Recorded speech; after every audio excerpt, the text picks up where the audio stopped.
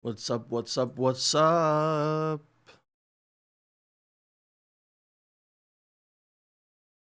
Give me a second, by the way.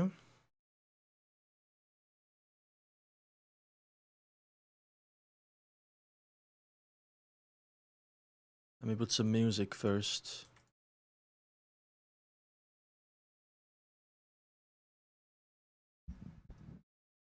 Super Idol. Da, da, da, da, da.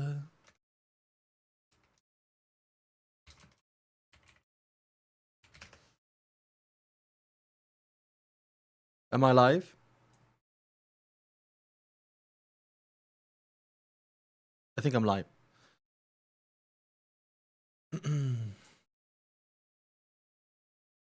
It's very quiet. What's up, Lily? Long time no see. How are you doing?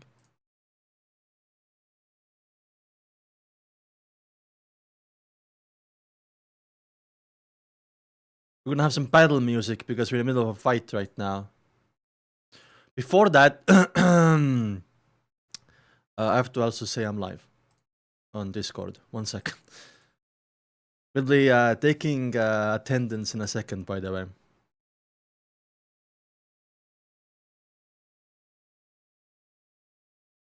Streaming updates. I'm live. We will be taking attendance every 2 hours. Gonna be like a 6-hour stream.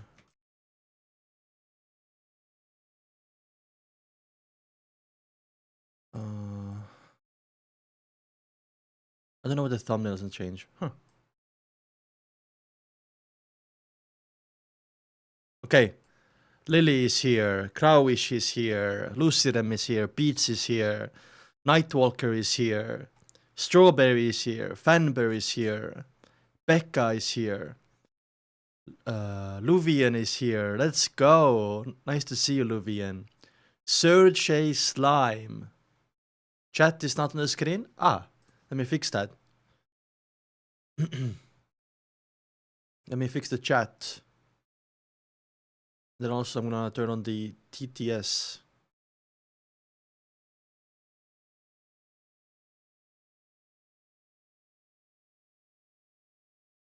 Pekka, I like your name. I don't know why, Pekka.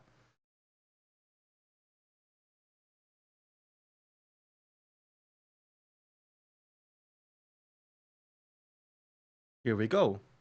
Stream chat is live.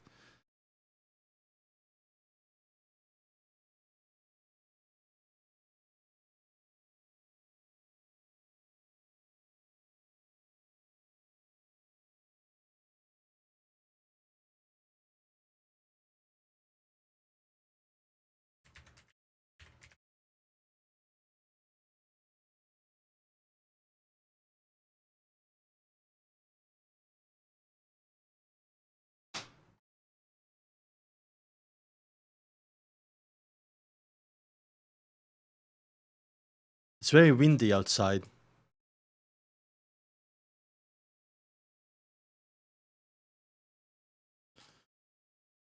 Okay, there we go. Interactions, services.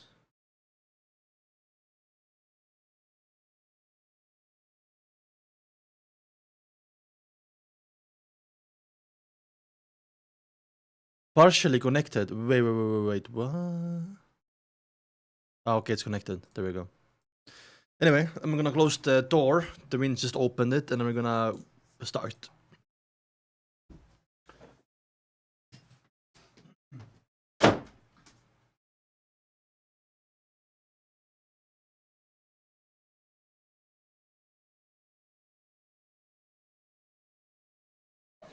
Had to close the window.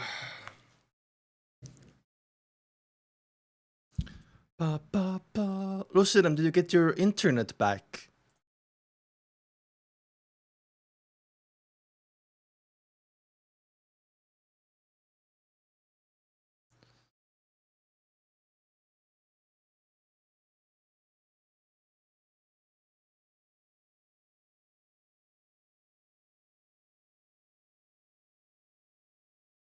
6 to 7? Yeah. I'm not gonna focus too much on chat. We're gonna start in like a few minutes. Probably gonna do the exam tomorrow. We have an exam going. We're gonna decide on a time that's best for everyone tomorrow to do the volume 1 quiz or whatever.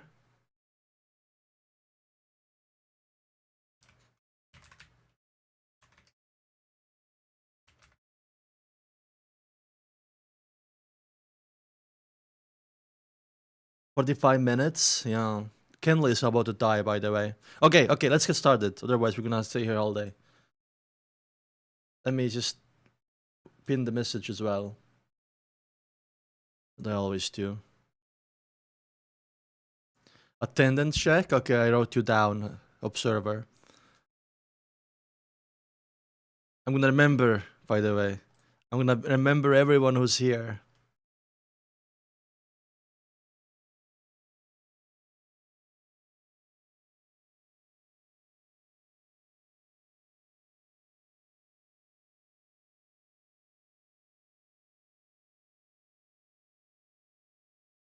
Okay, Discord.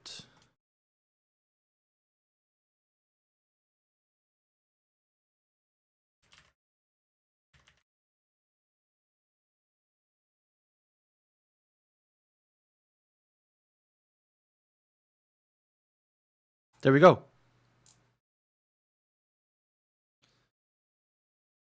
If you get 1 million subs, I'm probably gonna get it on Bilibili, honestly.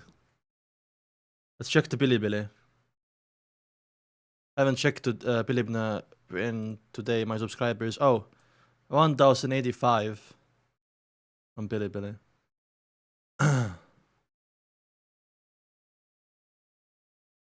Okay.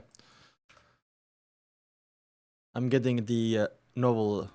By the way, the music was muted the entire time. I'm just saying. I apologize.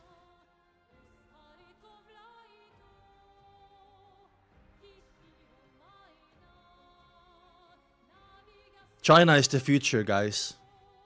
Chinese cartoons are the future. And novels. I think Lord of Mysteries really proves it.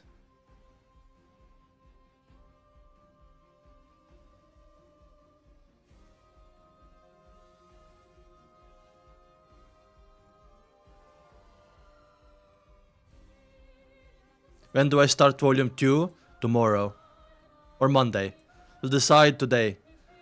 What's the best for everyone here? We'll decide.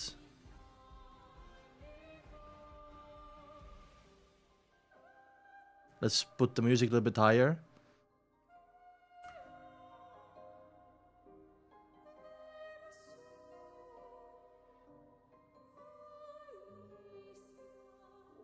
We're not stopping at volume 1. Some people were thinking we're gonna stop at volume 1 for some reason. Okay, we have 15 chapters. Let's get started. Let me start recording. We have, by the way, if you weren't here last time, we just entered a fight with Sharon. And other people went to sleep, so decided to continue today. So Kenley is also looked at the mirror, so Kenley is gonna perish, which is really sad. And then we're gonna have Dunn Smith eating on his dead corpse.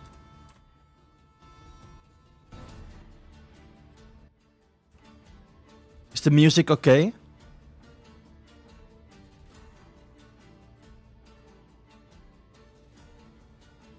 Let's go. Approaching uniqueness. The silver charm suddenly turned ice cold, just like the crystal coat with layers of frost. Klein shivered and suddenly became more alert. Yeah, he threw a slumber charm at Sharon last time. His fear and agitation temporarily froze. He quickly injected his spirituality into the charm and pushed the thin silver piece out of his pocket with a fingertip, causing it to drop to his feet. A crimson flame appeared in the air, and the sound of light contagious explosions echoed in the room. By the way, also, Madame Sharon has like a naked picture of herself in the room. So it's looking at us when we fight. Anyway, a serene and deep feeling inside emanated and engulfed most of the bedroom, including Madame Sharon, sleepless Kenley, and also Klein himself. The slumber charm was an item that didn't distinguish between the enemy and the caster. Oh, yeah, interesting. True, of course. In most situations, using it meant throwing it at the enemy. That way, the caster would only be affected by the remnant shockwaves, but not the extent of falling to resist the adaptation of falling to deep sleep. But Klein's arms were entangled by countless invisible threads. He couldn't throw at the charm, so he could only exchange Madame Sharon's slumber with his. Yeah, true. I mean, I guess this is like necessary, right? Otherwise, Klein would have lost and died here. But he had long considered such situation and was prepared. This was because his body was unique. A uniqueness that was like unlike most low sequence beyonders, exactly. Also, Klein can use Grave Folk to get out of like situations like dying, for example, or when he was under the control of the puppet artifact. In that instant, Klein's eyelids closed and entered into deep sleep normally, while Madame Sharon and Kenley also appeared to slow down. Klein quickly realized that he was in a dream and rationally knew that he was sleeping, built different by the way. Whenever anything related to dream invasions or similar hypnotic effects were used on him, he could still maintain consciousness. He had discovered this when he was dealing with Dunn nightmare powers as well as Dali's when Dali was spirit channeling. Kacha! Klein tore out the dream forcefully and woke up. He felt countless threads binding his arms, legs and body loosen. As for Madame Sharon, she had a vacant look, as though she was going to shake off the effect of the slumber charm, but yet to wake up entirely. Kenley was on the ground with the spirit medium mirror flipped upside down nearby, while his revolver had been flung to the floor. An opportunity!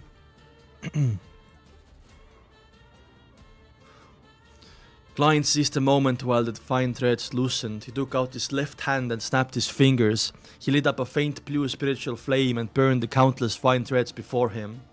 At the same time, he picked up his revolver with his right hand and pulled the triggers repeatedly. Bang, bang! Ooh, okay.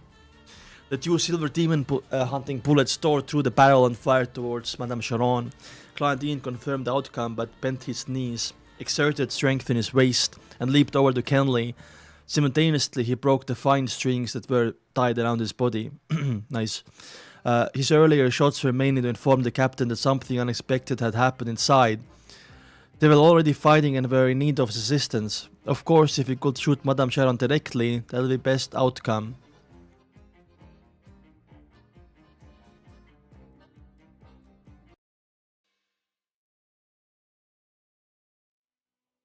However, Klein didn't believe a sequence 7 or 6 Beyonder could be taken care of so easily. There were faint blue flames drilling in the air, dancing across the fine threads in the room. In such a dream scenery, the two silver demon hunting bullets struck Madame Sharon's body. Kacha! Kacha! Madame Sharon was in her translucent sleeping robe, and her instinct body shattered like a crimson moon reflection in a lake. Yeah, I mean, it's hard to get her because Assassin Pathway is so, like, agile and decisive. Decisive. That's the word, right? Decisive.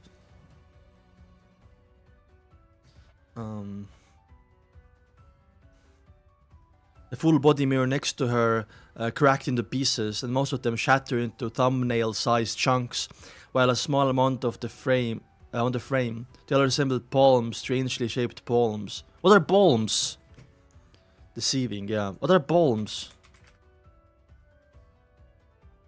An unbranched evergreen tree. Huh?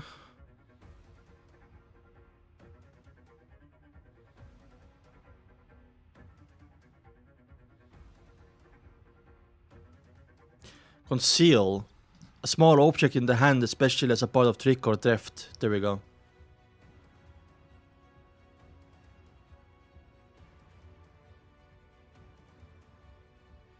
No.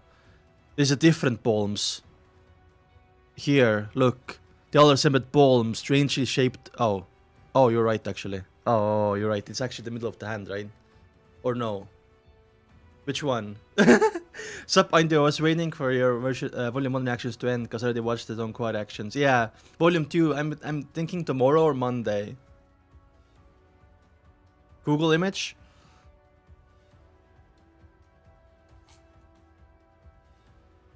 I mean, yeah, I know this is a poem, but there are multiple words for poems.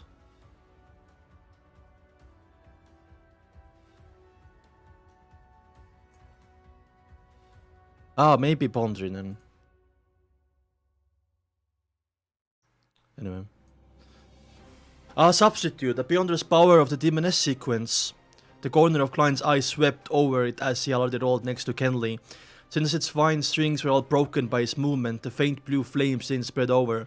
At that moment, Madame Sharon had vanished, but the sleeping Kenley lifted his hands and gripped his neck so tightly, that his saliva began flowing out, as his tongue protruded, but it didn't seem like he was going to stop.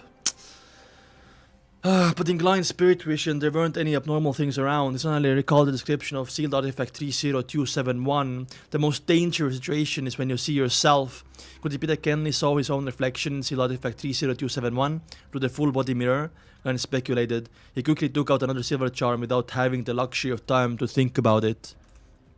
It was a triangular-shaped item, a requiem charm. Crimson, Klein said the ancient Hermes word while he instilled his spirituality into the charm and threw it out. Then he pressed down on his left hand and grabbed the spirit medium mirror. He used the corner of his eye to determine that the sealed artifact was facing downward, so it would reflect himself. The triangle silver charm ignited into icy blue flames. The gentle and serene darkness blanketed Kenley and affected Klein himself. The nervous emotions dispersed in an instant. Kenley relaxed his hands on his throat. Okay. While Klein felt like he was standing before his oriel window at home, overlooking the quiet streets, his physical and mental state was at peace. That was exactly what Klein wanted. At that very moment, he entered the extremely serene state. He appeared to be the only person left in the entire world with nothing else in existence. That's a crazy sentence, by the way. What's up, Luke? How are you doing? What's up, Kilby? What's up, Lulus?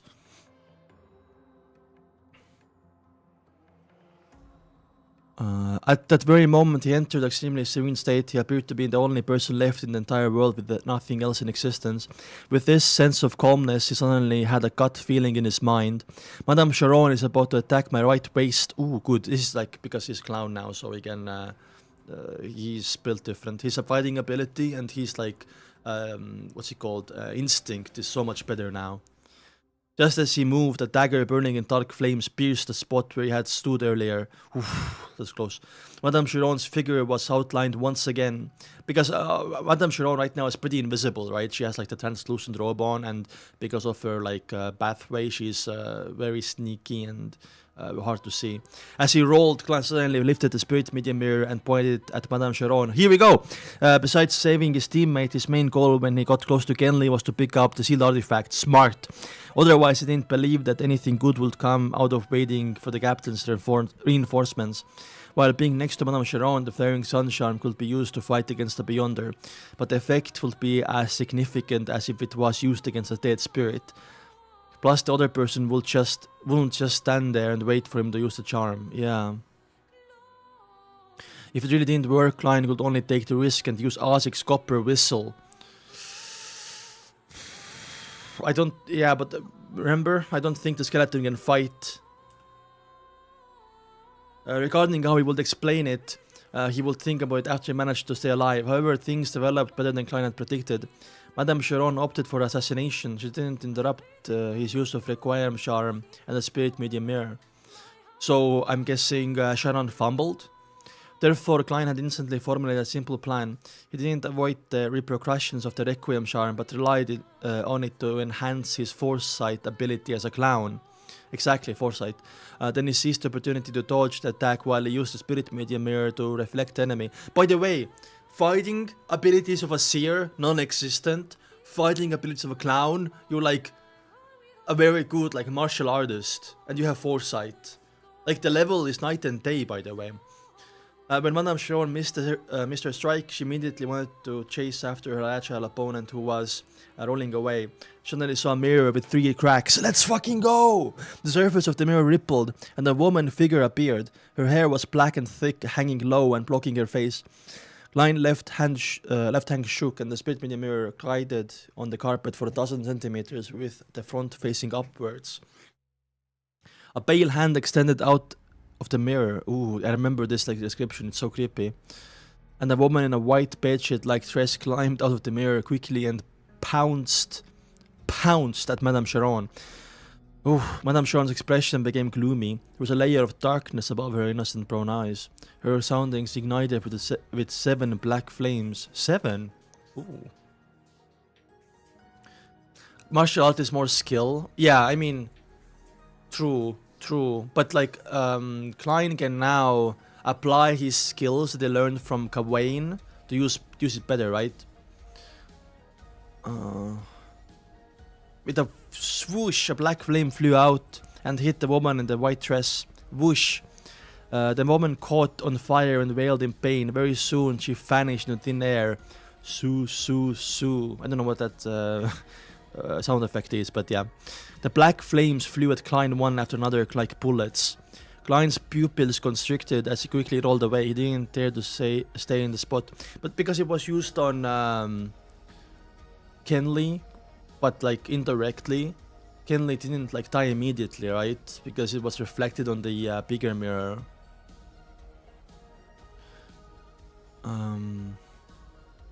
However, his action of rolling gradually became slower because there seemed to be fine threads entangling him again. They slowed him down and affected his motion. It seemed like the nemesis of the clown's potion compatibilities. Yep. The black flames flew past Klein's face and fell into Madame Sharon's bed. However, it didn't burn, seemingly effective on items with life or spirituality. Oh, only like your life burns away, damn. Klein had yet to feel rejoice over his successful dodge when another premonition flashed through his head. He twisted his spine and charged his forward flip into side roll. A transparent ice crystal suddenly appeared like a spear and stabbed into the carpet where Klein had originally intended to land. Ooh, close. The white frost expanded and struck Klein, whose actions were affected by fine threads. Oh my god. It was like a one last attack from Sharon, right? He suddenly shivered and his body became stiff. Although he could still move, he was much lower. Madame Sharon had black flames surrounding her again, and there was a transparent ice spear that condensed in her hands. Yeah, that's her attack. Klein didn't hesitate any further as he shoved his hand into his pocket and grabbed Azik's copper whistle. I don't know how to blow, like... just then Kinley took off the effect of the requirement slumber charms. He got up and looked toward Madame Sharon with a pair of vacant looking eyes. Oh, Kinley is still like like he's not passed out. Responsive. His face seemed to be blackened by the shadow, making him look silent and creepy. Thud, thud, thud. Kinley leaped at Madame Sharon, who was the closest. No, what? Madame Sharon narrowed. Kinley is doing like a self-sacrificing attack. Holy shit! Who was the closest? Madame Sharon narrowed her eyes and shot the black flames surrounding her one after another at Kinley. Poof, poof, poof. The black flames disappeared like snowflakes and didn't have any effect. Oh shit. Klein was stunned at first, and he lifted the gun in his right hand and pulled the trigger while aiming at Madame Sharon. Bang! Madame Sharon dodged out of time. Holy shit, she's... Uncle is here, nice. Kinley stood up, yeah. Kinley fucking jumped on Sharon. What a coat, by the way. Holy shit. Madame Sharon dodged ahead of time and threw the frost spear towards Kinley, but it only penetrated his clothes and not his skin, hence it didn't create a freezing effect. Bang! Klein fired again and Madame Sharon dodged on the side of the broken full-body mirror and picked up a palm-sized fragment. She continued to walk swiftly and dodged another bullet. She then used a regular fragment to reflect Kinley as he leaped over at her. Right on the heels of that, Madame Sharon dodged to the side as she swiped the mirror with her palm, which was covered in black flames. What a tank Sharon is, yeah, fucking sequence 6 of course, but like I remember this fight differently from the donghua. At the moment Klein had emptied his revolver, he had no choice but to throw it, letting the empty shells and the revolver fall to the carpet. Oh shit, out of bullets. Just as he rolled over to pick up Kenley's revolver, he heard his teammate tragic scream, "No!" Kenley stopped before bending over and vomiting. Oh god. It was a bite at first, then a red heart followed by his lungs. No! Shit! By his lungs and stomach that were burning with black flames. No, Kenley! Oh no! Imagine puking out your heart and stomach.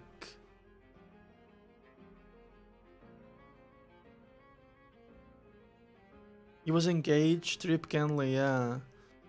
Kenley just got married recently as well, dude. Successful toss of the tie. Oh shit, okay.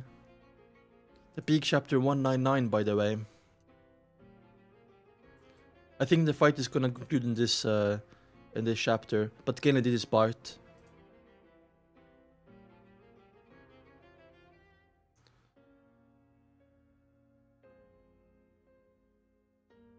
Leaked.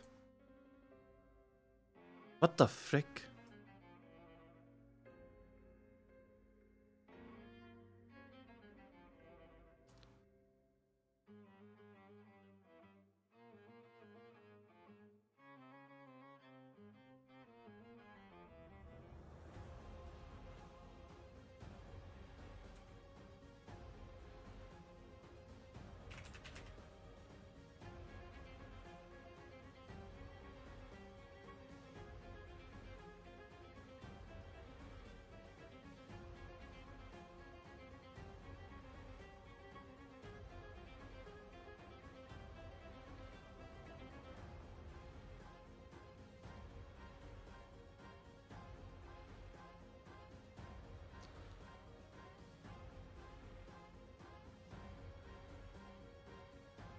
Let's go. The beating heart, the yellowish green liquid. Oh, why are you describing it like that? The silently burning black flames and the falling figure entered Klein's field of vision and etched themselves deeply into Klein's mind. Oh, traumatized. Fuck. Oh, Kenley. We didn't see much of him also in donghua, but he was a good guy. It was great. The most dangerous mission he had encountered up to this date had been when he was dealing with Ray Bieber, who was the midst of digesting. Even such a terrifying and dangerous monster had only resulted in severe injuries to the Beyonders in the mission. No one had to sacrifice their lives. The heads of the Beyonder Klein had witnessed, including old Neil, were all to them losing control. The murderer might be strange and indescribable or related to evil gods, but they had nothing to do with the missions they undertook. Now he was looking at one of his partners being killed in action. Death was purely due to one mistake. Nighthawks were fighting against madness, but so were they also fighting against danger. There might never be an opportunity to make up for that one mistake. Klein's thoughts erupted with a boom. Apparently having taken a huge blow, he knelt down and lifted his right hand, firing successive shots at Madame Sharon. Shish. Silver demon hunting bullets pierced through the invisible threads and shot towards her head and transparent sleeping gown. Suddenly, Madame Sharon appeared to be yanked in another direction by something, allowing her to successfully avoid Klein's manic shooting. Yeah, Kenley got married to someone. Klein only managed to collect himself and regain the ability of rational thought when he finished firing the 5 bullets in his revolver, and the sound of the hammer striking an empty chamber entered his ears. Another revolver down, by the way. Also, he got moved by something. Is that like woman from the mirror still like yanking at Sharon, or was it only the black flames? His heart tightened. Without any time to reload, he tossed the revolver to the side and took out a stack of tarot cards. Pah! Madame Sharon's body moved to the side and saw a card flying past her. Okay, so I guess she dodged, piercing deeply into the surface of the makeup table. She smiled, her beautiful brown eyes once again taking on black luster. Oh my god, imagine fighting with Sharon, and then Sharon is like smiling like this after she killed your partner, you know? Sheesh. At that moment, her waterfall-like brown hair suddenly flared into the air, like it was lifted by an invisible force. Jeez, okay. What's up, masters? Oh, engaged, not married, sorry. Madame Sharon froze. She wanted to dodge, but she was too slow. Let's fucking go. He had tossed out the magician guard. Magician, by the way. One of my theories is that sequence 7 of Seer is called Magician. Successfully pinning her hair to the wall. Whoa! Imagine that! Pa! Madame Sharon forcefully tore away her hair and rolled forward her body quickly, vanishing from Klein's line of sight. She turned invisible again. Klein had a tarot card between his fingers as he slowly turned around while being alert of his surroundings. Suddenly, he realized why Madame Sharon had to give up her attack and why she had to slow down. If the situation had developed normally, Klein would have no choice but to use Azik's copper whistle to deal with this terrifying Demoness. Yes, the captain must be around here somewhere. He felt a little excited.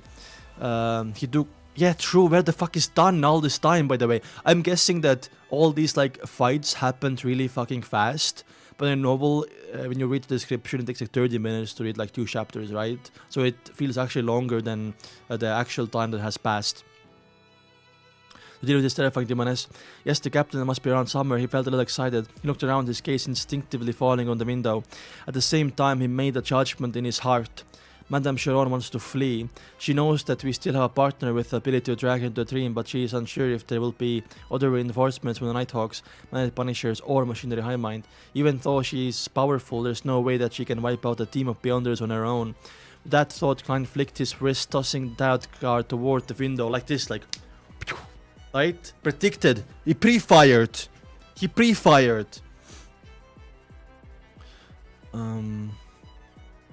Whoosh, whoosh, whoosh. He drew out 5 cards in succession, like pew, pew, pew, pew. 3 sealing the window and the other 2 toward the door.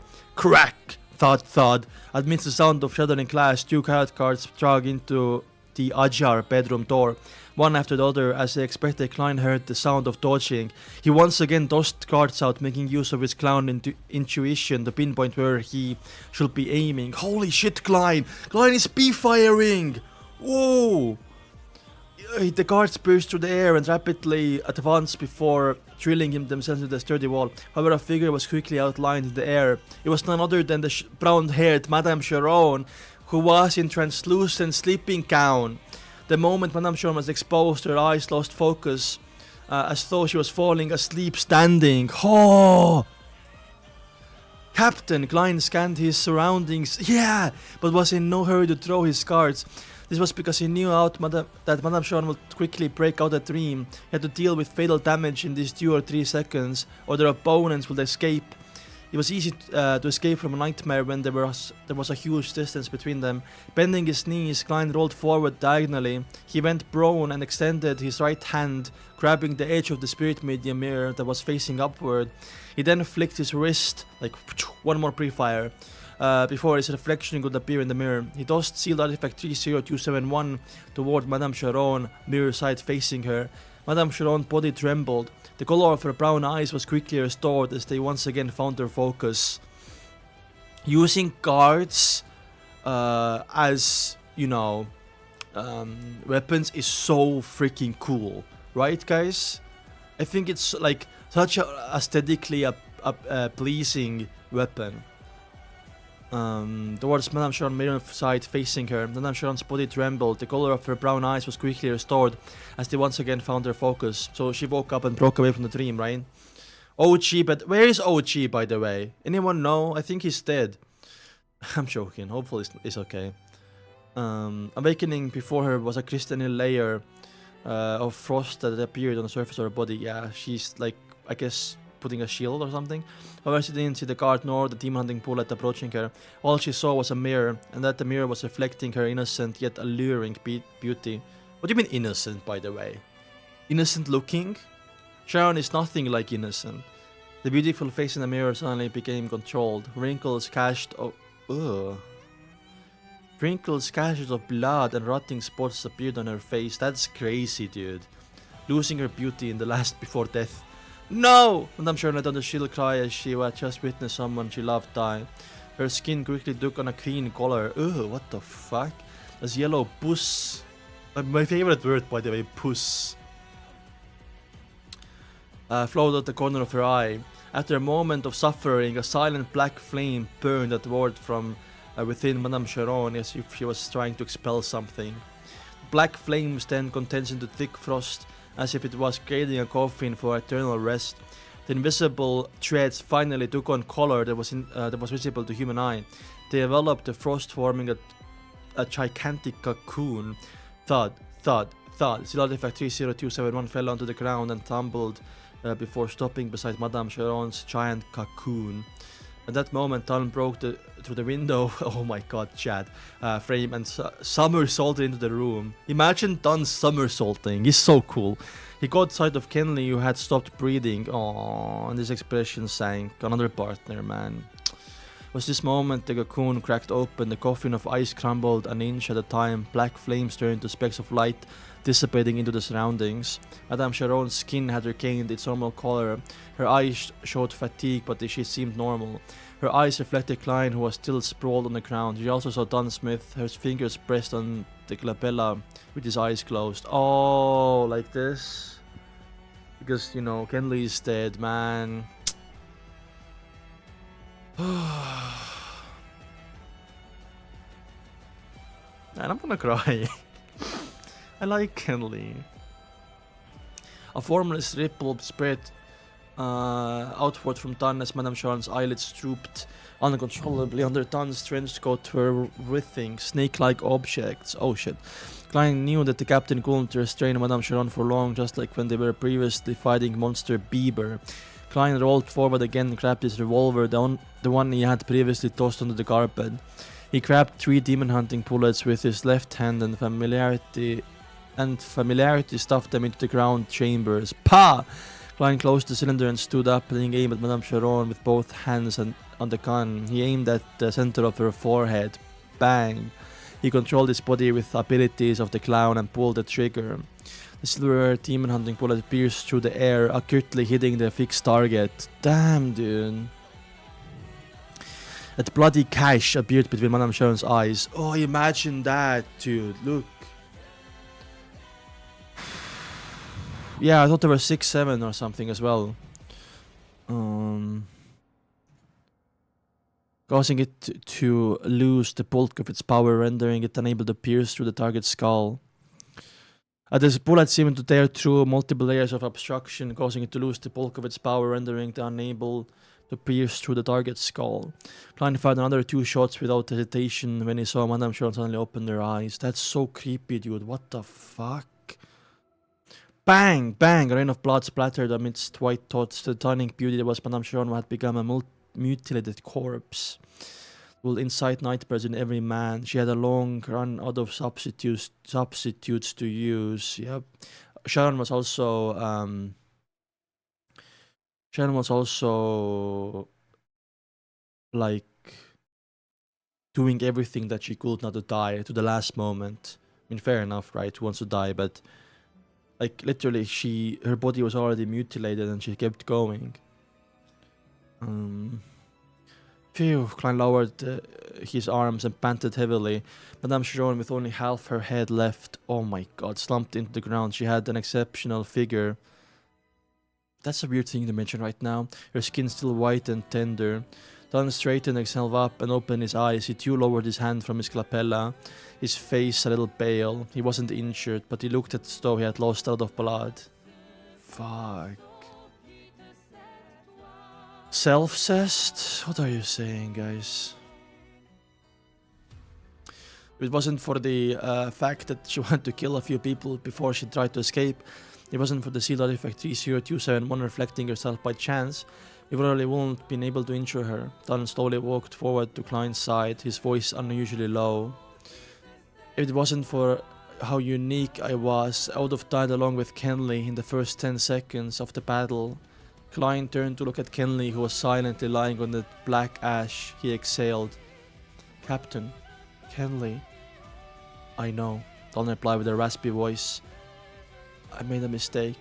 I was fooled by Madame Sharon. I didn't expect her to secretly escape from the dream. He paused, then said a serious tone. But I have to get used to this. It's normal for Nighthawks to die during missions. Perhaps the next one to die will be me. No! You didn't have to say that! Did he say that in donghua? He did not just say that. What? Klein fell silent, not knowing how to reply. Kenley still had his eyes open, staring blankly at the ceiling. May the goddess bless you. May you find true peace. Dunn walked over to Kenley's side and threw a crimson moon on his chest. He then squatted and closed his partner's eyes. May the goddess bless you. May the serene night be no longer harbor any danger of madness. Klein also threw the crimson moon as he prayed silently in his heart. A few seconds later, he forcefully retracted his gaze and asked in heavy voice, Captain, should I channel her spirit now? Dunn nodded indiscriminately. Oh, why did he jinx himself? I don't know, man. Dunn attempted to ask about the remodeled Demoness that was very dangerous. I'll guard you and prevent any accidents from disturbing you. Klein didn't tarry. He took out the various ingredients and quickly set up an altar. Yeah, because looking at Demoness will not be good for you. After reading incantation, he took a step back and quickly set up an altar, starting the mediumship ritual. After reciting the incantations, he took a step back and used the dream divination. Madame Sharon's partners in crime. Madame Sharon's partners in crime. After reciting the statement 7 times, Klein entered the dream. He saw Madame Sharon's soul within the hazy world. He reached out to the transparent ethereal soul, and the scene before his eyes changed. It was a night scene. Madame Sharon, who was wearing a long black robe, handed the ancient bronze book over to Instigator Trissy. She laughed a little manically after hearing the latter's doubt over the term witch. Weren't you always curious? Curious about why your upper echelons are all female? So it really was a Demoness sect. The honest guess accurately matches the truth. He does have a huge secret. The corresponding sequence 7 for Assassin is and the Instigator is witch. Oh, this is the time when it was revealed. But it was revealed in episode like 5 in the donghua. She laughed a little manically after hearing the latter doubt over the term witch. Yeah. Leonard's guess accurately matches the truth. Really does have a huge secret. The corresponding sequence 7 for Assassin and Instigator is witch. What a trap. Literal. Klein thought to himself.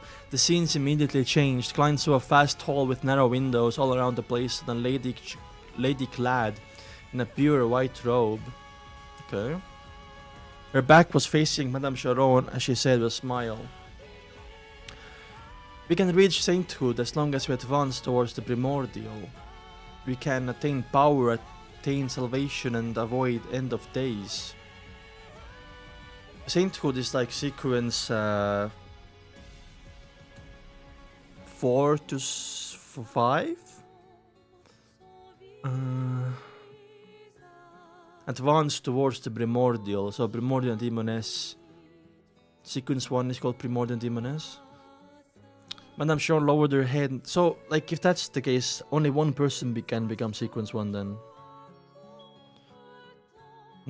Madame Sharon lowered her head and asked curiously, why must we become woman? Is it because the primordial is a woman? Do women symbolize destruction and calamity? Imagine, some incels think that though. The lady whose back was facing Madame Sharon answered calmly, no, men are the same. They are the synonym of war. Theirs are 2 similar pathways. Oh, sheesh. That's actually sent a chill down my spine. What the fuck? I wanna see that lady. They're not the same.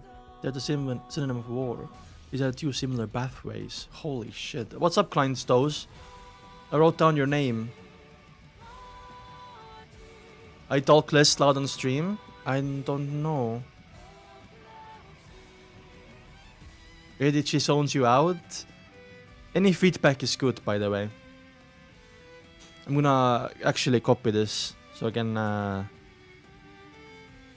also gonna mark it here as well, so I can find it easier and copy as well. So, Kenley passed away. Not really. Kenley was murdered, which means... another person down, and also Dunn was like, oh, maybe I'm next. Which, you know, you jinxed yourself, Dunn Smith, but I guess that's fine. I'm not gonna, like, cry or anything, right? when Dunn dies. Probably. Genli's death was really heavy on Dunn's myth as well, because it's like unexpected, and also Dunn is blaming himself for it as well, because Dunn didn't think that Sharon would escape from the dream, so yeah. Anyway, 200. The big 200. Demoness of Pleasure. Ooh. Wait, are we gonna see more than donghua? This is like a full-on Demoness chapter here, what? I guess we're gonna be taking a lot of notes. No, only subscribers can chat.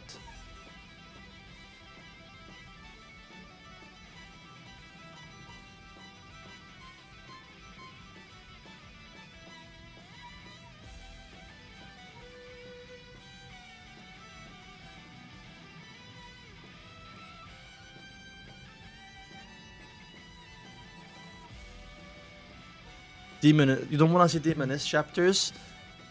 Why? What's worry though? I love Demonesses, man. Interesting. I think this wasn't in donghua, so it's so exciting. Like really, really exciting.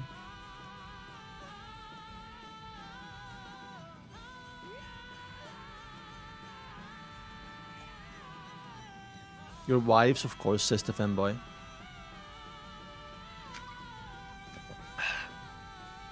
Synonym of war. Similar sequence as Demoness sequence pathway. Which one could it be? Warrior? That's kinda sexist, but warrior?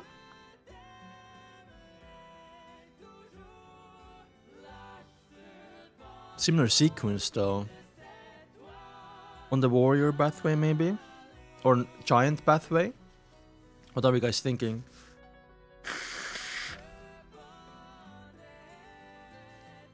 I mean, the song, how is warrior sexist? Then it will say, because then it will say that all warriors are men, right? I didn't mean it's as an insult, by the way. I love them, boys. Anyway, which will it be? Klein watched the movie-like scene as he recalled the sequence pathways that he knew of. As he was only an official Nighthawk, there was still a lot of information that he couldn't access. He was still in the dark about the names of the mid and high sequences and their corresponding traits.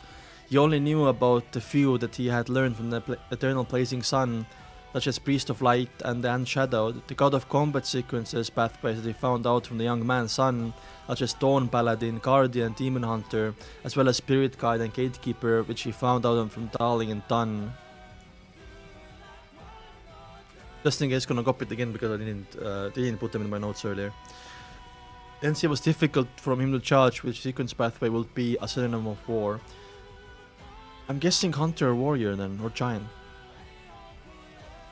He could only eliminate them one by one, such as the God of Combat sequence pathway, which seemed more like an individual battles other than war. True.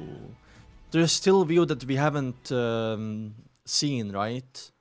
There's still a few that we have not learned yet, I think.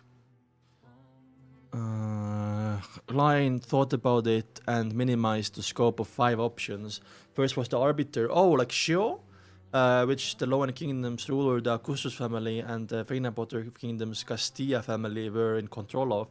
But Klein felt that this option was the least likely, because Arbiter corresponding sequence 8 was Sheriff, sequence 7 was Interrogator, which both seemed to be leaning towards trial and judgment, but not towards war. Interesting. Hunter?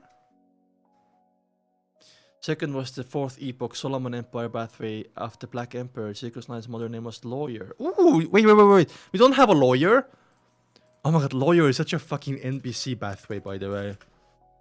Lawyer is new. I swear to god, Lawyer is new.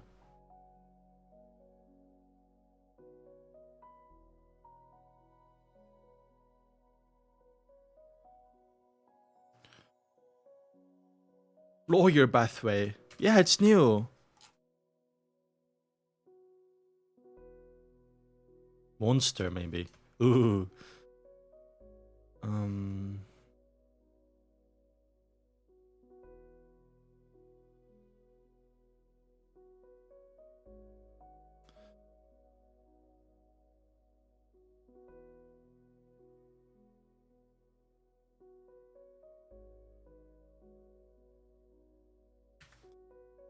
What's your pathway? Actually, I'm a lawyer.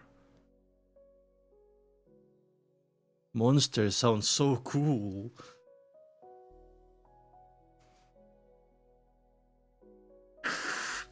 I'm guessing hunter, yeah.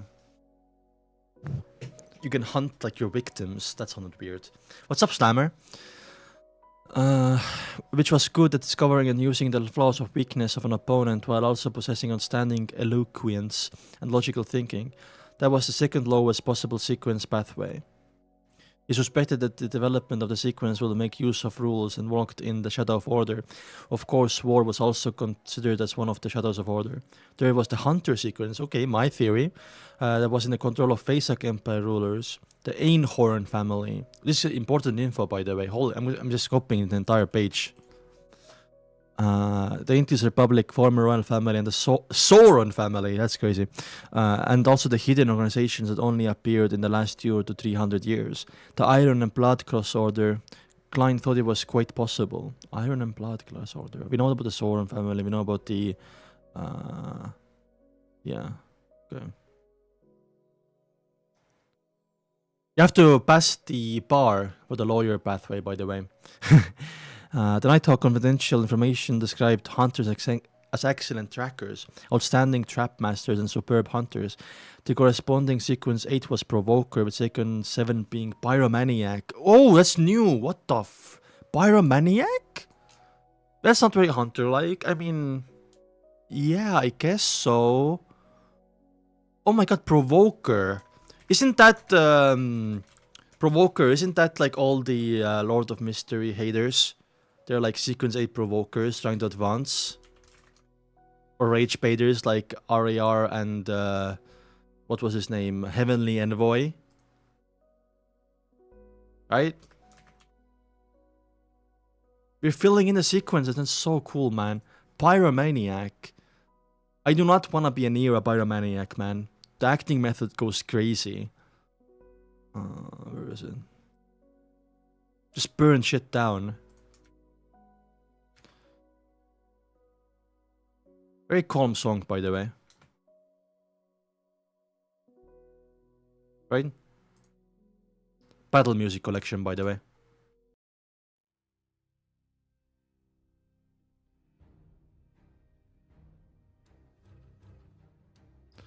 Both were partially associated with massacres and war. Yeah, true, I guess so. Fourth was ancient organization, Blood Sanctify sect that worship demons. They were in control of the criminal sequence pathway. Criminal sequence! The sequence title itself, Klein felt that high possibility. Yes, all men are criminals. Criminal sequence, what the hell? Isn't Swindler also a criminal, no? Wait. Isn't Swindler a criminal as well? Okay, I'm gonna write that down. I don't know why that sounds...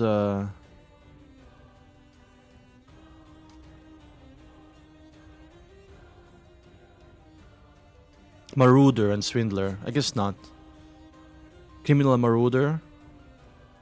Yeah. It's another? Okay, it's another. Okay.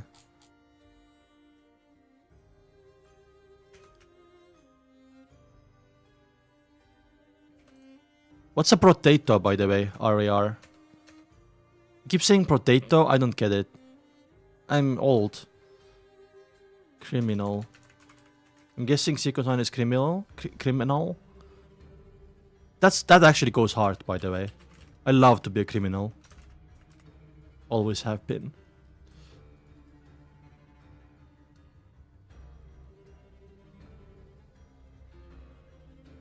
Potato, yeah. Klein felt that it was high possibility. Fifth was Rose school of thought that was known for bloody rituals. They had the prisoner sequence. But I feel like all the prisoner sequence motherfuckers are kinky as fuck, right? You have to be like really submissive and let your like Tommy whatever like put you in cuffs or something. Is that how you act? That actually makes a lot of sense. It might be actually hunter, criminal, or I guess prisoner. That's crazy. What's next? Like sex haver? Sequence 9. Prisoner. What's you gonna be like? Convict? No, convict already. Like sequence 8 of prisoner. What can it be like?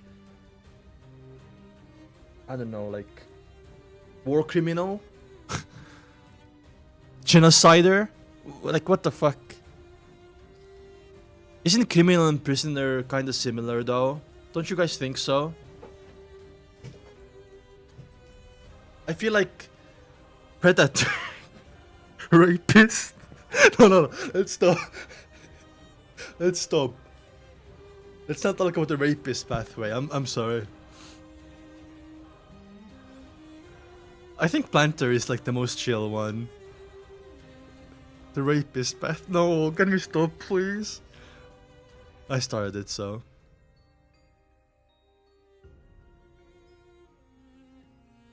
No, okay. I'm sorry. I'm just joking.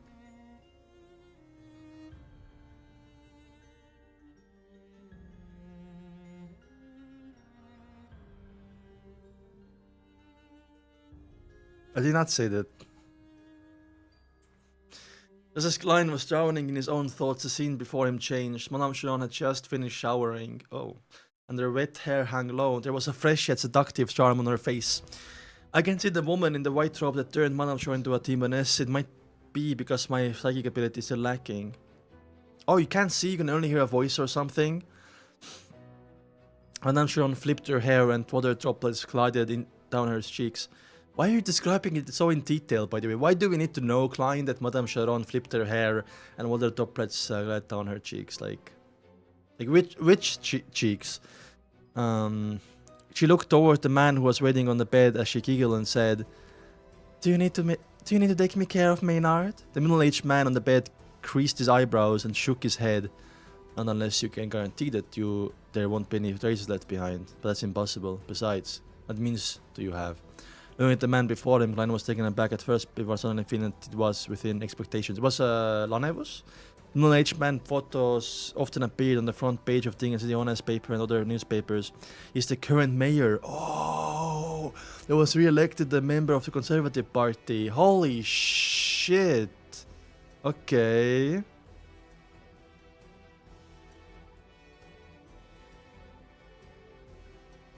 Serious about the divine Demoness past, they just want a goon. Yep. Madame Sharon smiled but didn't delve deeper into the topic. Her robe was halfway up her legs and she walked gracefully to the side of the bed. The scenery before him changed one after another until Klein saw many members of parliament, businessmen and civil servants who appeared on the newspaper occasionally. So Madame Sharon like fucked everyone. They wouldn't either discuss how to receive donations, bribe voters by going around the campaign act, or promise protection and solve problems in the entire development. Madame Sharon acted as a broker. Oof. Yeah. It's actually a documentary, right? Toward the upper circles of Tingen with Madame Sharon. Well, but why are there so many bed scenes? Many nobles in parliament, members of parliament knew that Madame Sharon had many lovers, so why did they look like they couldn't resist the temptation?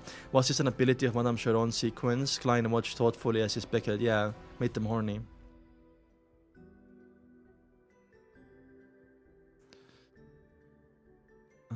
Through his divination earlier, he was certain that none of the guys in Tingen's upper circles knew of Madame Sharon's true identity, nor did they collude with her murder Maynard. In other words, Maynard's death was Madame Sharon's own decision. Why? She had no reason to take the risk because of 008, that's why. What is the question you guys talking about, by the way? Of course, from Madame Sharon's perspective, she possessed the beyonder power to intervene in divination. She could also create a sudden death from sexual pleasure and make the death appear natural and accidental. Killing Maynard wasn't something risky that will expose her identity, but she clearly lacks a motive. It doesn't match the risk involved. Could it be one of the requirements of her acting? But she could definitely find someone whose identity and status wasn't as sensitive, then the case wouldn't have fallen to Nighthawks, Manic Punishers, or the Machine High Mind. The most important point was that Madame Sharon should have been able to tell what Maynard's wife hated her, and was extremely indignant, and made it highly likely that someone would be sent and to investigate her. So why didn't she move those sensitive items like the white bone statue away? She could have buried it in a garden or something. Was she so confident in the security of her safe and its hidden compartment? Amidst her suspicion, Klein saw that Madame Sharon's spirit had yet to disperse. He seized the opportunity to do another dream divination. This time, the divination involved Madame Sharon's true motive of killing John Maynard. Let's see what's gonna happen here.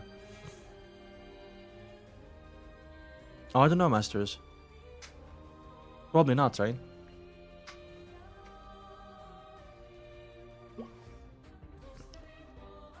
Why do you ask?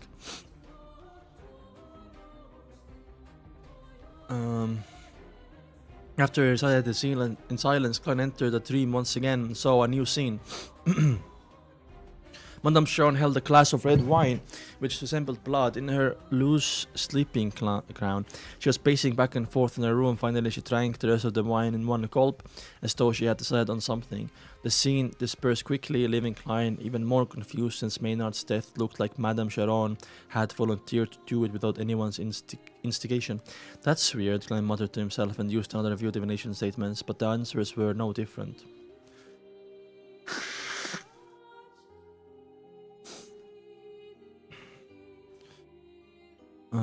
Seeing that Madame Sharon was growing transparent and illusory, signifying that she was going to disappear soon, Klein thought and made final contact with the dead spirit. Sequence potion formula of Demoness pathway. Ooh, smart! Klein recited the new divination statement with the aid of cogitation. He got into his dream very quickly. At first he didn't want to do the divination because he felt that Demoness pathway only spread disaster and created pain. Even if he obtained the corresponding potion formula, he was unwilling to sell it to anyone, and indirectly become a murderer. Okay. Then he recalled another matter from before. With his understanding of the Spectre potion, he had been able to suspect and verify that Daxter Gadarian was a member of Psychology Alchemists. Yep. So in order to better fight against Demoness in the future, he had to learn more of the traits of their sequence pathway. Yes, after Eugen's death, Daxter Gadarian was yet to contact me. I'm guessing the Psychology Alchemist sent some stronger members for an investigation, and he hasn't dared to make any moves. As Klein's thoughts flashed, he saw the dark hall again. He saw the woman and the holy white robe again. Madame Sharon hung her head low, and she could only see the other woman's legs. A pair of flawless legs. Holy sheesh. Soon he heard melodious voice. Pleasure is the name of the sequence 6 potion. The goal that you are about to advance to, if you succeed, you'll be Demoness of Pleasure. God. When pleasure is irresistible and impossible to break away from, it's a form of agony. It's also a maxim that you are able to live by. Oh, okay. As long as you complete your advancement, besides the enhancement of your various abilities as witch, you also become more beautiful, making you better at seduction and providing unforgettable pleasure to the same or opposite sex lovemaking. You'll be able to make strange threads like a spider and utilize them. Yeah, like in the room entire time, by the way. They don't, why would they change back though?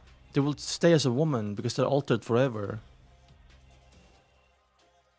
Immediately following that, an ancient silver book appeared before Madame Sharon. After it was opened, there was a formula and ingredients placed separately.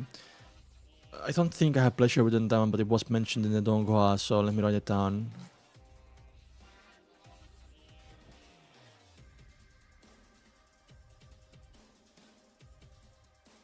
Where is it? Yeah, there we go. I don't have it. Sequence 6. Pleasure. Pleasure haver. Main ingredients, a pair of succubus eyes. Where do you get succubus eyes? That means succubuses exist, that means demons exist. That means there's a demon out there that will suck you dry because of succubus. Adult black widow spider silk gland. Supplementary ingredients, 100 ml of purified water, 5 drops of black crimson weed juice. The complete remnants of a succubus hair, 10 grams of finna butter, fly powder, and 5 grams of real mummy ashes. Oh, because aphrodisiac, right?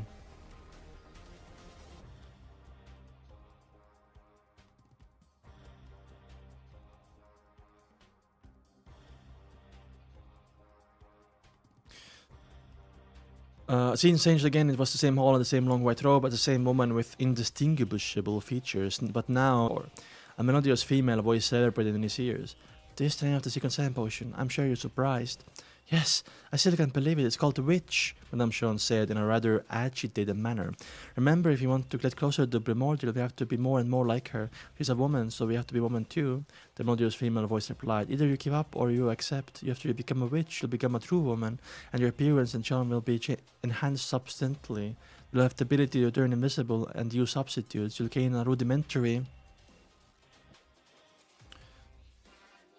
master of fire stock magic. You'll be skilled at disturbing the divination of others, and you'll also gain the favor of the black flame and icy frost. The main ingredients are every drop of abyss demonic fish blood and an agate peacock egg. Supplementary ingredients are 80 ml of purified water, 5 drops of crimson weed juice, 3 scales of shadow lizard, and 10 drops of daffodil juice. Daffodil juice. Scenes continued to play one after another. That Klein saw the instigator and assassin formula and understood their corresponding traits. Just as he wanted to continue the divination, Madame Sharon's spirit dispersed completely. So we learned up to sequence 6 in their potions, I see. Klein stopped the ritual and returned to reality. He backed up the ingredients and removed all the wall of spirituality and told Dunn Smith about the outcome of his mediumship without holding back any information. Then he expressed his suspicion on Madame Sharon's murder on Maynard. Pleasure doesn't require her to kill anyone of a higher rank or position in society. We need to investigate where Madame Sharon has been all over the past few years, everywhere by the way, and understand her origins. We need to look for a dark hall you just saw. Of course, this will need to be reported to the Holy Cathedral and they can assign investigators accordingly. We can't leave Tingen as we wish. Dunn nodded slightly and looked around. He said, go to the first floor, check if those servants are still in deep sleep. If anyone's awake, bring them over and make them sign a confidentiality contract as per protocol. I'll be charged of the second floor. He found a black cloth and covered the seal artifact 30271. Upon hearing that, Klein suddenly understood why the intense battle hand brought the servants over. The captain had sent them to deep sleep before the very beginning. Of course, always prepared.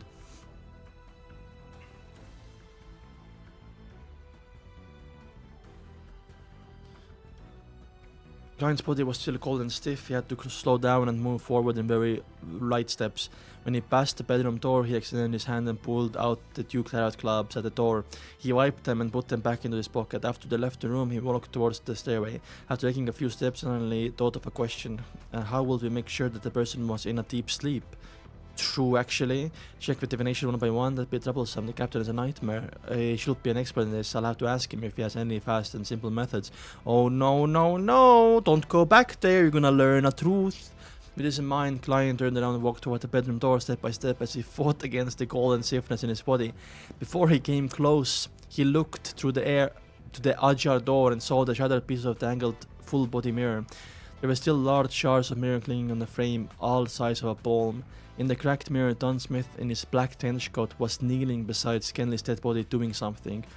Suddenly, he lifted his head. His grey eyes were deep, and the corners of his lips were tainted with crimson blood. Crimson blood. Without thinking, Klein turned around, left the side of the door, and leaned back against the wall. He was eating Skenley, man.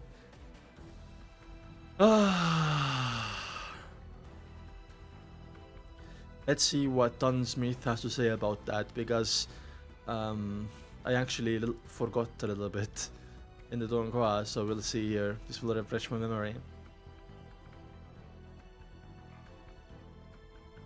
They stayed young. Yeah? What do you mean by that? Anyway, let's see. 201. Inquiry. That's a very lackluster title for this chapter. Actually, I have an inquiry.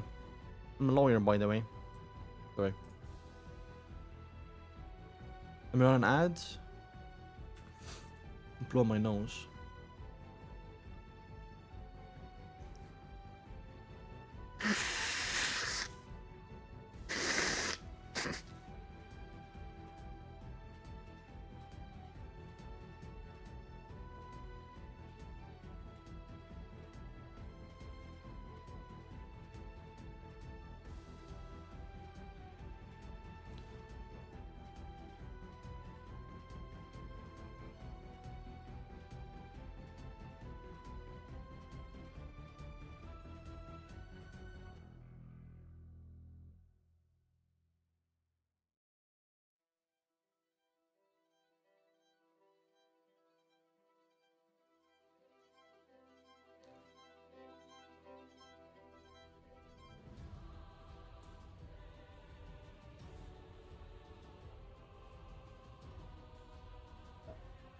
Let's continue.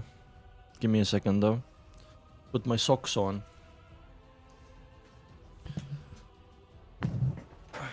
Sock.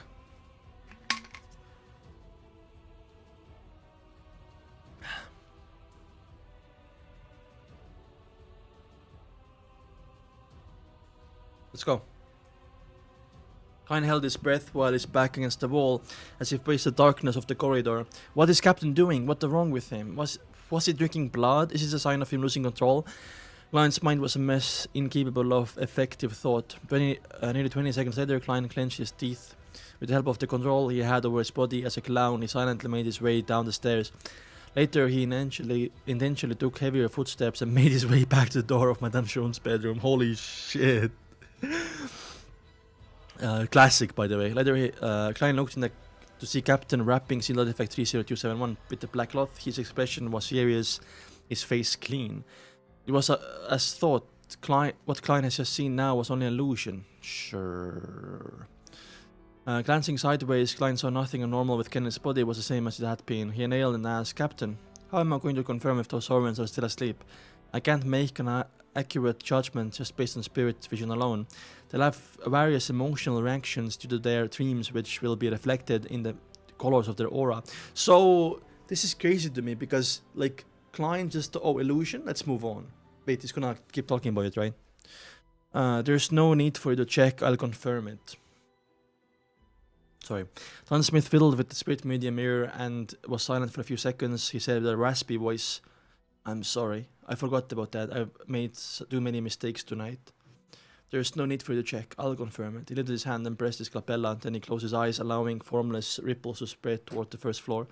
It was crystal clear to a nightmare, anyone was asleep or not. Klein froze when he saw this. He looked down and bit the insides of his lips.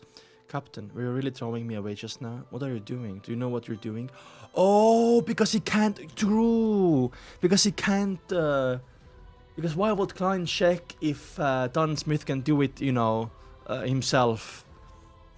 That is so fucking true. He rapidly turned to look at the window, only to see Crimson Moon hanging high in the sky, seemingly unchanged for thousands of years. You know why? It's because, something to do with Lady Crimson. After collecting himself, Klein used to cover of picking up his tarot cards, revolver, half-top hat, and other items to closely examine the corpses of Kenley and Madame Sharon. They maintained the same look as they died, but their skin was turning pale, and at a rapid state they also had tinges of blue and black marks. It's a little weird, they seem to be missing something. It's not something specific, but more of a feeling. Klein muttered to himself. He felt his hair stand on end too, the chilly wind blowing through the shattered window. At that moment, Dunn opened his eyes and said in a deep voice, they're still asleep, but some of them are close to waking up. That's good, that's good. Klein looked at the captain, not knowing what he was saying.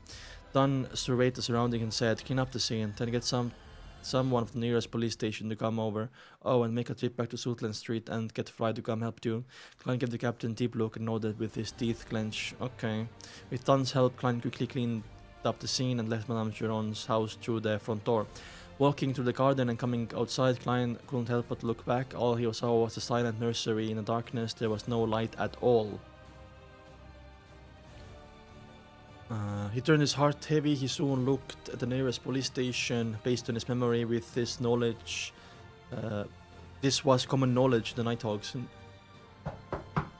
Klein knocked on the steel door. Sometime later, the officer on duty passed through the courtyard with a lantern in hand. He opened the door and observed Klein suspiciously. What's the matter? Klein failed to force an expression. With a heavy face, he produced his documents and showed it to the police officer. There's a serious murder case at 15 Austin Street. Immediately called for other officers to help out. The police officer lifted his lantern and scrutinized the documents before putting his feet together and saluted. Yes, sir! Having settled this, Klein headed back to Sutland Street on a rental carriage. On the way back, he sat in a dark carriage. His thoughts were in a mess and unfocused. Kenley is dead. I remember that he was recently engaged. His parents are still alive. What was the captain doing just now? Does he crave fresh blood? Or does he have other motives? His memory is still as poor as before. Without any improvement, this means that he doesn't have the warning signs of losing control. But he's known about the acting method for some time now. Does the fact that his memory hasn't improved mean that there's a problem? No, I must be, because the captain is still figuring out the proper way to act as a nightmare. Yes, the most important reason why Kenley died was because of Seal Artifact 30271. It was the captain who gave it to him. What am I thinking? It was a logical decision back then. It's also the captain who suggested using Seal Artifact 30271. Calm down, I cannot make blind guesses, but I cannot wait around either, or the situation might worsen. I sent a letter to Madame Dali and... oh, Dali. I really miss Dali, by the way. I hopefully we see Dali again later, in Volume 2, Volume 3 and stuff like that as well. Even if she doesn't know the exact answer, and see what if she knows what the situation means. Even if she doesn't know the exact answer, she definitely understands the signs of danger and inform the Holy Cathedral. That way we can smother the problem in the cradle and get the captain back to normal. No, the captain might not have a problem, might misunderstand something. I'll see what Madame Dali says. First time, or like, not really first time, but I think this is like one of the first times Klein is like really freaking out, doesn't know what to do, right?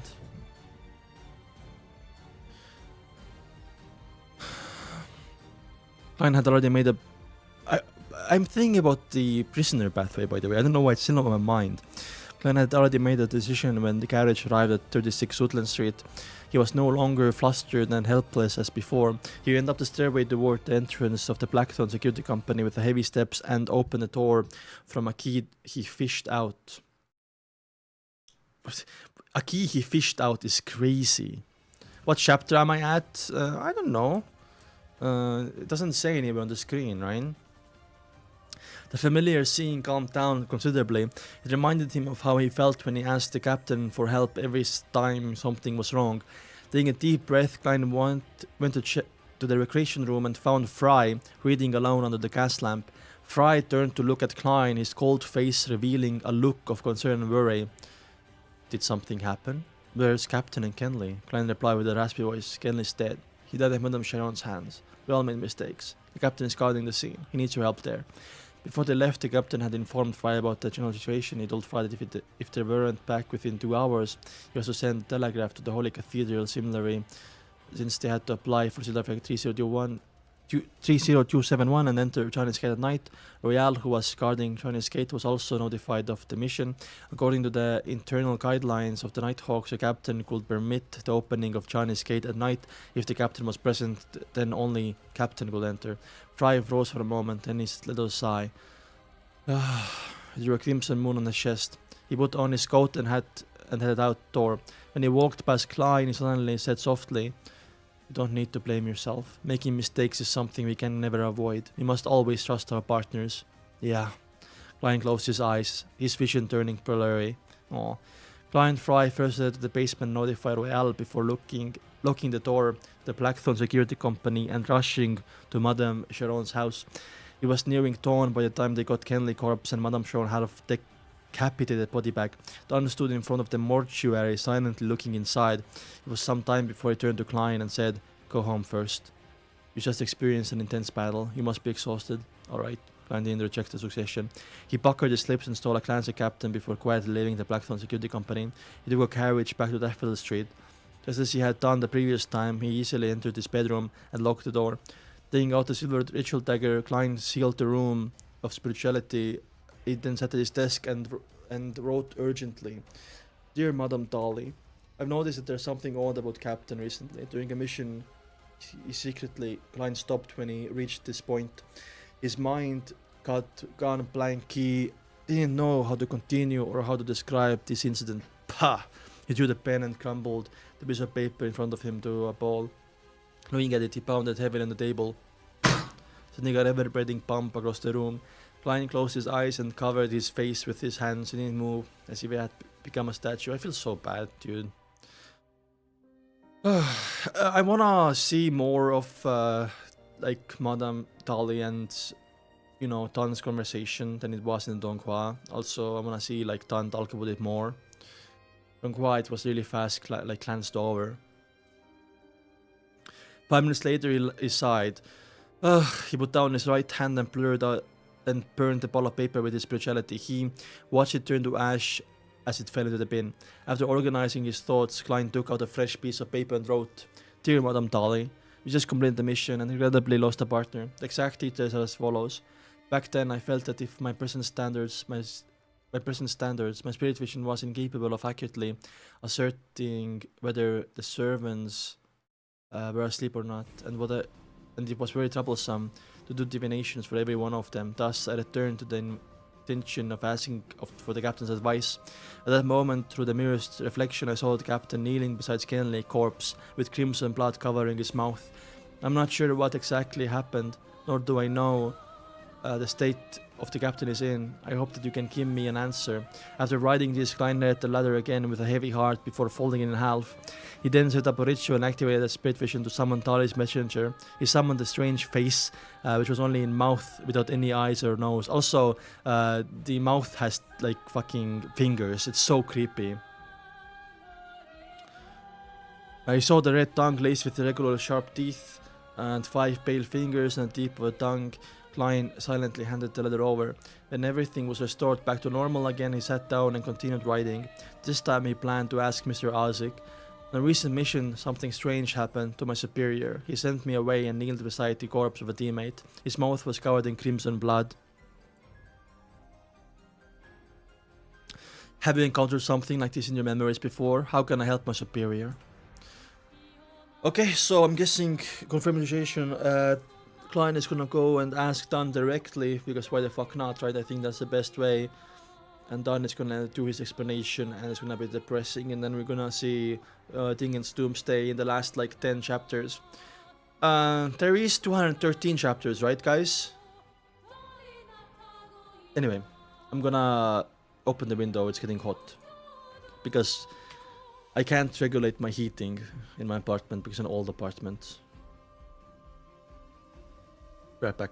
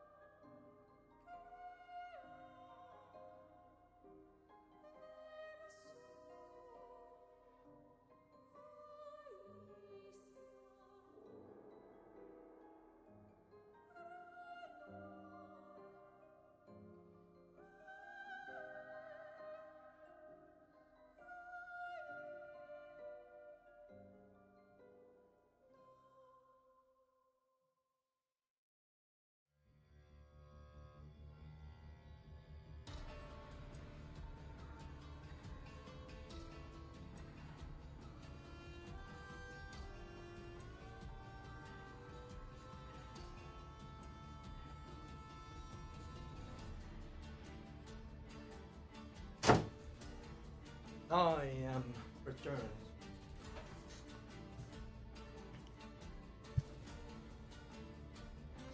I'm gonna pour myself a drink.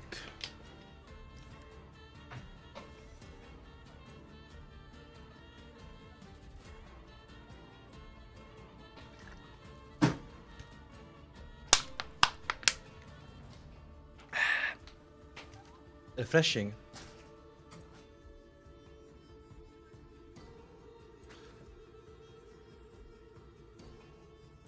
What is incest?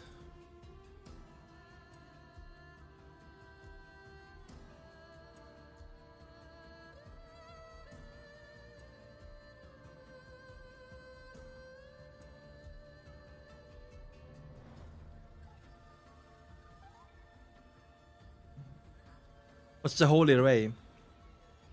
Miss...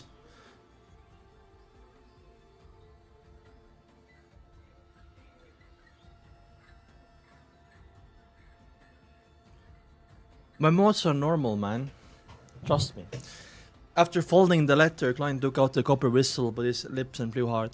In the silence, illusory white bones came flying up from the desk like a fountain and finally formed a huge monster. It's almost 4 meters tall, it's still covered in faint glow, its head was still poking through the ceiling, looking no different from before. Klein flicked his wrist and threw the leather. The white ball monster caught the leather and gripped it tight.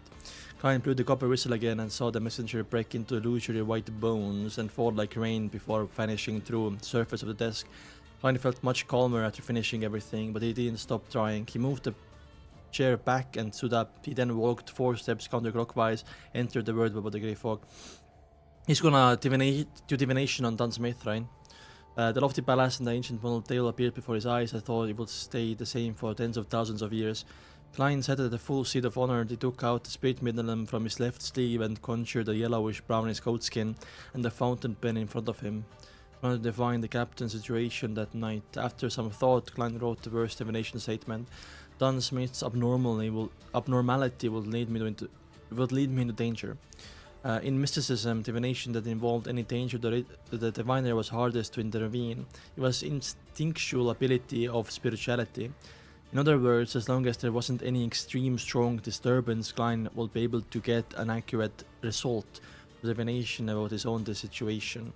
There's also the reason why he would divine if there was danger in the mission, even though he knew that Madame Sharon had the ability to intervene with divination. He also knew that Madame Sharon wasn't strong enough to affect this kind of divination. In order to determine Captain Dunn Smith's situation, he decided to eliminate all disturbances and perform divination above the grey fog.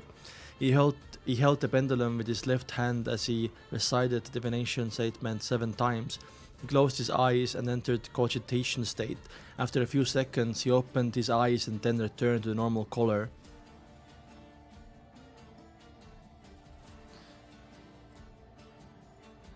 I'm a guy. I identify as a guy, yeah.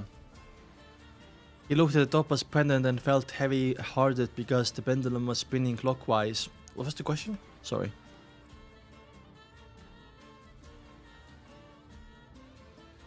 Oh. I'm sorry. Dunn Smith abnormality would lead me into danger. I see. Okay, that was the question. The topaz pendant felt heavy-hearted because the pendulum was spinning clockwise. The rotation wasn't small, nor was the speed slow. Oh. It meant that the result was positive. It meant that Dunn Smith's abnormality would lead him to danger. And danger level was significant. After he closed his eyes, but he didn't specify what. He didn't specify what abnormality though.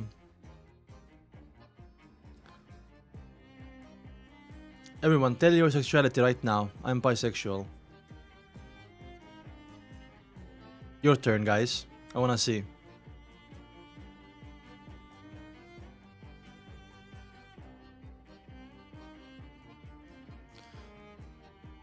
And danger level was significant. After he closed his eyes, Klein wiped away the previous content and wrote down a new divination statement. The reason for Dunn Smith's abnormality. He's not specifying though.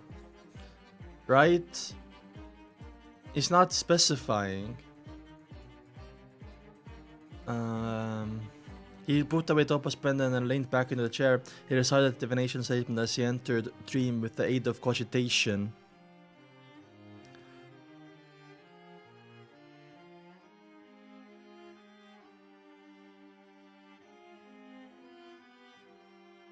Liking Yuri is weird. If you... It's... I don't know, man. Whatever. Maybe it's not. Maybe I'm a tourist or whatever.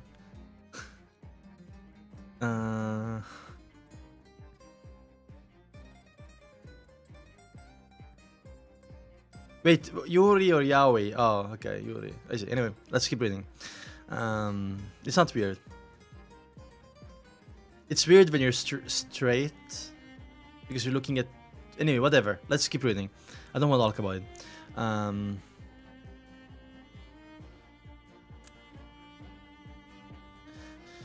The reason for Dunn Smith's abnormality. He put away the dopus pen and leaned back in a chair. He said the divination statement as he entered a dream with the aid of cogitation. In the blurry, illusory world, he couldn't see or discover anything. There was nothing except grey fog. That means that there was sufficient information, so the divination failed. Klein looked at the coatskin on the long bronze table as he muttered bitterly and helplessly. Suddenly he felt a strong feeling of exhaustion. He realized that it was the result of intense battle, conditions, rituals, and multiple divinations. Yeah, I mean, Klein is gonna pass out soon. Klein wrapped himself up with spirituality and stimulated a rapid descent from above the grey fog and returned to reality. He had a few nightmares at night. The ending of each dream was either Kenley vomiting his organs or Dunn Smith with crimson blood around his mouth. Oh god. Yeah, I will have nightmares too. The next morning, Klein was on duty at Chinese Gate, so he arrived at the early Blackthorn Security Company. At the very moment Roseanne, Mrs. Oriana, and other clerks had yet to arrive for work, Klein walked through the partition and saw the wide open door at Dunn Smith's, who was seated in the captain's office. Dunn had taken off his coat and he only had his white shirt and black vest on. He sat in his seat while he held a cup of coffee in his hand. He was staring at the wall of photo of him blankly. His hair seemed dry. That's a weird comment. His hair looked dull. His eyes looked dull, and his face was showing obvious signs of weariness. Even for the captain, who's experienced many similar incidents, it's still unbearable to lose 2 teammates in such a short period of time. Yep. Klein's heart winched at the same scene, as the scene of the shattered full-body mirror reflecting. Dunn kneeling before Kenley corpse with his face covered in crimson blood appeared once again.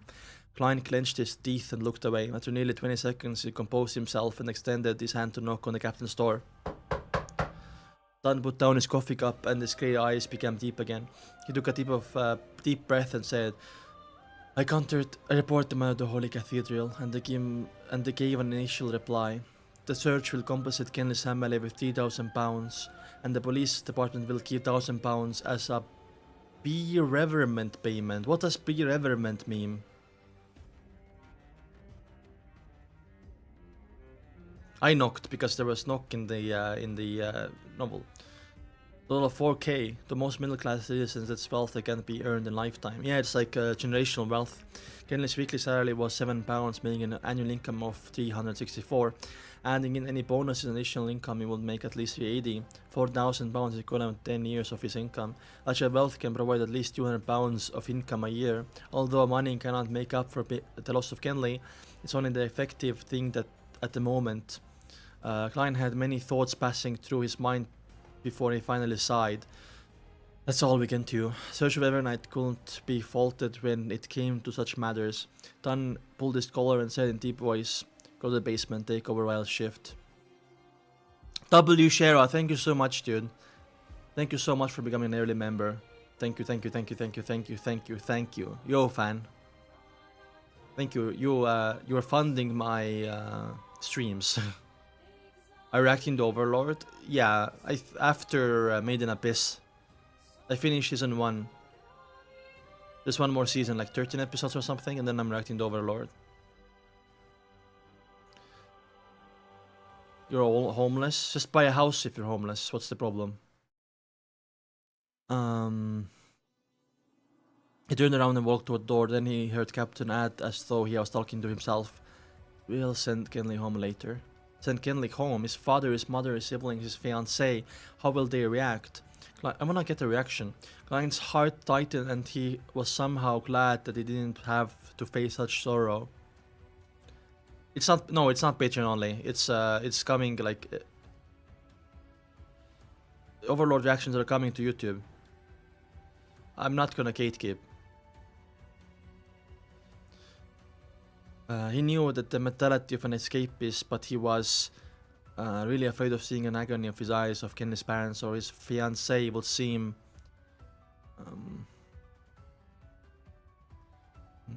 fiancée will seem to lose their soul. He was afraid to see their expressions of hidden resentment and afraid of hearing their sobbing.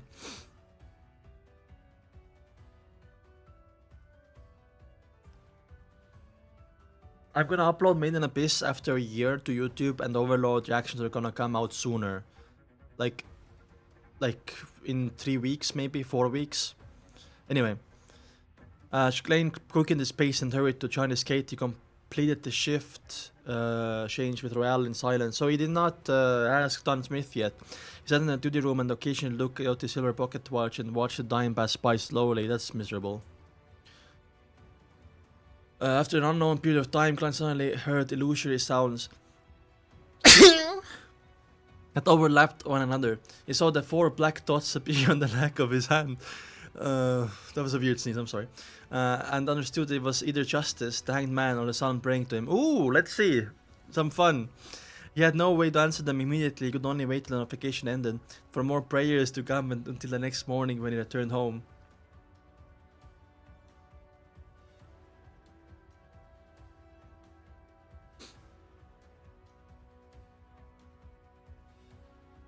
Having just finished his keys to the open door, Klein saw the maidservant Bella wiping the dining table with his sister Melissa, who was dressed up, and his brother Benson came downstairs.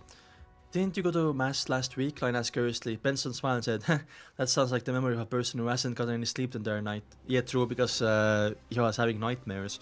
Huh? Klein looked even more confused. Today is the first day that the return of the Count will be releasing tickets for sale, Melissa explained. Klein smacked his forehead and took off his hat. Ah! I've been busy recently, I totally forgot about it. Especially these past 3 days, he added with a sigh. Melissa looked at him with concern and said, your breakfast in the kitchen. Eat and get some sleep. Benson and I thought that since we were coming out, we might as well drop by St. Selena Cathedral to have a mass. Alright, Klein waited and bade his brother and sister farewell. He had a simple breakfast and returned to his bedroom.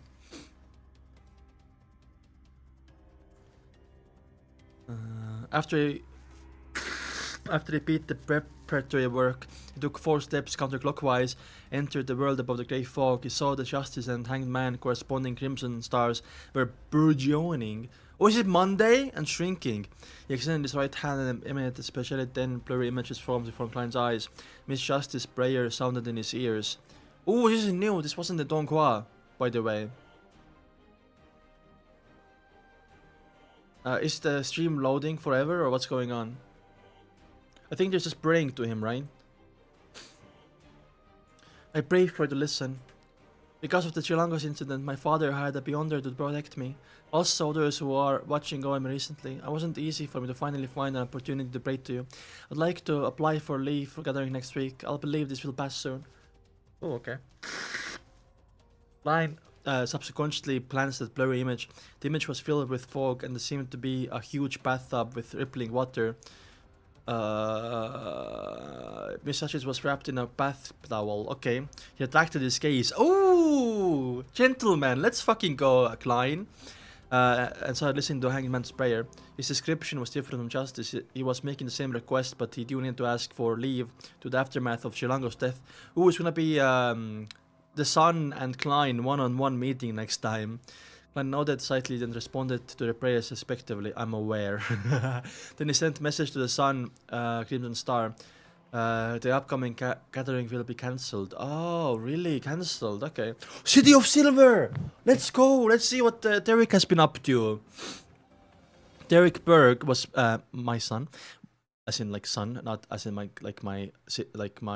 kid, but sun as in the sun in the sky. Anyway, Derek Berg was paying attention to the turning field. The sky above his head was still dark with occasional flash of lightning that lit up the sky. Suddenly, vision went blurry before he saw the thick fog and an ancient palace that looked like the home of a giant. He also saw Mr. Fool, who sat in the depths of the grey fog. The upcoming cathedral will be cancelled temporarily. Gathering, not cathedral. His voice reverberated, but the view of the Derek before Derek had already returned to normal. He wasn't shocked at such a magical incident because Mr. Fool contacted him in this manner to remind him before every gathering. Derek looked up at the woman in front of him subconsciously, a member of the City of Silver 6-member council, Shepherd Lovia. Ooh, here we go. This terrifying expert kept switching between a smile and being aloof. She told every young man at the training field that they will join the patrolling troop soon and get rid of dark monsters in the vicinity that won't be training anymore. Elder Lovia didn't notice anything strange. She seemed to be getting weirder. Is it because there's a high sequence beyond her evil spirit among her crazing souls? Derek thought. Yeah, because remember the creeping hunger kind of works like When it works like the shepherd abilities, or it does, it's just nerfed version to keep younger is. Derek thought. Klein returned to his bedroom, threw himself in the bed, and quickly fell asleep. He dreamed about what had happened the past few days. Suddenly, oh, we're going away from City of Silver, no. Suddenly felt like he was being shaken by someone, and he suddenly woke up. Klein opened his eyes and saw a gigantic white bone hand. The hand paused and threw the letter on the bed. Then he vanished in thin air. Mr. Azik's reply, Klein grabbed the letter, full of hope. Okay, let's see. Mutant. I want to see more of City of Silver. Damn.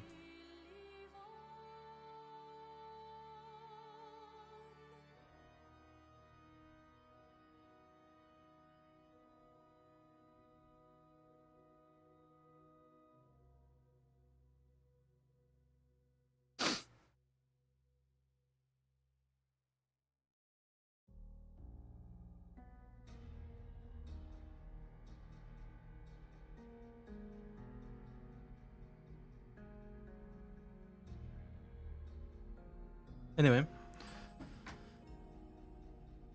How many of you, by the way, have read Koi? I'm curious. I'm gonna make a poll. Let's see. How do I make a poll again? Anyone know? Plus poll. Have you read Koi? Yes, no. Vote, vote, vote, vote, vote. Everyone vote.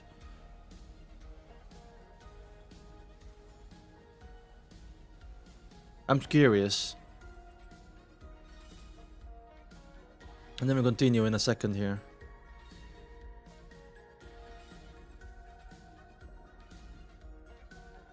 Anyone willing to spoil me about Koi? Just chat me, I beg. Watching me on TV, that's so cool, Lucy Ram.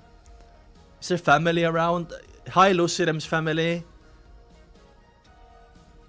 Lucy Ram is the best mod. Oh, it's like 67%, guys. Not even joking. 26 people are here. Wow. That's a lot of people. Like half. Okay.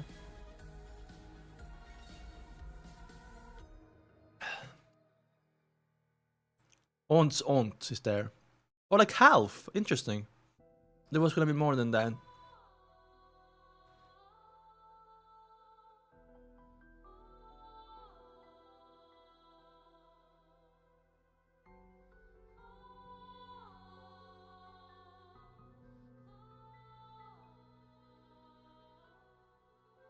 I see it, Lucy.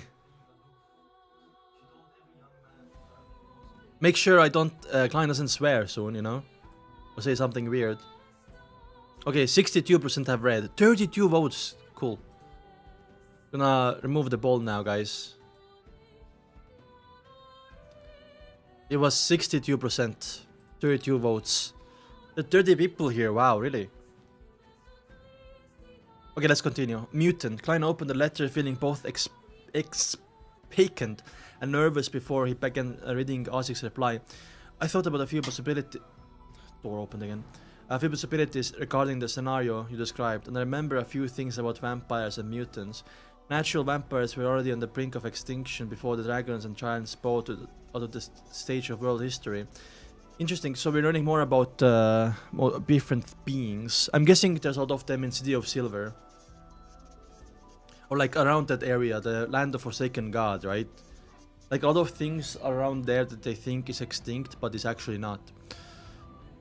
Natural vampires were already on the brink of extinction before the dragons and giants bowed out of the stage of world history. Later on, they might occasionally discover the vampires we usually talk about, as well as those mentioned in folklore, are more similar to Beyonders. I recall the name of a potion in particular pathway is called Vampire. Obviously, I think on somewhere on Sleepless, it's gonna be Vampire, right? Let me just copy this. If your superior is now in half-insane state, it's very likely that he mistakenly consumed such a potion. Sort of mixing two potions from different pathways makes a half-insane state a certainty. Or is it a different pathway than Sleepless, maybe? What pathway can have Vampire?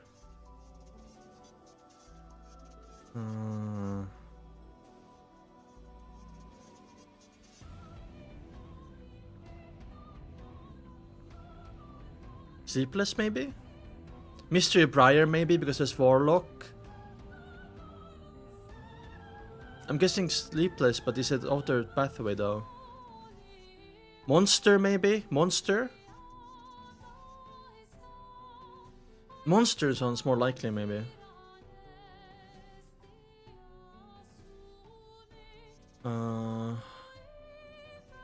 If your superior is now a half, yep. Yes, I vaguely remember the pathway of the Evernight, which is also the sleepless pathway. As you know, it can be interchanged at high sequences with the pathway of death. Oh, and pathway of giants, but doesn't include the vampire pathway. Vampire is a pathway on itself or a sequence? What? Wait, vampire is a sequence, not a pathway.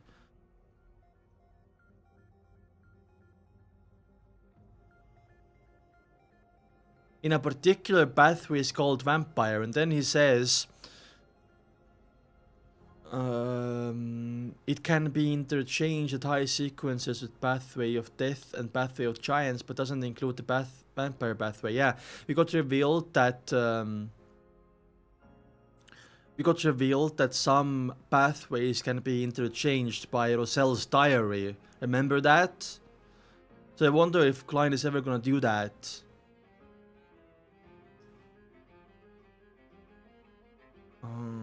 So I'm guessing just Azik is saying vampire pathway, but doesn't mean that vampire pathway is a different sequence. Exactly, Svenber. So it can be like a monster pathway or something. It can be interchanged at high sequence with the pathway of death and pathway of giants, but doesn't include the vampire pathway. Of course, we cannot rule out the possibility that your superior might have accepted it willingly. After all, vampires have a long life, an exceptional constitution, and excellent looks. When compared with these benefits, accepting a state of half insanity is reasonable. Klein froze when he read the letter. He didn't expect Mr. Azik to provide him with such information.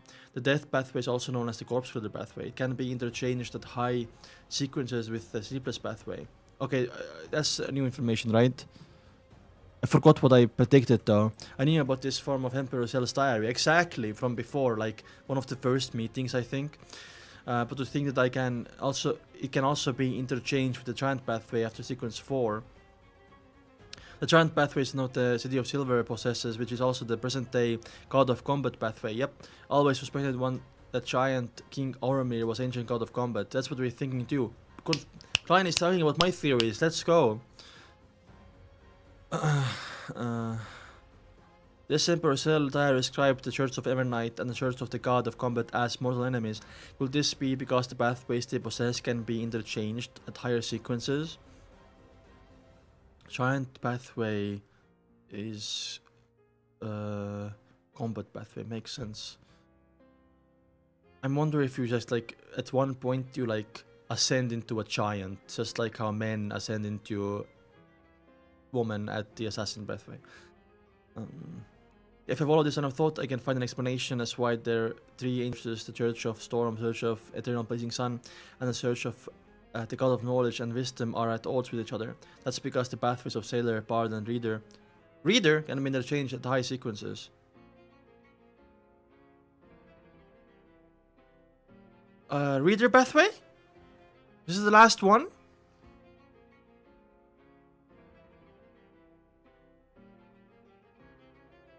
Sounds like it, unless Reader is another name for another pathway.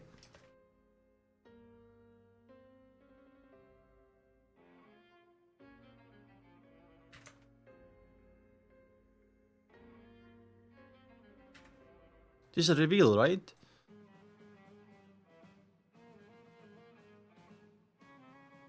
Also, where's the giant pathway?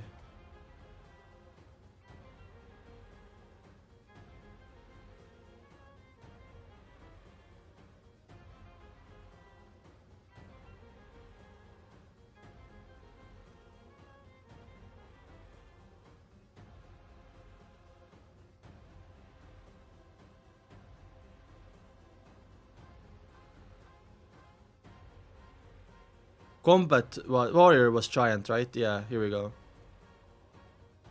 Reader pathway. That's interesting though, because I am currently, acting as a reader. Sequence reader. Maybe I'm on the reader pathway. I wonder what sequence of reader is, like writer, librarian, maybe another one. But that's like more like a profession. I guess lawyer is also a profession, no? Just like our librarian is a profession, right? My acting is ass. Shut the fuck up. Sorry. As during the end of the previous epoch, the Bale era, it's likely that the fall of death was caused by the Evernight goddess and the god of combat. The captain is perfectly fine usually, other than his poor memory. He doesn't show any signs of health insanity. I can rule out the possibility of him consuming the vampire potion. Mr. Azik has recalled quite a number of things recently. Could the creeping hunger have really stimulated his memories? I think so. Klein nodded and continued reading the letter. Mutant isn't the name of a particular species, it's more like a description of many similar creatures. Under normal circumstances, they're no different from any other human, but there is an innate, suppressed, twisted desire in their hearts. This desire erupts when they come into contact with certain scene or object. They become monsters, succumbing to their desires for blood and massacre. After everything settles, they will return to normal again. They become slightly more merciless and unfeeling after each time their desires erupt. This will continue until their souls are completely twisted. The only example of this that I can recall is the werewolf. Oh, I love werewolves. They're similar to humans for the most part, and they cannot be distinguished using most beyond their abilities, but during the full moon, the twisted desires in their hearts intensify, and their bodies are also changed accordingly. Isn't it always full moon? Your superior might be potential mutant. The death of your teammate might have triggered his true nature. These are my personal guesses. I cannot guarantee that there are no other possibilities since I haven't gotten all memories back. Perhaps your theory of this being a precursor to losing control can also explain this. There's no saving him whether he has consumed the vampire potion or if he's a mutant. Of course, many people have theorized that mutants were originally ordinary human beings, but were put under a strange curse or corrupted by some evil god or devil and thus transform into different monsters under certain circumstances. Also, I'm not too sure if you can treat him when you notice the warning signs of losing control. I would advise that you report this directly to your superior and hope that there's still time. Why are you bored, man? It's the finale. Superiors of superior, that's funny. Klein looked gravely at the desk after placing the letter down. He slipped into deep thought. He had to admit that the theory of mutant was a very possible one, but he couldn't eliminate the possibility that he was a warning sign of him losing control. All I can do is wait for Madame Dali's reply. I sent the letter 2 nights ago, so she should received it letter yesterday morning. If she replied immediately, I should see in the letter last night or this morning. It's almost noon. Does that messenger not dare to go near Chinese gate, or was Madame Dali held up by something? Klein shook his head. He still felt exhausted and used cogitation to force himself to sleep. In the hazy world, Klein was suddenly jolted to his senses. He knew that he was dreaming. He saw Dunn Smith in his black trench coat appear in front of him. Is he acting as a nightmare now? We are not 4 chapters in, we are 5 chapters in. Responding in a manner concurrent with normal dream, Klein gave a delayed greeting. Good morning, Captain. Dunn nodded slightly and said, Leonard found a clue when he was investigating the Lanus case. He needs your help. The mystery prior that the Holy Cathedral sent over won't arrive until tomorrow morning cause of a train fault. That's how fucking Dunn... Oh man, that's funny as fuck, by the way. Holy shit. Klein replied in a fleeting voice. Dunn thought for a moment before adding, there's no need for you to return to Suitland Street. Head to 62 House Street directly. Leonard will be there waiting for you. It's been hard on you. The moment he finished his sentence, Klein's dream shattered. Klein instinctively opened his eyes. House Street, isn't that the area where the Venetian Club, my classmate Welch and a member of Aurora Order lived? There are many incidents lately, one after another, as if they're culminating in something. Klein thought as he got up slowly. He washed up in the bedroom before changing into a white shirt, brown vest and black trench coat. He then picked up his hat and went down to the living room. It wasn't 11 yet, and Benson and Melissa hadn't returned home. Klein informed Bella that he was going out and that she didn't need to prepare lunch for him.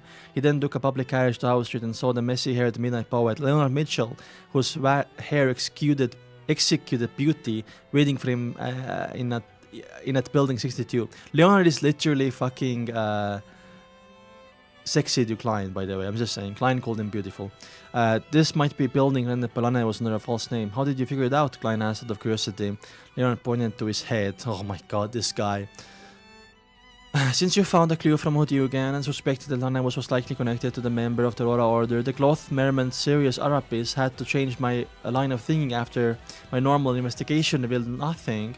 I started investigating the Aurora Order. The previous report told me that Sirius had interactions with many of the residents on House Street, so I searched every one of them and found the problem with this one. What problem? Klein asked.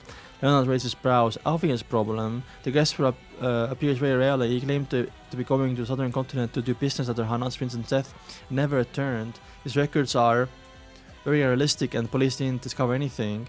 This could only be a coincidence. Klein increased his brows. Coincidence! Of course not a coincidence, but when I... Of course a coincidence, but when I showed the residents around Tirana's picture, an old man felt that he looked familiar to one of the residents number 62. Other than his different classes, Leonard took out a black and white photograph from his pocket. When you say so earlier, Klein lampooned inwardly. He entered 62 House Street with Leonard, and because Leonard was aging you, and Leonard's request, he started to divine if there were any hidden compartments or secret chambers. The result was yes, the secret chamber or hidden compartment in this building. Klein wrote down another divination statement. He took a seat on the sofa and closed his eyes as he recited the statement. 7 times he entered a dream. His vision was blurry.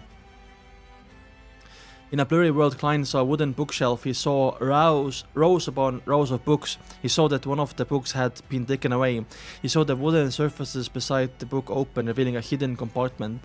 The scene quickly disappeared as Klein opened his eyes and told Leonard, in the study. Klein found the topaz pendulum around his wrist and followed Leonard into the study. He saw the wooden bookshelves he had seen in his dream. Pull out that book he placed in a covering.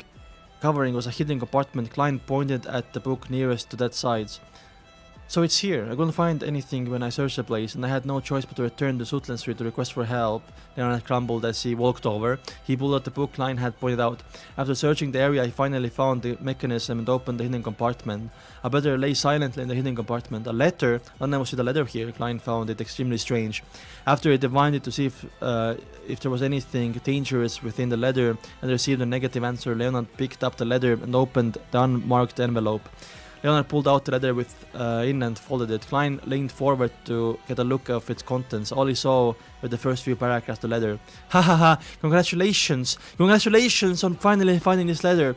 This means that you're not stupid nor too slow. You qualify to take part of this game of life and death that I've designed. Child laborers that die before their time. Factory workers who seldom their life past 10 years after entering the factory because of their working conditions. Female workers who risk severe illness for a meager salary. I see boundless resentment surrounding every factory, turning the surroundings oppressive and gloomy. This is the worst of times and also the best of times. Our game shall take place under such a setting.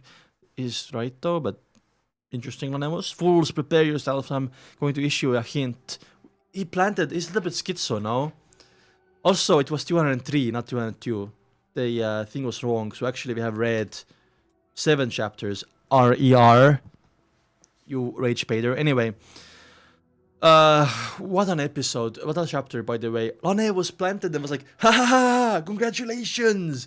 You will see my magnificent play. Basically, like, very narcissistic, but also, part of his, like, acting, I guess. Oh, great heavens. Oh, you were just saying that. Did R.I.R. leave, by the way? What a guy, man. He went to play Terraria. He was wrong.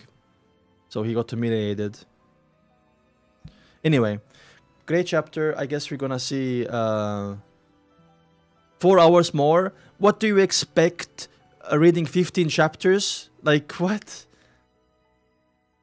You're such a rage baiter, man.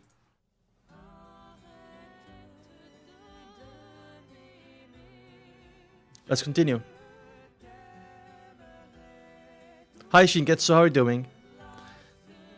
Anyway, visitor.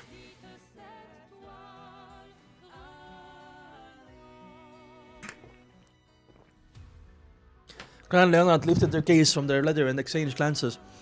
They muttered, he's crazy, right? Leonard was secretly a lunatic. A lunatic who truly has delusional disorder. That's what I was saying too. What am I talking about? what's the problem with 4 hour more stream? Like yesterday I said the finale is gonna take like 6 or 7 hours. So, like, what's the problem, Fenber? I'm gonna ban you soon. I'm such a rage baiter.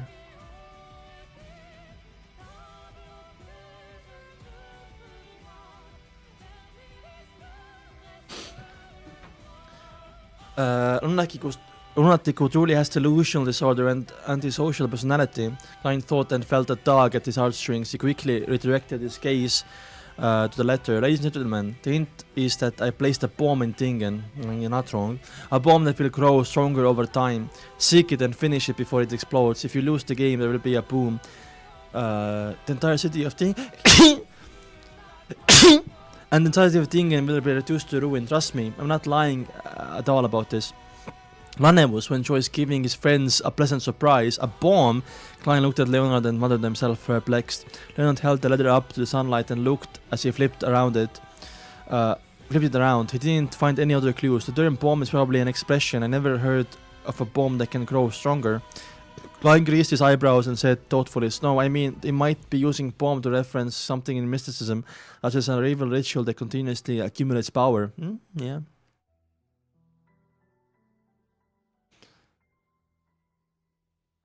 All hail Indu? Why are you saying that?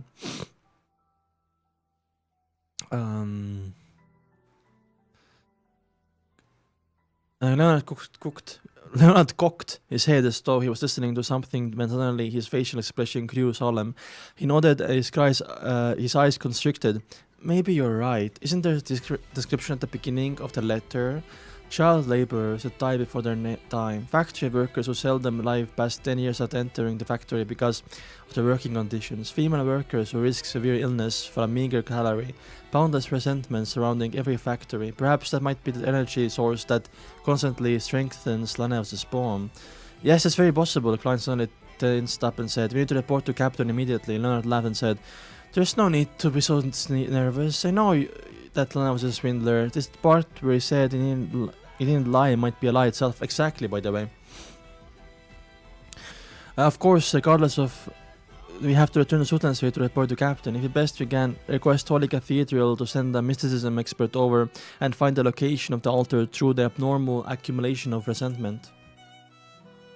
Someone is apparently very familiar with protocol, but why would the setup of such altar need Hood Eugen's help?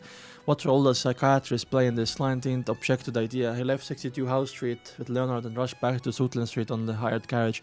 Just as they entered the Blackthorn Security Company, Klein saw two familiar faces, one voluptuous and one scrawny. They were mine and his wife and sister. Oh, we're gonna get our payment, right? £250.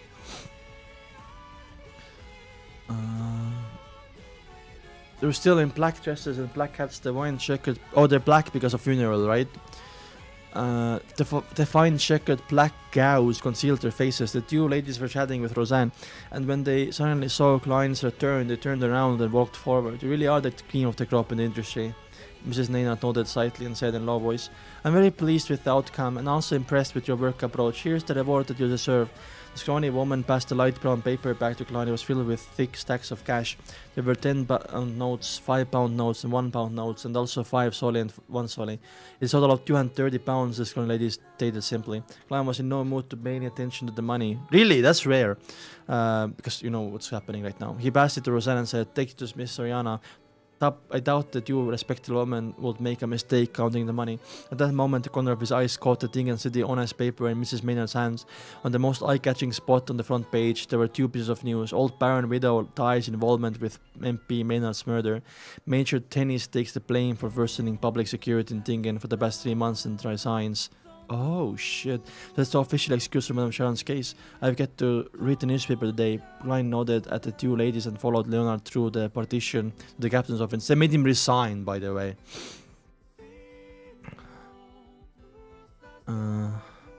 What was it? Did you find any clues? Dunn Smith closed his document, lifted his head and looked at Klein and Leonard with the deep grey eyes. We found a letter that was left behind Lanus. Leonard didn't provide any further descriptions and simply passed the captain the letter filled with madness and provocation. Dunn opened the letter and scanned through it quickly. He rubbed his temples and said, "Release a lunatic. He's only sequence 8, sequence 7 at most." Klein agreed from the bottom of his heart. Lanus is a dangerous figure who can damage the stability of social order. Even though he's weak, you can't belittle him.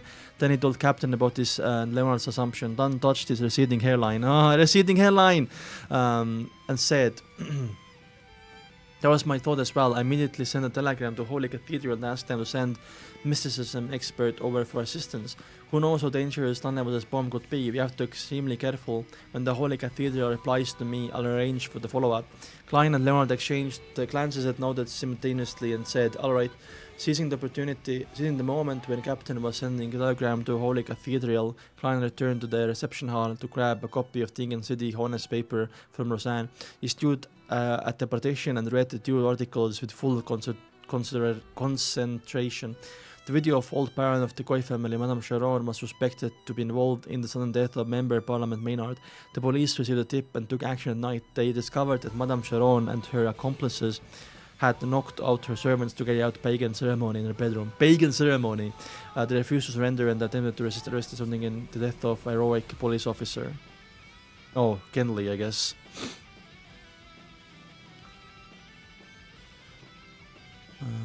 Finally, Madame Sharon and her accomplice set the price for their evil deeds with their lives. What about the servants, though?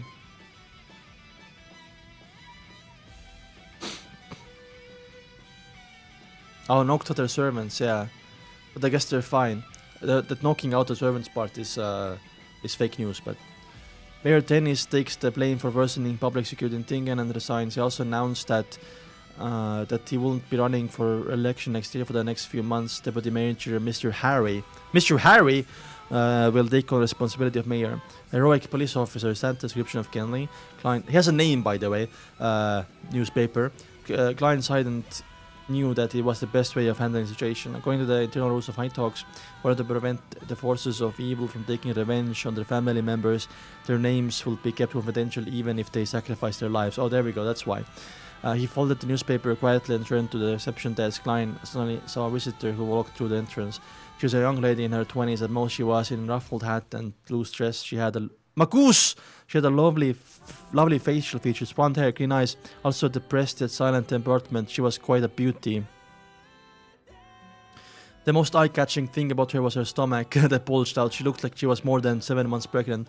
Klein was stunned and felt that he had seen the young pregnant lady before.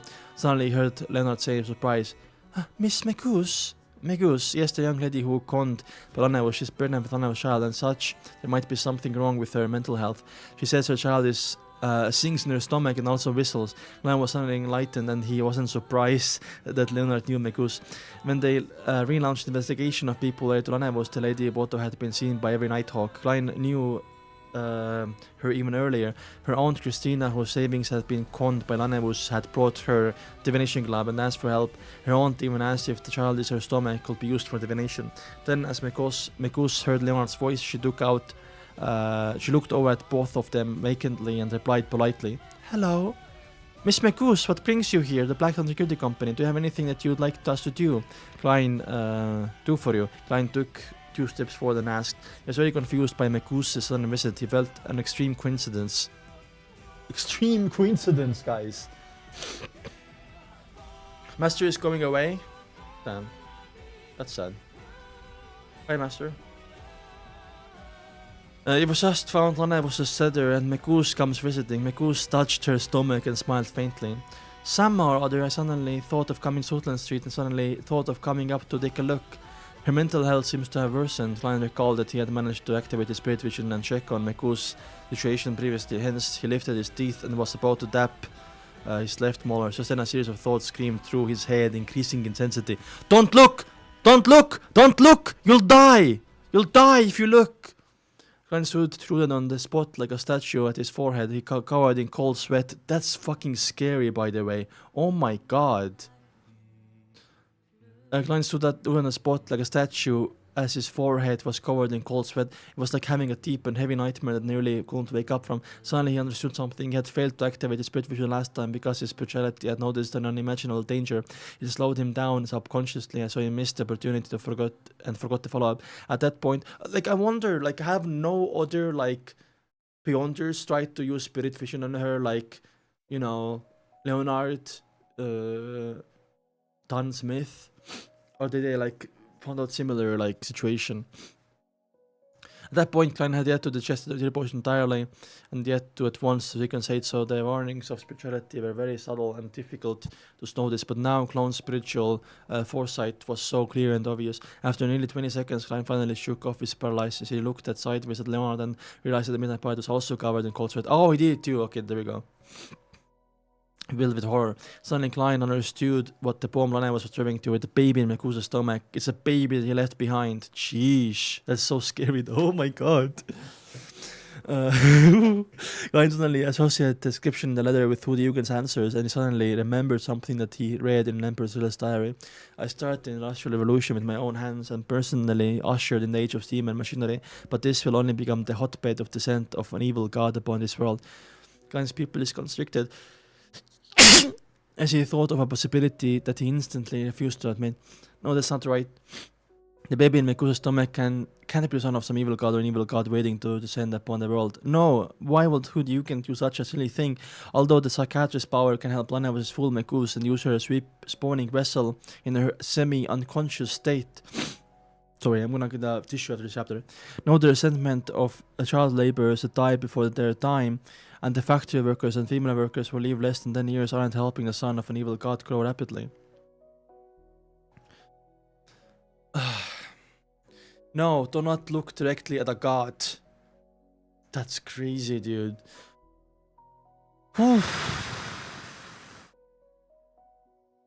Is that it? What do you mean? Masters? Masters. How to say your name then? What a chapter, by the way. Leonard also lose spirit vision. This is going down. We are in the last few chapters now, guys. Until we reach volume 2 and then we can get cooking really hard on theories and discussions. I'm gonna get the tissue, be right back.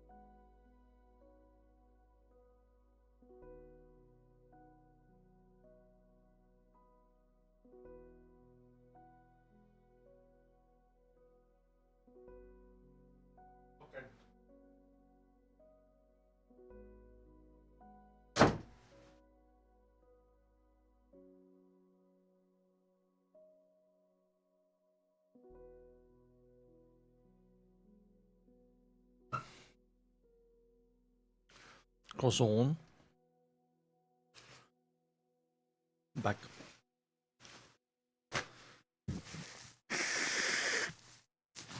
Master, right?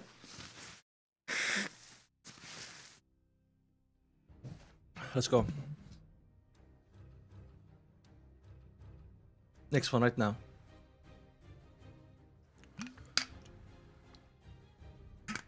Imagine reading this before the adaptation. It was so creepy. Exactly, dude. Do not look. No. Damn. I cannot wait for like the second chapter to be completely blind, or volume, sorry. It's gonna be so fun. While instinctively reached for his pockets, he held his flaring sun charm in one hand and Azik's copper whistle in another. He actually noticed that the cold channel beyond the feedback of the leather had vanished as it was being suppressed by invisible power. However, former was still warm and comforting. Making use of this comforting feeling, Klein entered a half-cogitation state. He blocked out his feelings of worry and didn't leave anything to chance. He turned and shot a look at Leonard Mitchell, then he dipped his chin towards Meus. Oh, like, get her, right? He then controlled his expression with his clown abilities and smiled at Meus. Do you want a coffee? Black tea or nothing?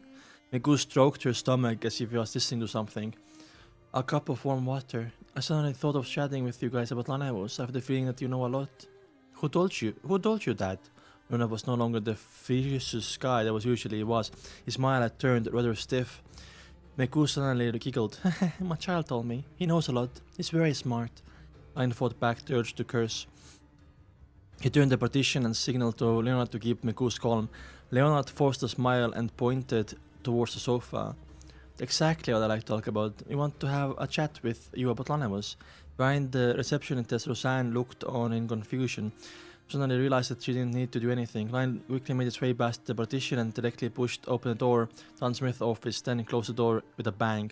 He saw Dunn looking shocked before turning serious and saying it in a heavy voice, Captain, something serious has happened. I know what Lanus was meant by bomb. Dunn stood up and pointed outside. Warm water is a drink? Oh yeah, it is a drink. But I don't know why will they drink warm water, right? Like, where I live, always like cold water. My nickname? Kamlesh Solanki?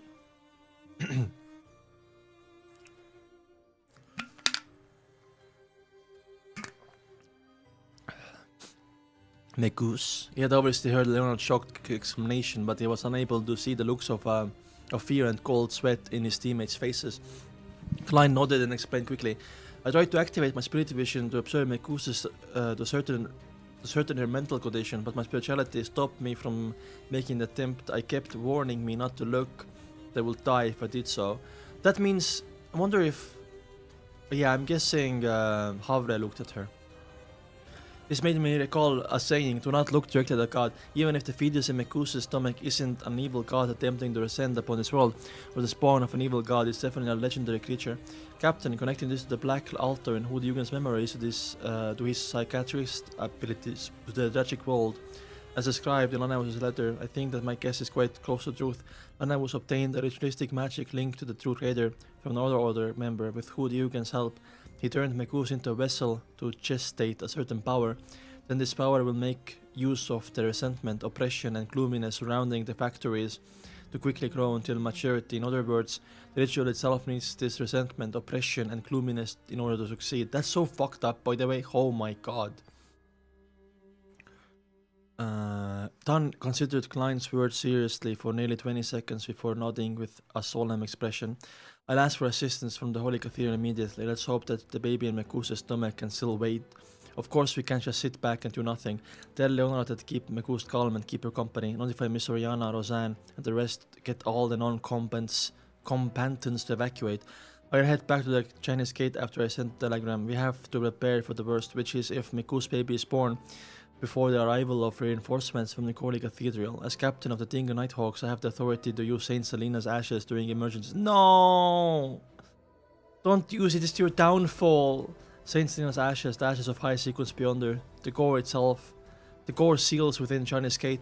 Klein's worries eased a little. He quickly thought of other things.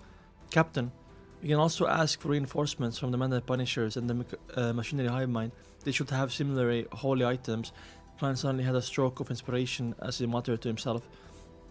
Lanus' case was originally under the purview of Mandate Punishers. All Neil and I were to help when one of their senior members lost control. As he spoke softly, his voice grew to a crescendo. Captain, can you ask the Mandate Punishers if the member of who lost control was tracking or keeping Meus under surveillance? Here we go. Are you suspecting that he lost control because he got corrupted by the baby in Meus' stomach? They were responsible for Meus when the investigation was happening. Dunn answered seriously. We cannot delay any further. Go to Mrs. Oriana and the rest. I'll make this time to send a telegram to first ask for assistance from the Holy Cathedral. Then I'll inform the Amended Punishers and the Machinery High Mind. Yes, I'll also send a telegram to the police department to see if they can come up with an excuse to evacuate the citizens nearby. Alright, Klein had taken a few steps out the room and he suddenly recalled something. He thought about the coincidence of Meus' sudden visit. The image of the building with red chimney appeared in his mind. He turned around quickly and said to Dunn, Captain, one more thing. Do you remember the coincidences I told you about? The clue to the Anticonus family? Notebook in the house opposite of kidnapping?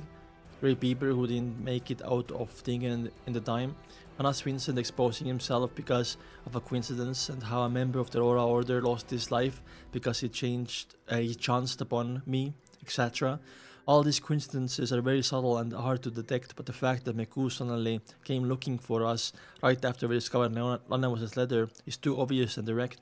The coincidence was already laid bare before us. It's no longer hidden. I think that the person behind this will soon take center stage. Oh, he was right! I have a chill down my spine, by the way. We're gonna see ints. We're gonna see ints and 008. Also, why would Madame Sharon take the risk of killing Member of Parliament Maynard? Is this also a coincidence? Dunn thought about it and gave us one reply. I'll include this point in the telegram. Klein didn't waste any more time. He exited the office and went straight for the accountant's room of the opposite side. Mrs. Oriana was preparing the budget for the last 3 months of the year. She wanted to complete it in advance just in case the captain forgot about it again. When she saw Klein enter, she greeted him with a smile. Lad, what claims do you have to submit today? Klein exhaled. Mrs. Oriana, we'll be on vacation day. Go back home immediately. Oriana froze for a while, looking at the serious face before her in daze. A few seconds later, she stood up in fluster. Alright, Klein added in a hurry. Help me inform the rest of the clerks at the office and the armory. I'll inform Roseanne.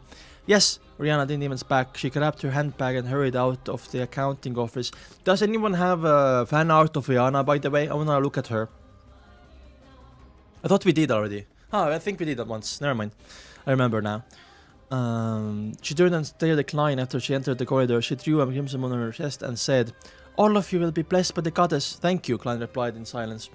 He made his way past the partition in the reception area, only to see Leonard chatting with Meus about Lanus, his expression rigid. Klein leaned towards Roseanne and filed up a cup of warm water. He then whispered, Go home, it's dangerous here. Come back tomorrow. Roseanne opened her mouth in shock but closed it again after seeing Klein's stern expression. She lowered her head and backed for about 10 seconds before picking up her bag and leaving the reception area. Just as she was walking past Klein, she bit on her lips and whispered, To be honest, I respect Nighthawks as much as I hate other people who become Beyonders. Damn. Okay.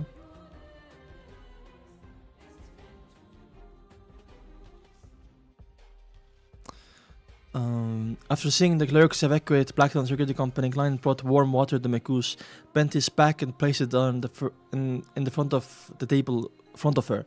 I'll have something to settle. I'll back soon. As he stood up, he took the opportunity to lean towards Leonard's ear and whispered, Keep her here. Leonard clenched his teeth and widened his mouth into a grin. He continued his conversation with Meus and noticed that Meus was getting a little restless, as though she was losing her focus. Klein returned to the captain's office only to realize that Dunn had already gone underground. There was a telegram on the table. It was a reply from the Mandate Punishers. Yes, we'll be there immediately. Yes, the Mandate Punishers did lose control because of Meus. That mandated Punisher did lose control because of Meus.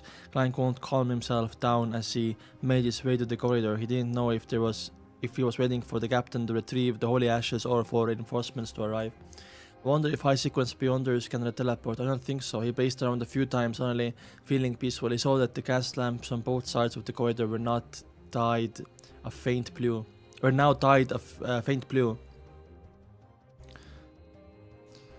After darkness, Dunn followed the stairs into the corridor. In his palm was a square bomb-sized box of ashes. Oh no, rip. This box looked as though it was made out of pure silver, but it also felt like it was human bones. It was carved with many mysterious patterns. Klein felt colder the closer he was to the box. It was the cold was rapidly seeping into his blood. Imagine being a Beyonder and then your ashes are gonna be used for, for later on to like deal with evil gods and other like criminals.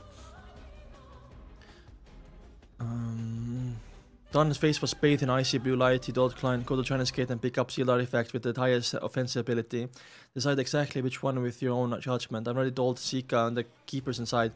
Take note of the hidden threats. Of those, there are 3 great sealed artifacts, which are Oh, now they're taking out Ashes and Trina. Sika and the keepers cannot leave their positions now. At this point, Fry and Royale were both at Kenley House for the funeral preparations. The Archbishop at St. Selena Cathedral had gone to the countryside to preach. No! The Archbishop is a high-level Beyonder. Fuck! Alright, Klein hesitate immediately, turning towards the basement. When he was nearing the intersection, Klein suddenly stopped. He knew that the most of the artifacts behind Chinese gate at Tingen city were grade 3 and wouldn't have much of an effect on the baby in Meus' stomach. It was, at very least, a legendary creature. The mutated sun second emblem might work, but it takes too long to have an effect. It's unsuitable for this. There are only 3 grade 2 seal artifacts in Tingen city, and they're all very dangerous artifacts that can easily result in my death. I estimated their powers to be about the same as my flaring sun charm, so I cannot have too many reservations later. I used the flaring sun charm without any hesitation. It will definitely be as powerful as Great Lucid artifact. After all, it has the power of the divine blood in it. It has the power of fucking the sun, the god in it, basically. Klein's mind whirled as he nodded indiscriminately. He felt for the flaring sun charm and Azik's copper whistle in his pocket, but he was surprised to find that the sensation of the latter was back. Regardless of whether it was useful or not, Klein took out a pen and paper set that was used for divination and wrote a short message. The person who made my fate disharmonious and stole the skull of your child has appeared. He has arranged for Meus to enter Blackthorn Security Company at 63 Sutland Street. It's high likely... Okay, so this did not happen in fucking in the donghua, right? He didn't write a letter to Azik here. The person who made my fate disharmonious and stole the skull of your child has appeared. He has arranged for Meus to enter the Blackthorn Security Company at 36 Sutland Street. It's highly likely that Meus is slumbering, the son of an evil god. The situation is very urgent. He put away his pen and folded the piece of paper. Klein took out the copper whistle at the intersection and blew, and then watched the giant skeleton messenger appear before him. Whoa, that was a mouthful. Holy, okay, so the fight is gonna go down. Meus is gonna lose control in a second here. Dunn Smith already has Saint Celine Ashes. I wanna see how different it is compared to donghua and see the differences as well. And then we're gonna, you know, see the funeral of Klein, and yeah. So let's see.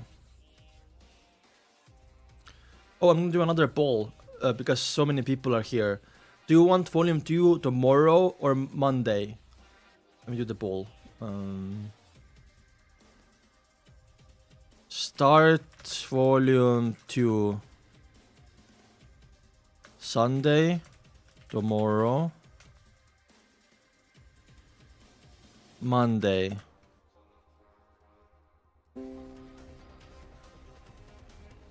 Theory stream? Yeah, we can do a theory stream and my predictions, and also do the exam and then start volume 2. We can do like 5 chapters tomorrow or something.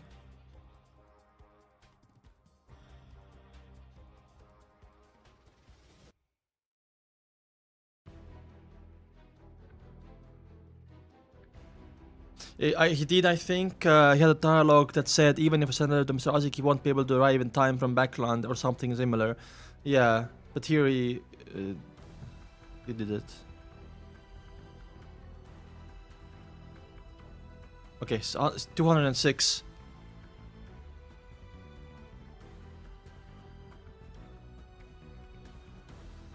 I will do tomorrow, Master, then. Looks like tomorrow is winning. In the whiteboard? That's so true, man. I'll check my local like construction store.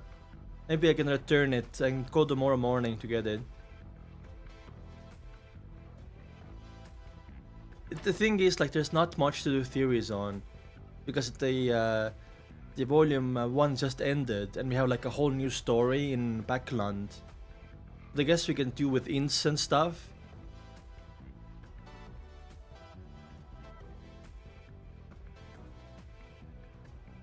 Okay, let's start. 206. Looks like we're gonna do tomorrow. Only 22 people voted, by the way. Please vote.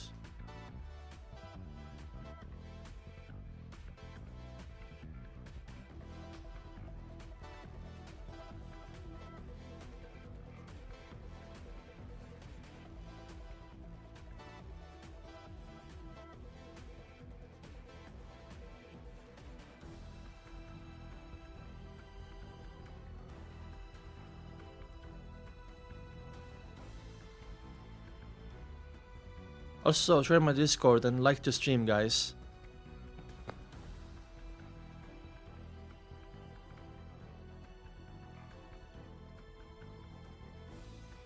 Okay.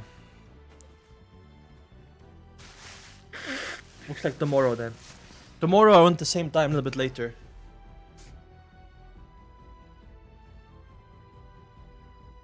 End poll. Okay. Create 2 sealed artifacts. In the... Oh, fuck, sorry. Who knows is acting up on the crucial chapters, of course.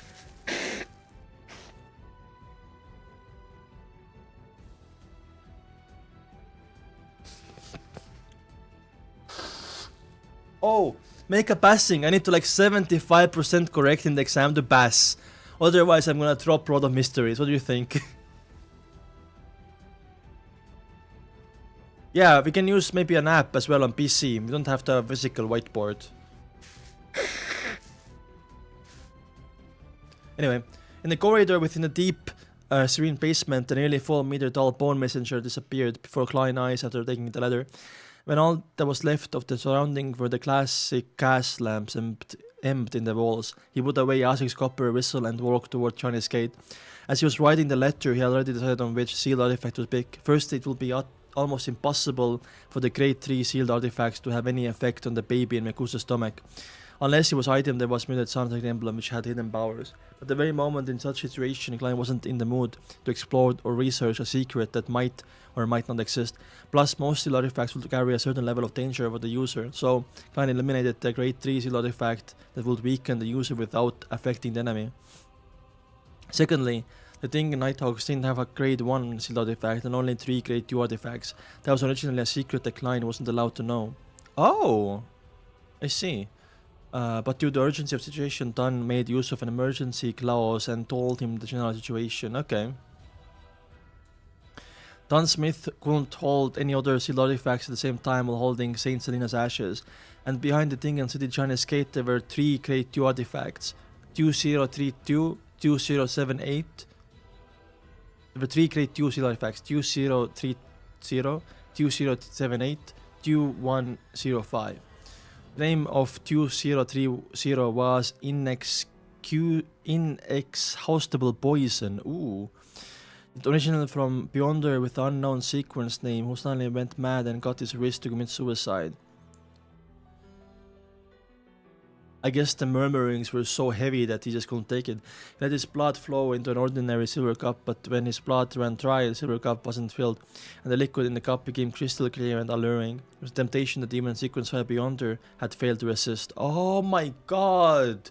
After he drank the liquid, he died of poisoning on the spot. After the person died, the poison seeped out through his pores and pooled together again. Its volume was the same as before he drank it, not one bit less. That's actually so scary, dude.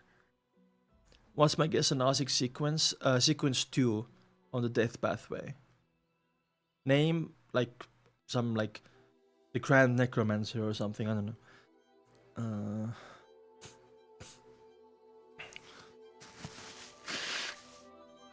Its volume was the same as before he drank it, not one bit less. Dunn said that the researchers in the Holy Cathedral suspected the poison could kill a high sequence Beyonder.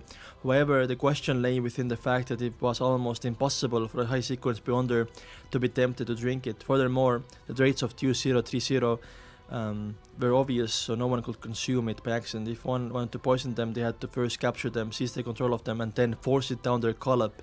But then, why go through the trouble? Exactly, true.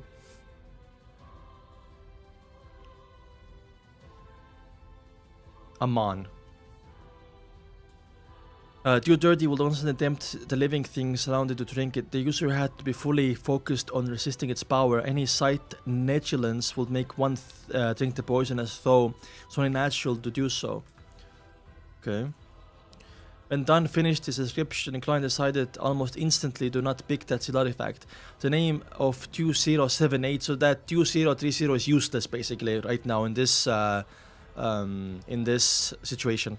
The name 2078 was Door of Death. Ooh, its appearance was like normal wooden door. Any living thing that passed through it will die instantly. No high sequence Beyonder had ever participated in the test. Oh, we don't know then. Let me copy this, by the way. I think this is gonna come back in the future, by the way. The 2030 and also the 2078.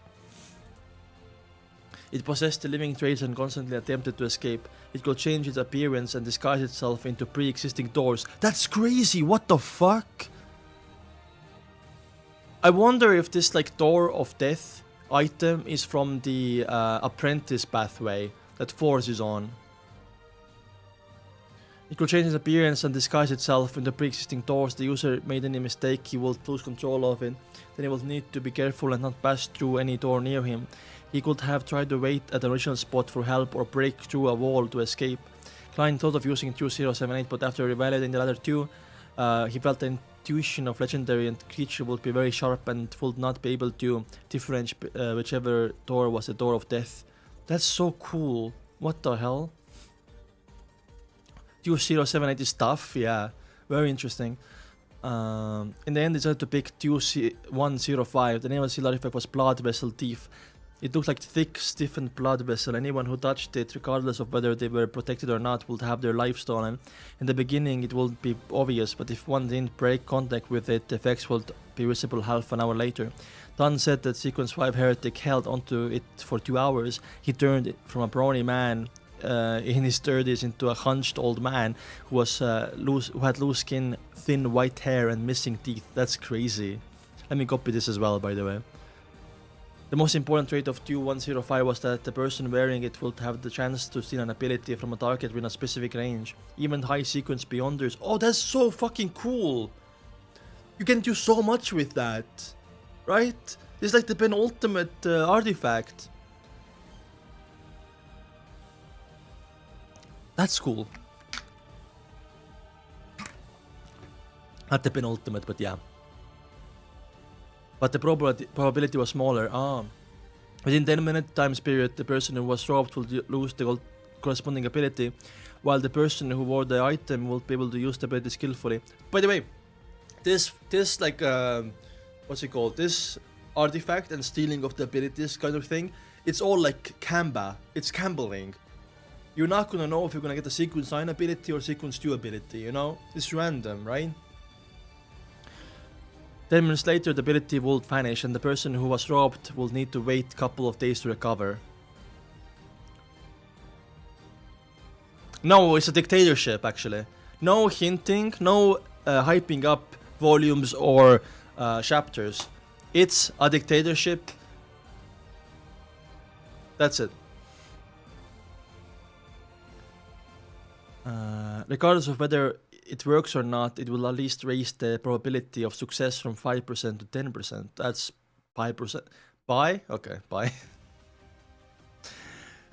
He's gonna leave the server now. It's really so funny.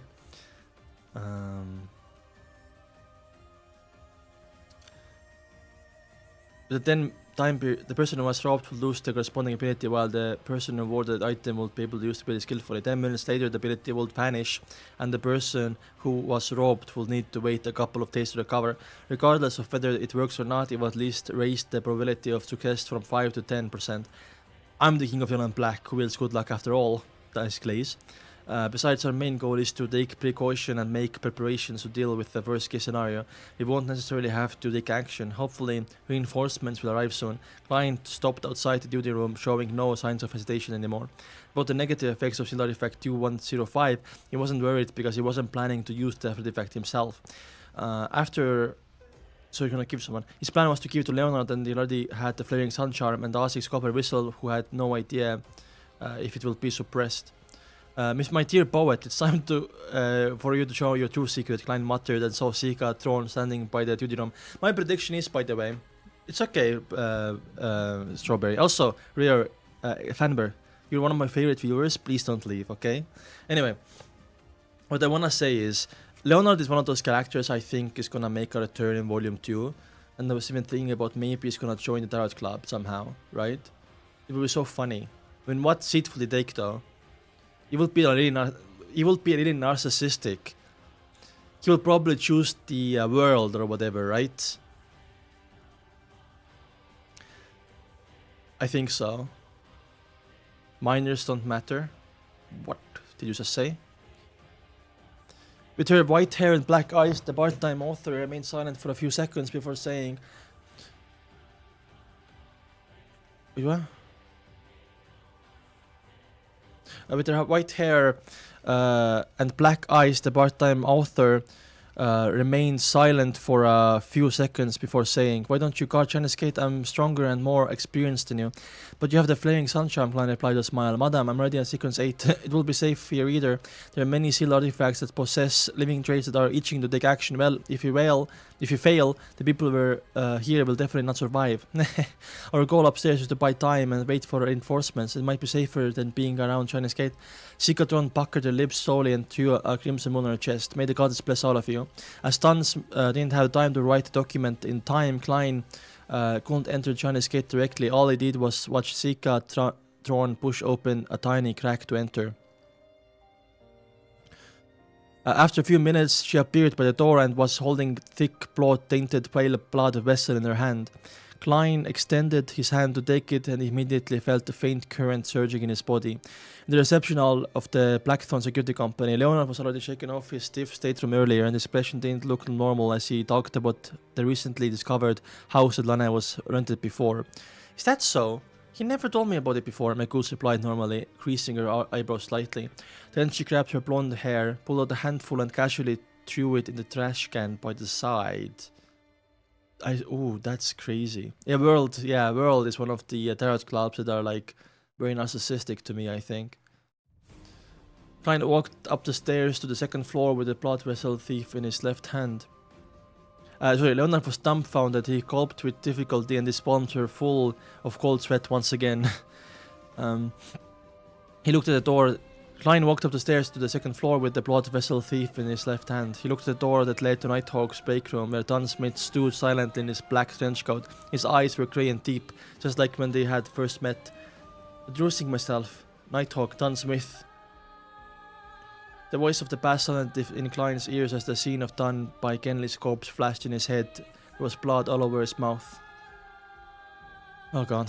He suddenly fell silent and walked over. He lifted his left hand and said, "Captain, I picked sealed artifact U-105. I plan on letting Leonard use it." Dunn nodded slightly. He didn't ask why, but turned and pointed at his office as he spoke. "The Holy Cathedral sent a telegram. They said they will gather a team of strong Beyonders immediately and asked to stall for much time as possible and try to wait. About those coincidences, they didn't give any reply. I think they don't have any conclusion as of yet, or perhaps the person who handles telegrams doesn't know the actual situation and has no way to make guesses. You know, we have to make the best of time. Telegrams can't be too long." "Yes," Klein nodded. He got closer to the partition and looked outside and said, "How's the situation?" "Nothing strange as of yet." Dunn looked down at the Saint Ash box in his left hand. Seeing how Leonard and Meus were having a good time chatting, Klein interrupted them. He retreated to the Nighthawk's recreation room and faced Dunn with the corridor in between them. Just then, Dunn suddenly let out a self-deprecating laugh. "I forgot something." "What is it?" Klein replied puzzled. Pretty worst time to forget something, I'm just saying." "Is Fenber here?" "What is it?" Klein replied, puzzled. Dunn looked sideways at him and said, "Dolly told me to explain myself to you." "Right now?" Klein was stunned as he couldn't understand what the captain meant. After 2 seconds before Dunn could reply, suddenly understood. Madame Dolly didn't reply immediately because she thought it was unnecessary. She had forwarded the matter to captain and let him explain himself. "That means that there isn't anything serious with the captain." At this critical point, Klein suddenly felt a surge of joy erupt inside of him. He did do divination, by the way. And said abnormality. Is Dunn Smith's abnormality a danger to me? It was yes, but they didn't specify what abnormality. We'll be waiting for ED's reaction. Oh, Overlord. Yeah, today, after the stream. Guardian. Oh man, this is gonna be so sad. Oh my god. I'm guessing it's gonna explain why he ate Kenley, and Meus is gonna pick out more of her hair until like it's gonna go fully down in the few chapters.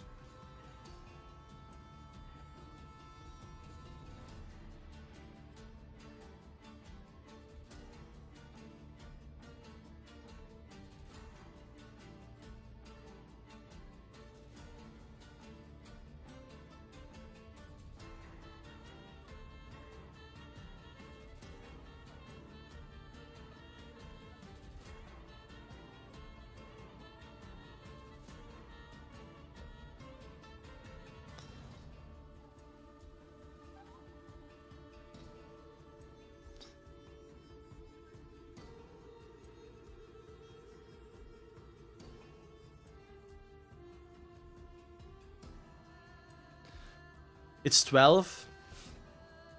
Nice. Where are you guys from, by the way? I love learning about my viewers.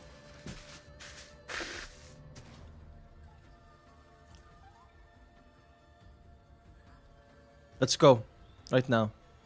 Let me drink first.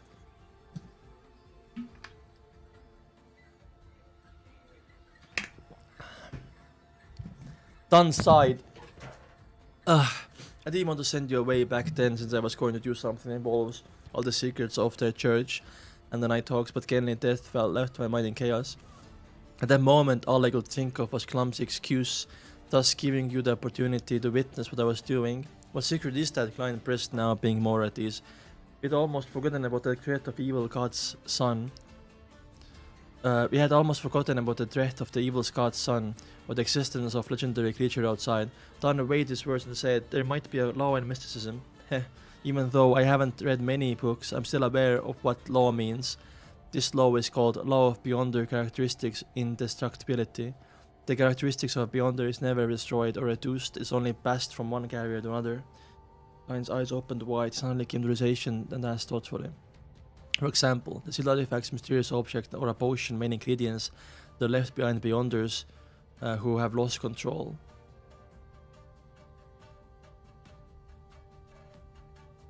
Philippines?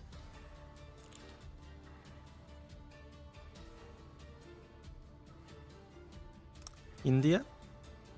Finland?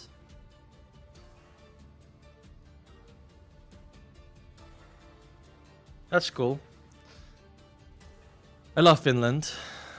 My brothers.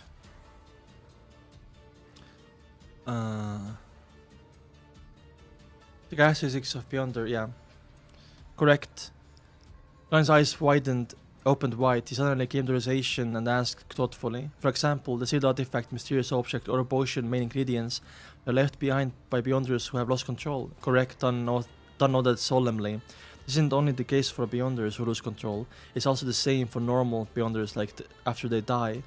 The same? Klein mulled over Dunn's description, not having a faint idea of what Captain was doing. He suddenly recalled when the Sude clown died. He recalled the blue thumb-sized blood sphere that was suspended beside the corpse of the Suded clown. Prior's explanation had been that there would always be strange transformations after Beyonders died. Dunn continued with his deep grey eyes. But what's different about Beyonders who lose control is that Beyonder who dies normally won't leave behind ingredients or objects. They are equivalent to a potion that corresponds to their sequences, except they're lacking a certain amount of supplementary ingredients.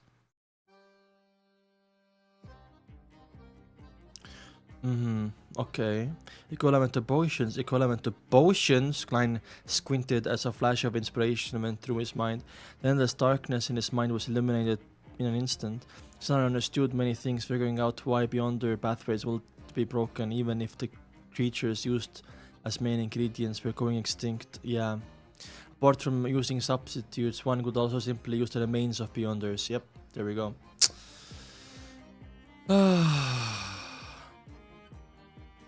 Knight is American.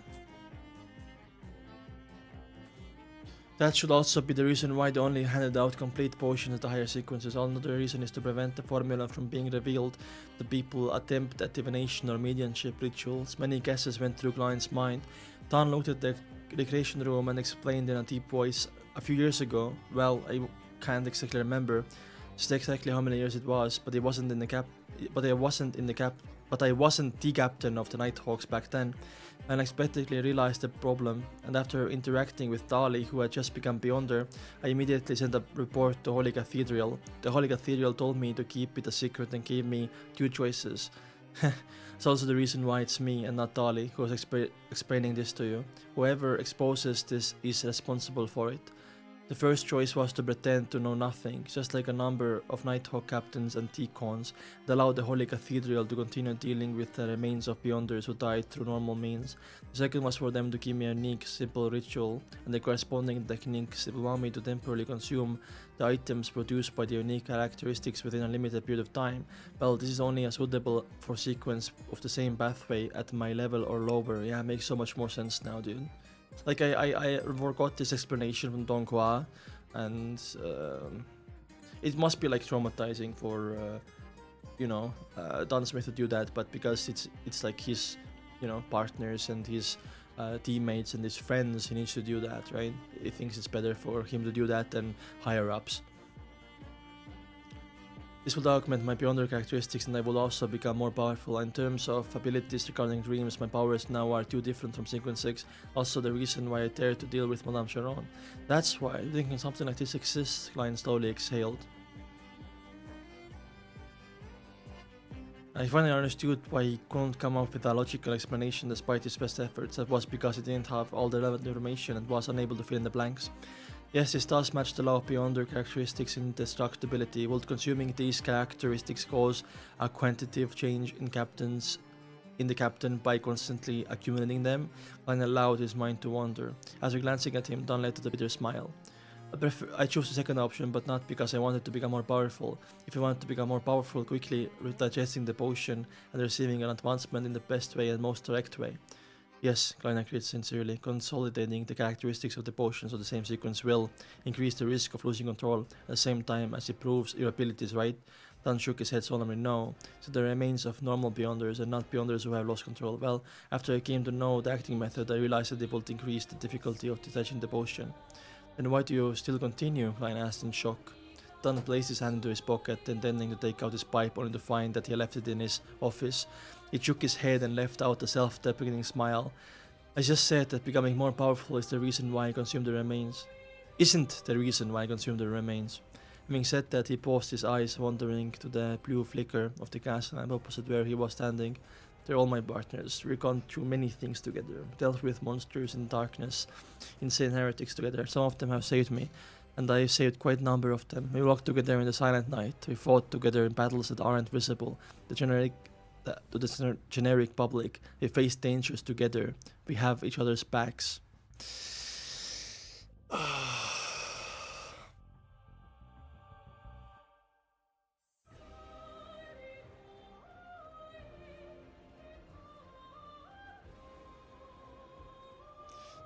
Fucking Fenber is the biggest rage baiter in the chat of all time, by the way. I feel like he is more than Heavenly Envoy now. Anyway.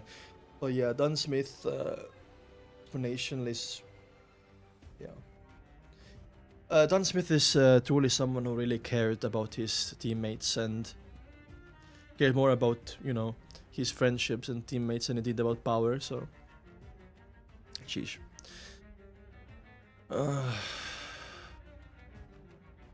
Anyway, really can't bear the part with them. I remember the lad Hitte. Oh, he broke into tears the first time we went on a dangerous mission. I remember Adelaide. It was Roseanne's father. Oh my god, yeah. I was like, that name is familiar. He once blocked an evil curse for me with his arm. I remember the Lady Dwayne and her warm temperament, which was like the dawn. She would always silently record the things we encountered. I remembered Kenley being someone who knew how to do many things, like play the 7-string guitar, sing, tell stories, even though he wasn't tall. He was more like a poet than Leonard. I missed him very much. Why would they say he's short, by the way? Oh, man. Cuttlefish squishing the last bit of character right before the end. Yeah, Dunn Smith was the nicest guy, dude. I miss them very much. I hope to continue fighting with them, to continue dealing with the monsters in the darkness, to deal with the crazy heretics, to protest Tingen city with them. Thus I protect Tingen city with them. Thus I chose to consume the remains.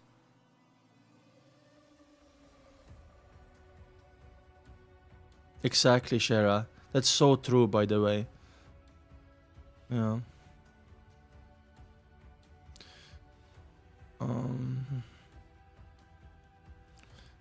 Dunn's grey eyes seemed to flicker. His reliable and dependable persona broke down considerably at that moment. His lips arched upward slightly as he continued. They're still with me in my dreams. Adelaide loves to read, and he often reads at the solarium. He often tells me that discipline he often tells me to discipline Roseanne and get her to mature faster. The point that Roseanne complains about me becoming more and more like her father and has become scared of me. Hitta is always person who cannot sit still, has to hunt in the forest every day. Twain always stands by the window of her bedroom and watches us chat. Kenley, who recently joined, created his own 7-string guitar and sings while strumming. I really... Damn, I'm gonna cry, man.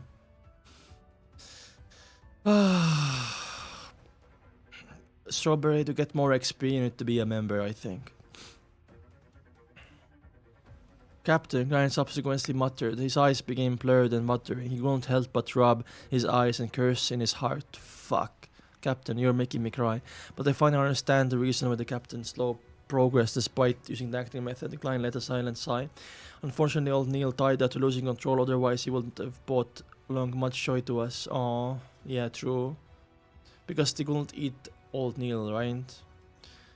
Dunn retracted his gaze. He lowered his head and massaged the bridges of his nose. A few seconds later, he lifted his head and let out a bitter smile. It's a selfish decision. I don't know what the true wishes of Adelaide, Kenley, and the rest were, and thus selfishly made decisions for them. I truly am a selfish person. No, Klein shook his head. On the sofa in the reception area, Leonard watched Meus. Yeah, I mean... If I had the opportunity to do that, like... all my friends, I mean, I don't have many friends, but all my friends, you guys, I will eat you guys to keep you guys in my memory, I'm just saying. Anyway, let's see what Leonard is up to. The sofa in the reception area, Leonard watched Meus pull out clumps of her hair, as his expression became more and more rigid. I told you it's gonna happen, right? I told you Dunn is gonna tell about why he eats people, and also then we're gonna see Meus taking more hair. Meus seemed increasingly restless as she constantly picked the glass for a mouthful of water. She looked at Leonard with a contorted expression. I don't know why, but I suddenly feel a little unwell. Leonard Mitchell was about to reply when he suddenly saw Meus reach for her face. She clawed out a piece of flesh, a long piece of flesh, a piece of flesh stained with blood. Oh, God. I will eat you, yeah, guys. My face is a little itchy. Meus smiled and embarrassed. The edge of her lips spread to where her cheekbones were, revealing a row of white teeth and a bright red gums. That's so creepy, dude. Fuck, Leonard cursed out silently. He felt that his situation was worsening way too quickly. His lips quivering, Leonard turned to listen, as the expression immediately turned steely green. He forced a smile and apologized to Meus, who was clawing out pieces of flesh. I need to use the bathroom. Alright. Meus' tone became ethereal. She rubbed her belly and said, My child is a little restless. Leonard didn't reply. He listened his footsteps and approached the partition. After entering the corridor, Leonard stared deeply at the box of ash in Dunn's hands and exhaled in exasperation. Following that, his expression turned firm. Captain, I'm afraid it's too late. We have to deal with Meus and her baby immediately, otherwise the whole of Tingen will suffer terrible losses. This ain't something that can be avoided just by evacuating the cities around us. I know that you already sent such a telegram. Damn, I'm so scared. Dunn knitted his eyebrows and asked, unusually stern, "Are you sure the situation was worsened to such an extent?" Yes. In no more than 3 minutes, Meus will undergo a mutation, and the child will descend upon us, Leonard said with a certain tone. At the same time, he glanced at the thick, large blood vessels wrapped around Klein's hand. F2105. Let me use it. I can better utilize its abilities. It's meant for you, Leonard. Alright, Klein didn't hesitate to hand the blood vessel thief over to Leonard. There was something he intended to do from the beginning. At that moment, Dunn tugged at the collar and patted down his trench coat. He spoke with a determined tone. I'll head out with Insulin's ashes first. Come out after 10 seconds. Remember, come out after only you finish counting to 10.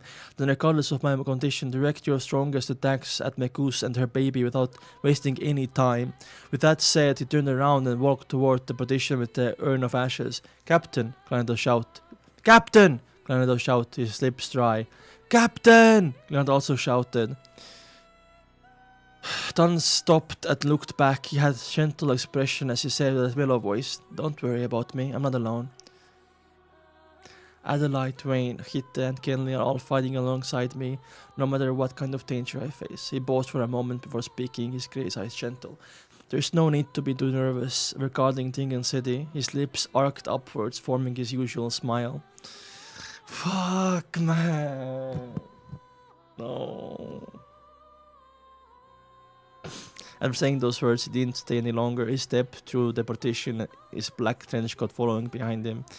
Captain! Klein and Leonard shouted at the same time, their tears falling uncontrollably, but Dunn didn't slow down. That was so fucking fast, dude. They didn't know fucking Captain was gonna die. Like, after he said, doesn't matter my condition, just put your attacks against Meus. I guess that's when Klein and Leonard realized.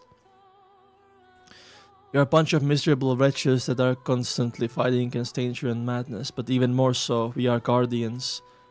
Oh, frick, dude. Immediately, let's go. This is it, guys.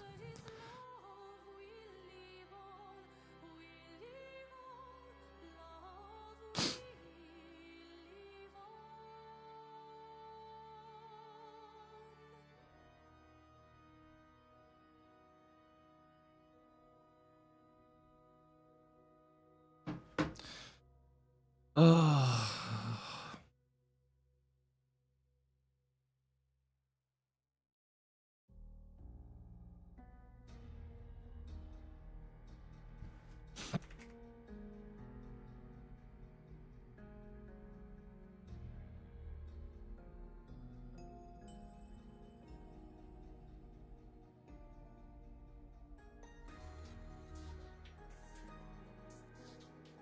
Cry. Guard or the mysteries what the guardians made along the way. Beep, beep, beep. Telegram set up in Captain's office suddenly came to life, seemingly having received a new telegram. But Klein and Leonard couldn't be distracted. They were counting the movements of second hand on the clock as their red eyes welled up with tears. 10, 9, 8. Just then, Dunn Smith carried the silver bone-like square box in the reception hall with a solemn expression. Meus was pulling out clump after clump of blonde hair tore a wound that was deep enough to show her bones. It was as though she was triggered by something. She suddenly stood up and pointed Dunn Smith in his black trench coat. She shrieked, "You want to kill my child! You want to kill my child!" Boom, the shrill and terrifying voice reverberated. Klein felt he was being struck in the head with a sledgehammer. He suddenly forgot to count as he had headache and felt dizzy. His vision went red and there seemed to be liquid flowing from the tip of his nose. Blood. He subsequently looked sideways and he saw the corner of Leonard Mitchell's eyes. The tip of his nose had corners of his lips were covered in fresh blood. His face was extremely pale and his body was wavering as though he was about to fall. And probably in the same state, Klein reined back his thoughts and continued to count in silence as he skipped 2 numbers. 5, 4. Struck by the terrifying sharp voice, Dunn Smith's deep grey eyes were filled with red veins. Every single strand was crystal clear. Blood vessels in his face protruded out as well, every one of them like poisonous snake. There was also a gargle as red liquid flowed out of his ears. Despite that, he did feel dizzy, other than the right hand pausing his strong willpower drove him to press down at St. Selena's urn and open the lid. Inside the box there was deep darkness. In darkness there was replicent sand. The scene was magically beautiful. It's just like the cosmos being stored in a box. The surroundings suddenly became dark, and the darkness engulfed the entire reception hall in the air. There were countless black, cold, and smooth threads floating. That's what Ince wanted, bro. And they fell for it. We didn't fall for it, we were like forced because of the 008. Like there was nothing to fall for, so you cannot blame anyone. There was fine represent sand. The scene was magically beautiful, just like the cosmos being stored in a box. The surroundings suddenly became dark, and the darkness engulfed the entire perception hall. In the air, there were countless black, cold, and smooth threads floating. They surged towards Meus and entangled her almost instantly. It wasn't like a spider web, but more like a tentacles of some unknown creature. Meus had already torn out her right eyeball. It hung by a thin cord of flesh underneath her eye socket. She stared at Dunn Smith with hatred as she roared, "You must die!" bang, Dunn was cast away by a formless force and slammed into the wall opposite. Fuck. The wall cracked and pikes were thrown up. He spat a mouthful of fresh blood on the ground, but both of his hands were still tightly holding onto Saint Selena's urn. He held onto it for dear life and kept it from falling to the ground.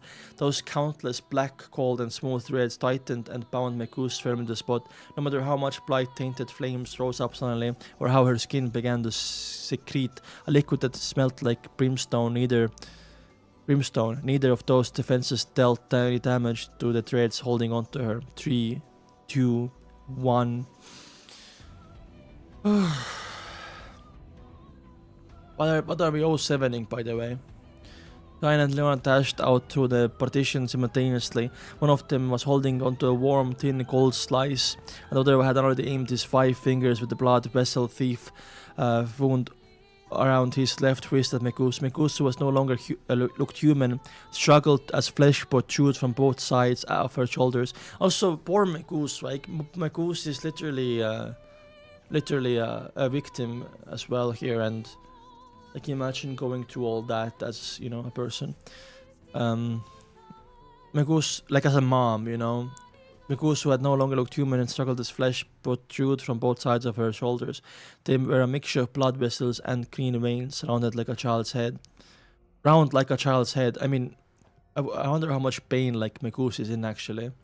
About the 2 heads, cracks rapidly spread and seemingly turned into a pair of eyes. Meus suddenly noticed danger approaching and she opened her mouth. The corner of her lips cracked all the way up to her ears. She was going to deal with blasphemy curse to every enemy that attempted to harm her child. At that moment, Leonard clenched his left hand into a fist, and as his wrist made a half turn, his pale face turned livid, and the vessels protruded like a bunch of tiny poisonous worms. Meus' blaspheme curse was left stuck in her throat as it came a sudden halt. She seemed to have lost the ability to speak and the ability to evoke curses. Klein seized the opportunity and muttered an ancient Hermes word in deep voice. Light, because Leonard took it, right? Because of artifact 2105. I want light, and there will be light. I suddenly felt the thin cold slice that was covering in mysterious patterns become boiling hot as he saw it emit a blinding light, as though it had become a miniature sun. Right on the heels of that, Klein injected more than half his spirituality into it and threw out flaring sun charm towards the restrained Meus. The reception hall instantly turned transparent, and darkness and gloominess vanished simultaneously. The black fine threads entangled Meus shrank as though they were instinctively avoiding something. But Meus obtained her freedom shortly saw the sunlight. At some point of the fight, a hole had ruptured into the ceiling of the Black Security Company, and the hole went all the way to the rooftop of the 3rd floor. Oh Jesus. The bright blue sky and clearing sunlight shined through simultaneously. The thin gold slice combined with the sunlight above Meus and immediately expanded in size. It went from a spherical light into a sphere with a countless flames spiraling around it. Rumble! The entire building shook vigorously, and the glass windows on the nearby street shattered. Jeez, what a scene, dude. However, the power of the spherical light concentrated it might at its core without dissipating much. It enveloped Meus, and the light was so glaring that Klein, Dunn and Leonard couldn't open their eyes. Klein held back his tears and looked through the squinted eyes, saw that light had dispersed, but the flames were still roaring. Among them were many black ashes dancing in the air. Whew, God, Meus and the baby in her stomach were nowhere to be seen, just like the coffee table, water-glass newspaper, and sofa in the area. Is it over? Did we finish the son of an evil god before the tenant upon this world, taking quote-unquote his mother out of at the same time? Klein still couldn't believe it. Damn, dude. Is it all, his experience of playing video games? Nice. Told him that the final boss can't be taken care so easily. Because it's not the real final boss, that's why. Suddenly he felt goosebumps all over. His clown instincts told him that there were extreme danger approaching. Without thinking, Klein rolled to the left abruptly. Just then a long arm with extremely sharp... Oh yeah, because Meus is not dead yet. Extremely sharp white bone blade cleaved the spot, seeming out of nowhere. The monstrosity had abnormal beauty and folded in mid-air. It was unbelievably fast and utmost impossible to dodge its attacks. Whoosh! Klein's clothing on the right side of the chest was ripped apart, his skin ruptured, and his flesh along with his bones were split into 2. That's so insane, dude. This description of him like dying.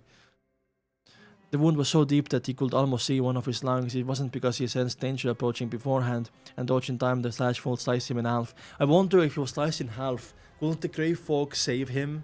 Probably not, right?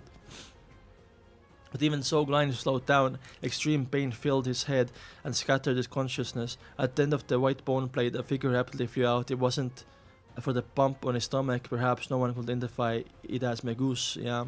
Her hair and dress had been burned entirely. The skin on her face and body was charred black and was peeling off. Oh god, flake after flake. Ugh. Her nose was metal, leaving only 2 small black holes behind. Her eyeballs were nowhere to be seen, and there were faint white flames dancing in the empty sockets. The 2 heads had popped up from both sides. Megusa's shoulders had been burned away. Her left arm had become the white bone blade that she was holding. It looked demonic, yet holy. Greek. As the ground shook, Meus ignored Dunn and Leonard, as well as the black, gold, and smooth fine threads that were herding towards her again. She faced toward the Klein, who had come to stop after rolling away. She aimed at the white bone blade at Klein's neck and was about to slash down. Suddenly she heard a voice that contained the rich blasphemous stone. Submit! Leonard! What are you guys talking about? What's up, Texa? How are you doing, Cortex? Leonard lifted his left hand and aimed his palm at Meus. The seed artifact 2105 wrapped around his wrist had turned from thick pale blood-tainted blood vessel into crimson intestine that had expanded to the point that it looked like ready to explode. With aid of blood vessel thief, Leonard had successfully stolen Meus's blasphemy curse and was attempting to use her power to seize control of her. Only an ability at her level was effective. Under the influence of blasphemy curse, Meus bent her waist and knees were constantly trembling. Her motions came to a halt, and as the surrounding black threads supported her as though they had found a delicious prey. Klein also took the opportunity to roll in the opposite direction, leaving a trail of fresh crimson blood behind him. Yeah, because fucking you can see your lungs basically. However, he got some reprieve from his extreme pain and reached his hand into his pocket. He took out the last flaring chun charm. He took the opportunity when Meus was stationary to finish her off once and for all. If she were to hold on until the baby was born, the outcome would be beyond their imagination. Boom!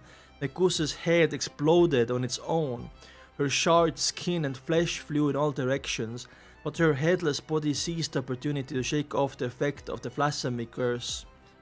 Boom! Meus's charred body transformed into a projectile that shot towards Leonard. Since the blasphemy curse had been forcefully disrupted, Leonard was temporarily frozen on the spot. At that moment, Dunn Smith was still holding onto Saint Selena's urn tightly. His face was abnormally pale. Oh, Dunn Smith is still alive at this point, right? And the black gold threads that were created was still short of surrounding Meus. Creak.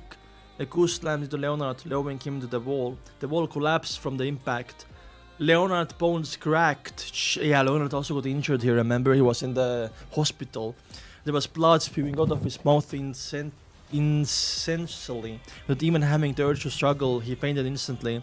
Meus raised her white bone blade, but the countless black threads that emitted from Saint Selena's urn enveloped her again and was about to bind her to the ground. Without the luxury of time to mind his injuries, Klein quickly took out Thin Charm. Just as he was going to recite the ancient Hermes incantation, something suddenly sounded in the deep, dark, yet quiet room. Wah! It was the cry of a baby. Wah! Like that, I guess. Have a nice night. Thank you, Josep. Thank you so much. Wow. 6 more chapters on the end of the volume, by the way. Volume 2, I'm not kidding. It's gonna be the best thing that ever happened. The theories, the discussions are gonna go so hard, dude. I cannot wait for it. I'm actually gonna go sleep like it's Christmas tomorrow. I'm just saying. Also, it looks like Dunn Smith is still somewhat alive, but I guess we're gonna see what was his name? Inscom in the next chapter, in chapter 210, something like that. What's up, Dark Space? Let's go, 209 right now. Let me run an ad first.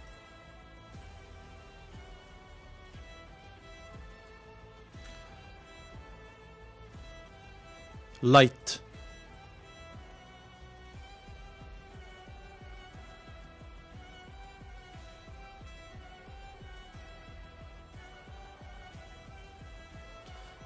Ins Sangwil. I think ins is an insult. Anyway, I'm joking. 209, let's go.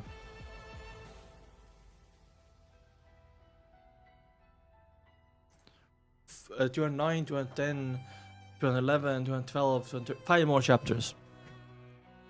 The baby in Meus' stomach cried, it screamed, wanting to come into this world in a beat to help its mother escape from her predicament.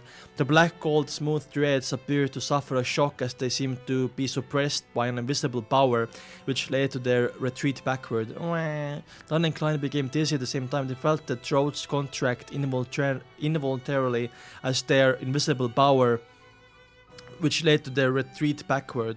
Dunn and Klein became... Oh, wait. I just read the same thing twice.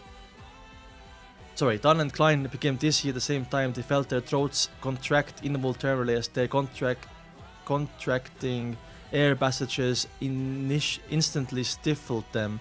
Crimson liquid flowed from their nostrils, their eyes, and their ears. Oh my god! All of their capillaries seemed to have ruptured. It wasn't for the fact that Klein had undergone the torture of hearing the mutterings and ravings every time he added to the world about the grey fog, as well as Dunn holding onto the ashes of Saint Selena. They definitely would have fainted on the spot, just like Leonard Mitchell. Leonard Mitchell fainted actually. Damn. Meus. So Leonard is not gonna see instant. He's gonna be passed out the entire time. When I catch you, Ince, I will torture him. I will beat Ince up, bit by bit, dude. Also, the hidden sage as well. Meus had his body turn over and looked at Klein, who saw her charred skin and flesh peeling to the ground, and the holy yet evil white bone blade. Having escaped its influence thanks to his rich experience, Klein immediately felt his scalp tingle and forgot about the pain in his right chest. He seemed to witness his enemy charge towards him manically, not giving him any time to recite the incantation, infuse spirituality, and throw out the flaring sun charm. Just as he was about to dodge the attack, Klein saw Meus suddenly pause. He saw Dunn Smith's black trenchcoat fluttering, and the captain diagonally across him had buried his head. There were multiple thick twitching objects on his back, as if they were venomous snakes or tentacles or monsters. Dunn was using his ability as Nightmare to forcefully impede Meus' movements. Bam, bam, bam, the mere struggle from Meus, the thick tentacle-like objects that protrude from Dunn's back exploded at the same time. A large amount of blood splattered around, covering every corner of the room like rain. Dunn wasn't disappointed in the result, for the blood had been absorbed by the black threads created by Saint Selena's ashes. They had been absorbed. God, let's see what's gonna happen to Dunn here. The countless cold, smooth, tentacle-like threads entered a frenzy. They swarmed forward and pounded Meus, tightly wrapping themselves around her bulging, squirming stomach. Ugh. Opportunity! Klein was as nervous as he was excited. He prepared to shout to ancient Hermes, "We're light." The cries of the baby could be heard once again, for more frequent and more instant. Get it? 5, because 209, 210, 211, 212, 213. That's 5. Anyway.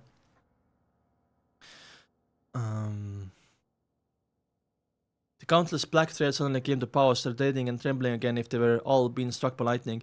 Dunn's expression changed when he realized that Meus was about to free herself. With hesitation, he attracted his right palm, formed a claw, and stabbed into his own chest. His left chest. Oh, suicide. Because, you know, to make it explode, right? The things around the baby. Quickly pulled out his right hand, his fingers holding a bloody heart tightly. It was still beating heart that brought with this sereness of the night and a dream. Yeah.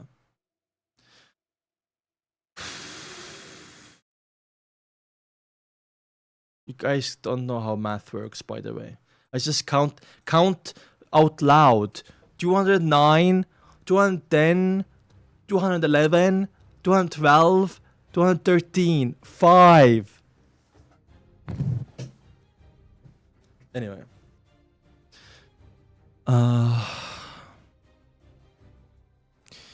Captain, Klein watched helplessly as Dunn Smith stuffed the heart into the urn containing Saint Selena's ashes. His vision quickly blurred. Whoosh. Whoosh, whoosh. Klein, that sounded like a late night nightmare sounded. The countless cold and serene threads once again resumed their efforts as they wrapped themselves tightly around Meus. This time they didn't loosen their bindings despite the cries coming more from the baby in Meus' stomach. In fact, they even sealed the terrifying sounds within the body. Klein's tears fell together with his blood. He uttered a simple Hermes term in a deep voice. Light. The light that illuminates the darkness, the light that brings warmth, infused all of the remaining spells into thin cold beads etched with the mysterious symbols, causing his mind to immediately turn blank and dizzy. Having mastered the last strength, Klein tossed out the flaring sun charm at Meus, who was still bound by the countless black threads. The black threads didn't retract this time, having not followed their instincts, as if they were being willed by someone. Thump, thump. I'm guessing it's like a thump, thump, like heartbeat train. Dunn's fresh heart was still beating with the box containing Celine's ashes.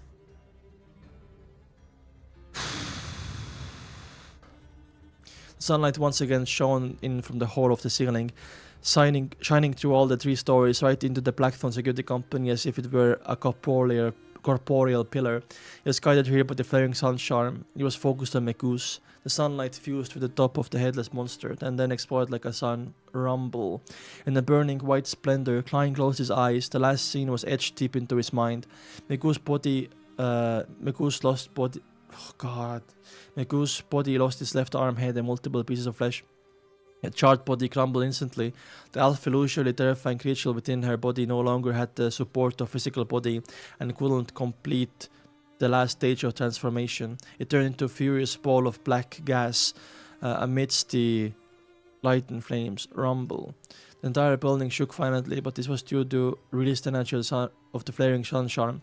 The charm was different from a normal bomb. Its powers were concentrated yet restrained. Klein fought to stabilize his body. He opened his eyes and looked ahead a few seconds later. He saw that the walls had crumbled. He saw a charred circle where Meus once stood. Surprisingly, the floor had only melted slightly. He saw a burned, bloody placenta on the ground. He saw Dunn Smith standing on the spot, still wearing his black trench coat. He saw the heart in the box of St. Selena's ashes, still beating slowly. He saw Leonard Mitchell lying on the opposite side. His outcome was unknown. The exhausted Klein felt elated and felt that he could still use retreating magic to save Captain. He felt that Meus and their baby were truly finished. No, it was more accurate to say that the latter had suffered an interruption and was exercise. At that moment, Dunn Smith turned to look at Klein, his pale face and form and relaxed expression, and his voice still as mellow as it usually was. We saved Tingen. After saying this, it was as if he had returned to the time when he was 20. He no longer appeared stern and serious as he winked at Klein with his left eye. Klein's expression froze. He saw the heart in the box of St. Selena's ashes stop beating. It turned to a represent ball of light before scattering into the surroundings. He saw the captain fall backward, his arms losing their strength. It's like that scene was made up from series of paintings, but Klein couldn't do nothing but stop it. The box of St. Selena's ashes fell onto the ground, just like Klein's heart. Thud, thud. Even though the box wasn't covered, the darkness within the box sealed the opening, preventing the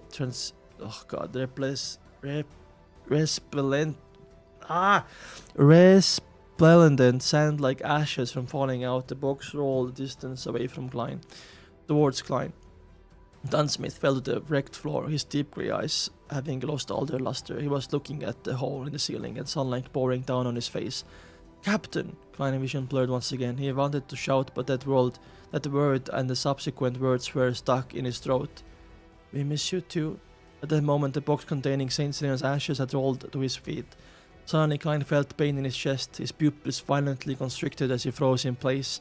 He looked down to see a slightly pale palm, drenched in blood, coming on the left side of his chest. Meus isn't dead. No, a new enemy. The mastermind behind the scenes. Am I going to die? Klein quickly lost his consciousness. His eyes almost lost focus. His body slumped to the side. His breathing gradually slowed, and he finally felt the palm pulled back quickly. He saw a pair of brand new leather boots and a hand reaching downward, a slightly pale hand. It grabbed the urn of Saint Serena's ashes. Klein's vision went black, and he lost consciousness. Damn, holy shit. Rest in peace, by the way. Rest in peace. The GOAT, Dunn Smith, the best captain. And Ince is here as well.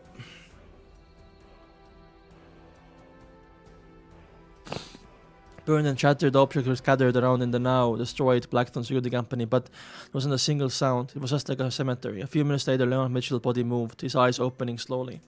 He propped himself up with difficulty and surveyed the surroundings. He saw Dunn Smith on the ground. He also saw Klein, who had his eyes staring wide as a look of shock was plastered over his face. Dunn and Klein both had visible wounds on the left side of their chests. Leonard is all alone, by the way. I feel this is a canon event for Leonard, by the way. I think Leonard, we're gonna see him in the next chapter as well. And I guess we're gonna see, maybe, hopefully, Leonard having a meetup with Klein somehow, learning of Klein's existence. Klein survived, and maybe also joining Talent Club. He propped himself up difficult and surveyed the surroundings. He was down on the ground. He also saw Klein, who had his eyes staring wide as he looked shocked, was plastered across his face. Dunn and Klein both had visible wounds on the left sides of their chests. No. Leonard squeezed out the words from his throat as he staggered towards Klein's corpse that wasn't far away from Dunn. He kept checking them, going between the two repeatedly. The all he could do was accept this irreversible truth. Leonard's knees buckled as his knees plopped to the ground. His green eyes were filled with pain as tears streamed down his cheeks, washing away the blood and lust to God. He turned his head and listened for 2 seconds and suddenly brawled forward. He let out an angry roar and clenched his palms into fists and heavily pounded the floor. Leonard kept tearing up as he pounded the floor. Amidst his sorrow was a feeling of clear hatred and clear sense of self-abhorrence. Thud, thud, thud. Leonard looked up and heard the sounds of hurried footsteps and saw members of the many Punishers and the machinery high mind that had just arrived the scene through his blurred vision. Damn. This is yeah, it wasn't an episode. This is a very, what's it called? This is a character building moment for Leonard, right? What the kids like to call a canon event for Leonard. And that makes me think more next time that Leonard is gonna have a bigger role maybe in the future as well. Now also confirms. Also, there's gonna be art of 5 of Wands. What the fuck is 5 of Wands? Oh. Aww. Wait, what is... Aww. 5 of Wands. What does that mean? Leonard struggles. There was a huge Chinese message in the chat, by the way. I don't know what was it about, Shara. Look at this image of the heart. 5 of Wands. I don't get the naming of it, but yeah. Damn. Oh, tarot card. I see. Okay. Guys. Oh, it keeps going. What the Wait, what? Wait, what? There was a... Guys, can you guys read the text? What is this? This is not about the chapter. Can you read it quickly?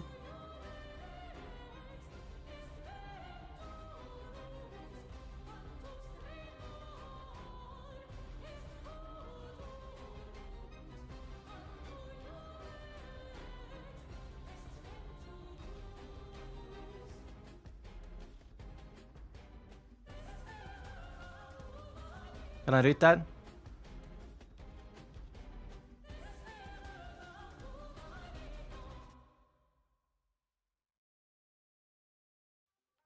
This is the 4. I don't know what this is. It was after the picture for some reason. I guess I'm gonna skip it now. I don't think that was part of the chapter. That was the... in the EBOB. Anyway, 210. Story. Donut member? Don't say that. That's so fricked. I skipped it then. Donut member. 2010.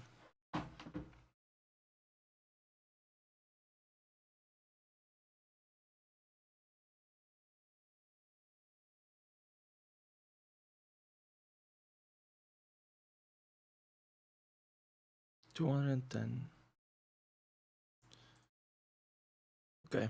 A story. The songs just stopped.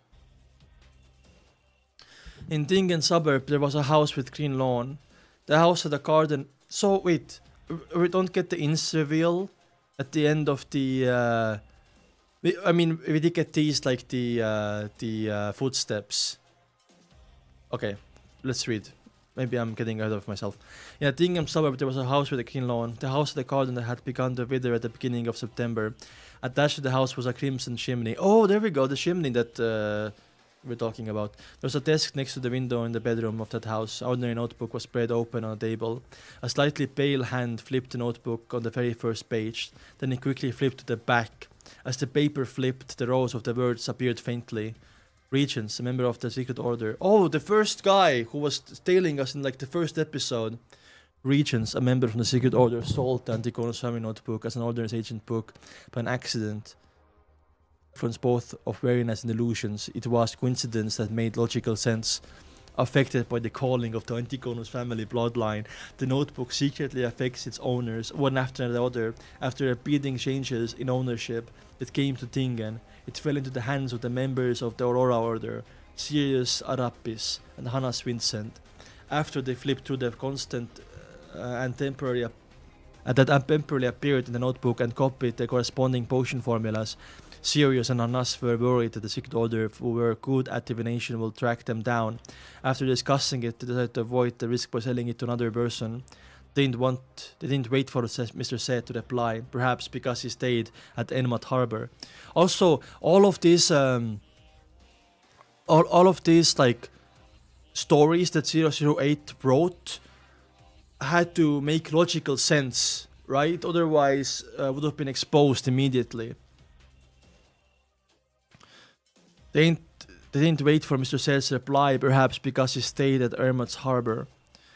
Through serious introduction, Hannas got to know Welch from the Klein University Department of History. Then Hannas sold the Antigonus family notebook to McCovern as an ordinary ancient book. Subsequently, Sirius was attracted to the treasure that was said to exist on the main peak of Onatsis mountain range. Oh! He started to visit the Deweyville Library and research the mountain. He didn't think that there would be any problem, so he left his real address and name. Oh, what a coincidence! That aligned with his personality. Yeah, it has to have reasonable development, exactly. During this process, he acquired himself with Lanus, who was reading up on information about iron mines to set up a scam. Lanus' hidden lunacy and swindling ability were well appreciated by Sirius. He decided to nurture him into a member of the Aurora Order. Of course, before that, an investigation was inevitable. Sirius covertly informed Lanus about the evil ritual of praying the true creator to deliver his quote-unquote spawn into this world, but he knew that the possibility of Lanus succeeding was very low because the difficulty level of the ritual was very high and the requirements were very harsh. However, the latter expressed his strong interest in the matter, tempted by the possibility of obtaining a deity's approval. He planned to complete the ritual simultaneously as he carried out the plans of establishing the steelworks company. The cunning Lanus could tell that there was something fishy about Sirius Arapis, but for his personal goal he didn't expose him. He visited Hudyugan in the asylum once again. They had known each other long ago, but they knew about their respective situations. After a dark divination, the Antigonus family notebook was awakened fully. Welch and his classmates died. The lucky survivor, Klein, sent it to a Bieber's house under the influence of the notebook. It was distant ending. I wonder how big of a meltdown Ince had that that Klein survived. Like, how is this possible? It was written in the script. How did he survive? It was distant and Sent it to Ray Bieber's house under influence of the notebook. It was a destined ending. Many rows were scribbled off and new content followed. For some baffling reason and lack of sufficient explanations, Klein didn't commit suicide after that and Fumo managed to stay alive. Yeah, for some baffling reasons, by the way. Baffling. In the Nighthawk investigation of Welsh's case that followed, he met Dunn Smith and joined the Nighthawks. Although it already exceeded Ince's description. Oh, that's crazy. Just casually name topic Ince here. I wonder how many readers were here like, who? Right? People who didn't take notes were like, who? Although it had already exceeded Insanguil's description, it didn't affect the development of the story. Bacchus and his brothers, Bacchus by the way, the people who did the kidnapping on the little kid from the Tobacco family.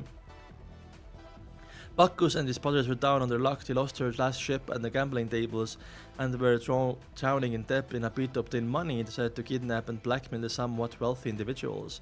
When they were looking for their final hideout, they chanced upon the room opposite of Ray Bieber's apartment. By then, Ray Bieber was already seduced for the power offered by the Antigonus family notebook. He hoped to digest the gift left behind by his ancestors. However, he was in a semi-insane state and he couldn't make the best of and safest choice. He abandoned his dead mother, but he continued remaining in Tingen City. He only found a more elusive spot to carry out his digestion ritual. It was truly pathetic. If he had been slightly smarter, the story could have become even more complicated, but his decision was made based on instinct and his poor state of mind. By the way, notice how that writing is in like italic, italic, like tilted a little bit. That's cool. That's a nice like detail. Bacchus and the company purchased the weapons and took the youngest son Elliot, I called him Thomas so many times, of the tobacco merchant Viceroy and held him for ransom. Finally, they successfully carried out the abduction and took Elliot back to their apartment opposite of Ray Bieber. Viceroy's butler was entrusted with looking for help from a security company. Because Welsh mysterious death, security companies were short on hands. Who the fuck is Klein? Klein chanced upon a delivery man and happened to discover the existence of the Blackthorn security company. Viceroy?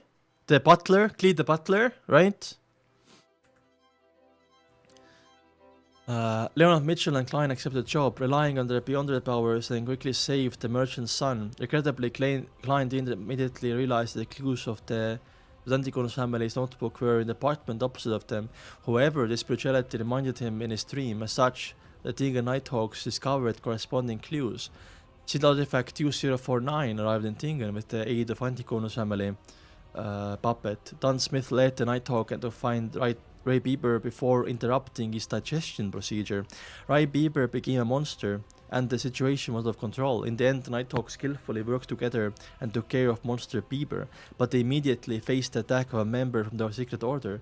More rows were scribbled away again, and the original content was impossible to read.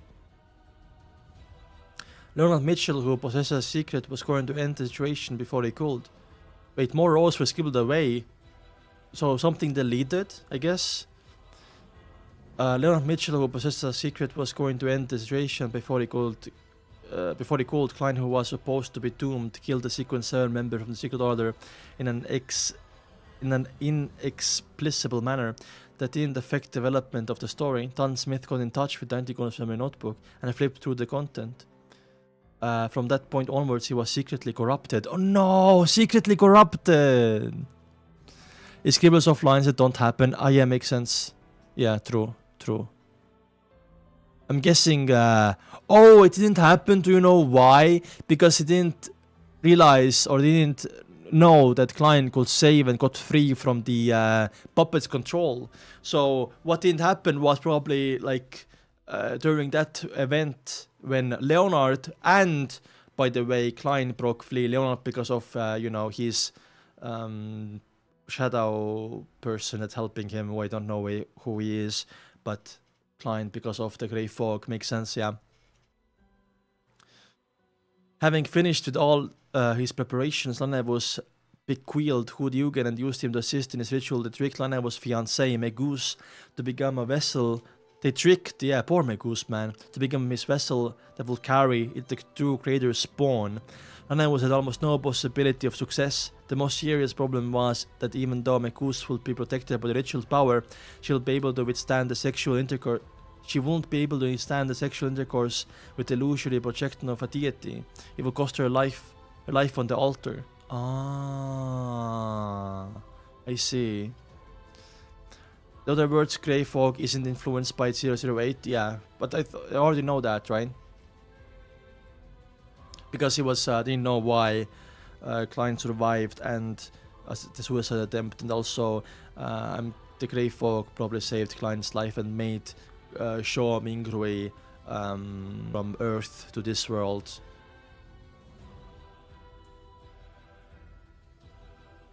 Which makes me think the Grey Fog exists on Earth as well, right? For that to happen. He's still reading? Yeah, I am. At that moment, the kind of In's Sangwil helped Lanus in secret to split off half piece of descendant of Death's characteristics that he obtained and planted into Mekus' body ahead of time. Ah. Oh my, wait. Azik is death. Yeah, we know that Azik. Okay, so confirmed Azik is a direct descendant of Death. We thought maybe it's not direct descendant. That means that if Azik ever reaches sequence 1 on the Death pathway, he's gonna be the new god. And he's directly descendant of Death as well. Ah. Damn, okay. So that's son of Death. So his dad literally was Death then. Or maybe grandfather. We don't know, right? The descendant. What's up, Equinox? Good Yugen made Mekus enter semi... I'm gonna copy this, by the way.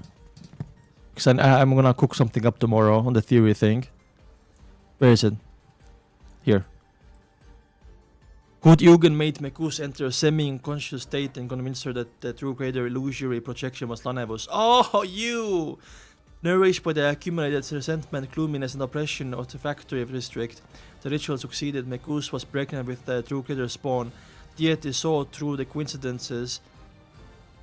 The deity saw through the coincidences, but since he wished to break through the shackles placed upon him by the 7 deities, he didn't refuse. Interesting. Oh, Good Yugen was contaminated. That's why he went insane. As the ritual succeeded, the mad Lanus regained his rationality. He clearly knew that if the deity's spawn was to descend into the world, Jesus Christ, Lanus himself would become one of the sacrificial offerings. How could a mortal be the father of a deity's son? This was a blasphemy of the highest order. Lanus was said to leave Tingen ahead of time and left clues them and the Punishers and the Machinery High Mind so that they could resolve the repercussions of his actions. There was ultimately a price needed for lunacy. However, Lanus didn't write the letter directly to Beyonder Squads. He thought it could make him look stupid. Yep. He decided to leave the letter in one of the houses that he rented. He pretended to be playing a game with the Beyonders from the official bodies. As such, he didn't bring up Hood Yugen's contamination and brought him everything that he had obtained. Just in case he informed Sirius in the safest way he could. The latter didn't quite believe him, but he could fairly feel the possibility of success. Selena Wood accidentally chanced upon the real magic mirror divination as incantation from her mysticism teacher Hannas. Her bold attempt was interrupted by Klein. By coincidence, the latter successfully resolved this supernatural incident that might have caused serious casualties. Oh my god, dude. The Nighthawks then investigated Hannas, who had recently been awarded. Therefore, Dunn coincidentally saw a clear image of the true creator in his dream and suffered severe injuries. Oh, what's up, Masters?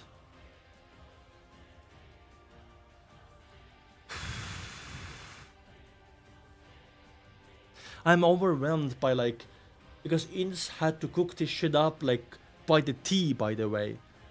Like he had to be so specific, right? And he had to have reasonable development. It had to make logically sense. And by the way, just to advance and change pathway, by the way. It was the best of times and worst of times, yeah.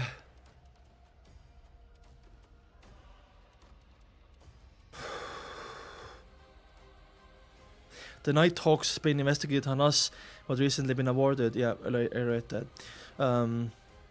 However, he wasn't contaminated because of what happened. That will be noticed by the upper echelons of the Nighthawks. That's crazy. The injury made Dunn Smith contamination, but Anticon's family notebook worsen. His absent mindness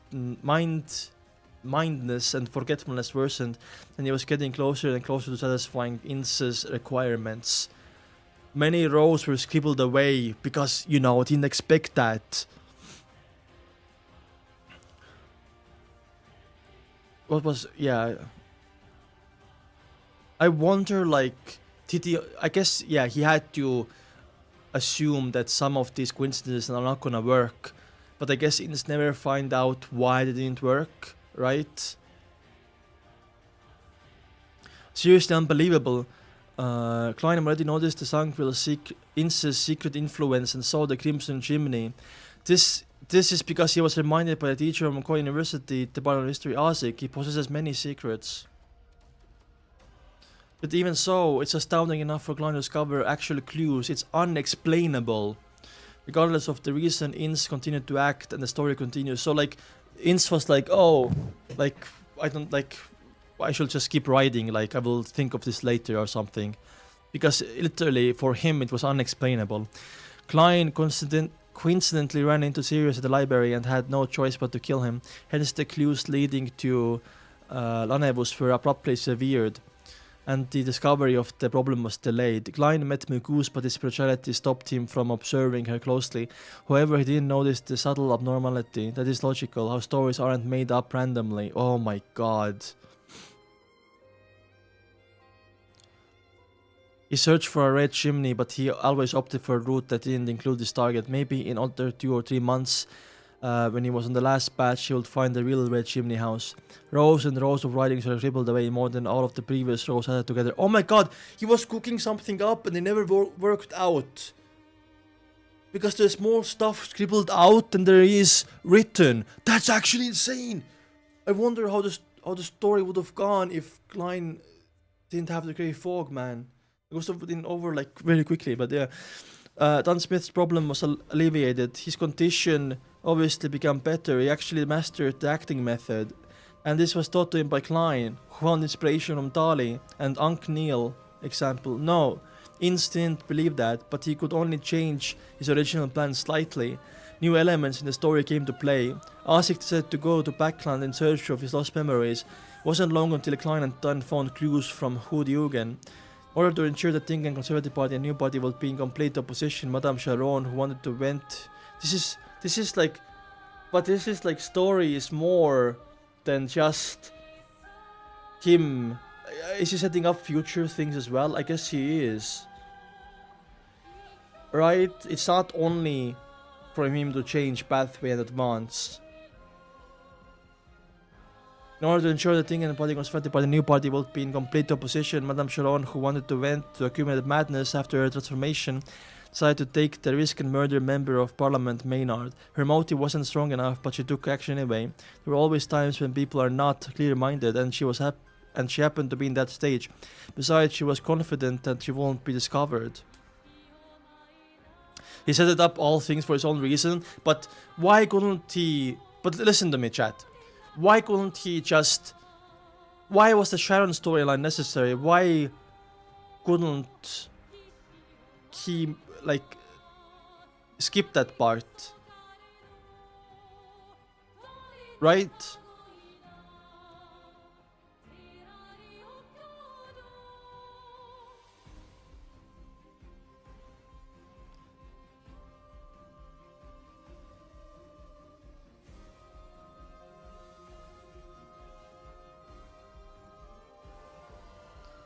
The Sharon storyline. Okay, thank you. Her motive wasn't strong enough, but she took action anyway. There were always times when people are not clear-minded enough, and she happened to be in a stage. Besides, she was confident that she wouldn't be discovered. Maynard's wife found the Blackthorn security company through the tobacco merchant, Viceroy. They didn't disappoint her, and they quickly found Madame Sharon's abnormality. Dunn Smith, who possessed the power that was close to Sequence 6, had to take action first. He passed the sealed artifact 30271 to Kenley. When the two of them and Klein returned Madame Sharon's residence, Dunn attempted to pull her into a dream to control her from a distance. It was a good plan, but unfortunately Madame Sharon happened to have the statue of the primordial Demoness by her side. Hence the Nighthawk's plan failed. Kenley reflected himself in the mirror due to his nervousness and saw himself. Madame Sharon was taken care of while Kenley died. Dunn blamed himself and consumed Kenley's beyonder characteristics as he usually did. His digestion procedure was interrupted as a result and was delayed.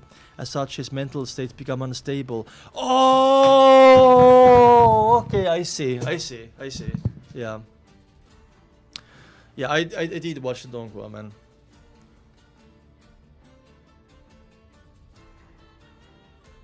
Under the circumstances, Leonard and Klein noted the letter left behind by Lanus. Noticed the letter left behind by Lanus. It's because to make Dunn's mental state unable so he can sacrifice himself.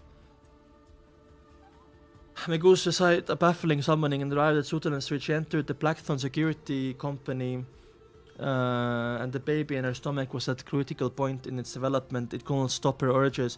Dunn made a detailed plan and plan was right, but he made one mistake. If he still his resolve to lure Meus behind Chinese gate, he would have stood a chance with the aid of the environment and the items present. If he wanted to wait for backup, he definitely should have just taken Saint Selena's urns out. Unfortunately, Dunn's mind wasn't in the right place. Ah, there we go. That's why. Oh man. By the way, everyone, do this for me. Stand up and salute to Dunn Smith. What a character, by the way. What a character. I can't believe we lost Dunn Smith, by the way. If I can get ints, my hands on ints, and my hands on the Hidden Sage, I will beat them to a plump, by the way.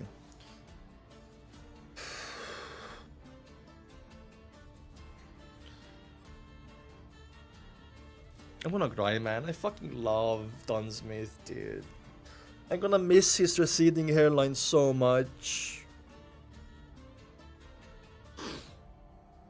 Oh, shit.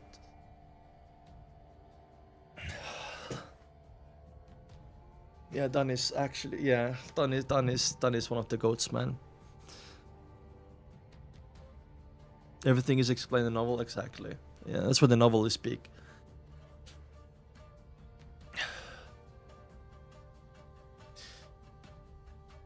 Oh, yeah. Unfortunately, Dunn's mind wasn't in the right place to the recent events and they didn't think of the most critical point. A deity's son would have been able to feel the threat of the saint's urn, hence it was triggered and started to observe its mother's strength in a bid to be born ahead of time, even though it wasn't exactly ready. Azik was in backland, but he wasn't a planeswalker.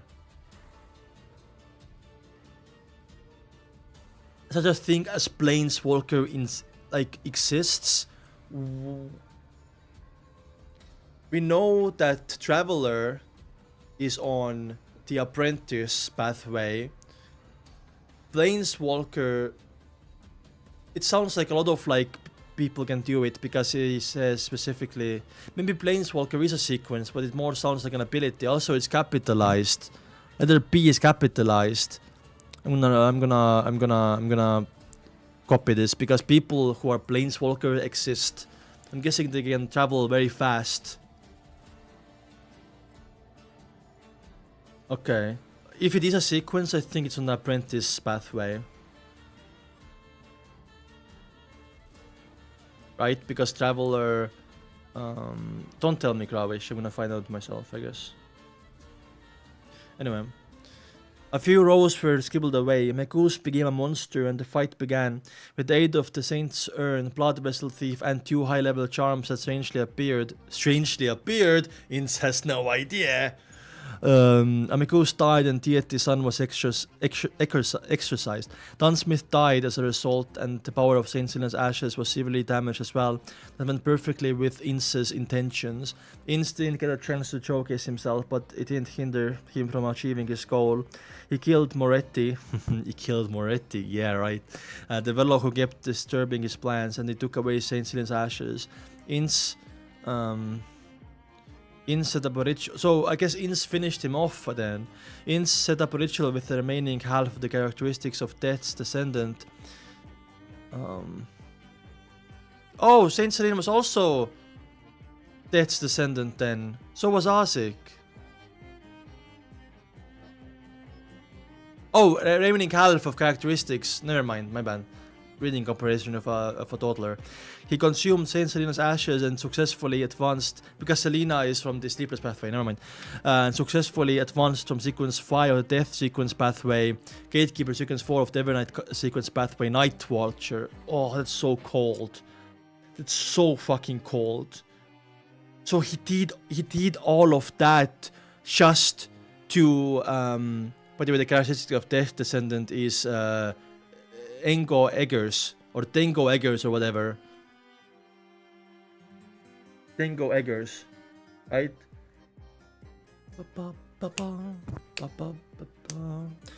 We're gonna set a goal to reach volume 2 in 2 months, by the way. Gatekeeper, a sequence 4 of the Nevernight sequence pathway, Night Watcher. Oh, how do you act as a Night Watcher though? Interesting. As such, he received God Code characteristics and became a demigod.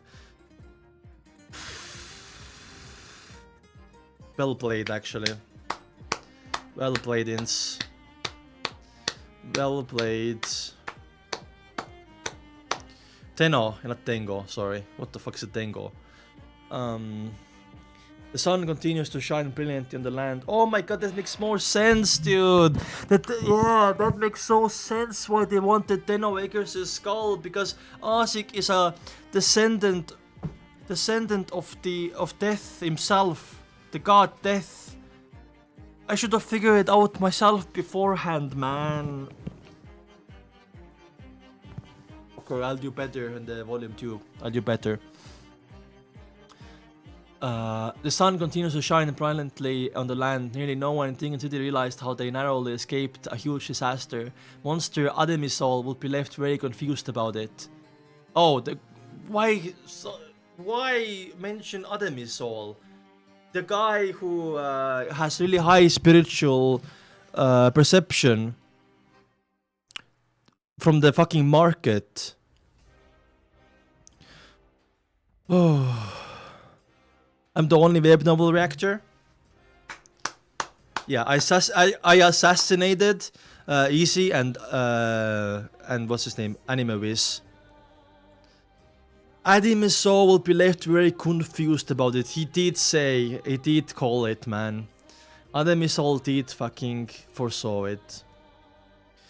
A notebook was flipped on the last page. A middle-aged man that was holding onto the book had dark blonde hair, dark blue eye that was nearly black, a tall nose and tightly pursed lips. His facial features were like that of a statue and didn't have a single wrinkle. He held a classic quill with a slightly pale hand and wrote a line clearly without dipping into any ink. He ended the simple sentence, "Tingen's story ends here." The paper rustled as he closed the book, leaving only a brown cover.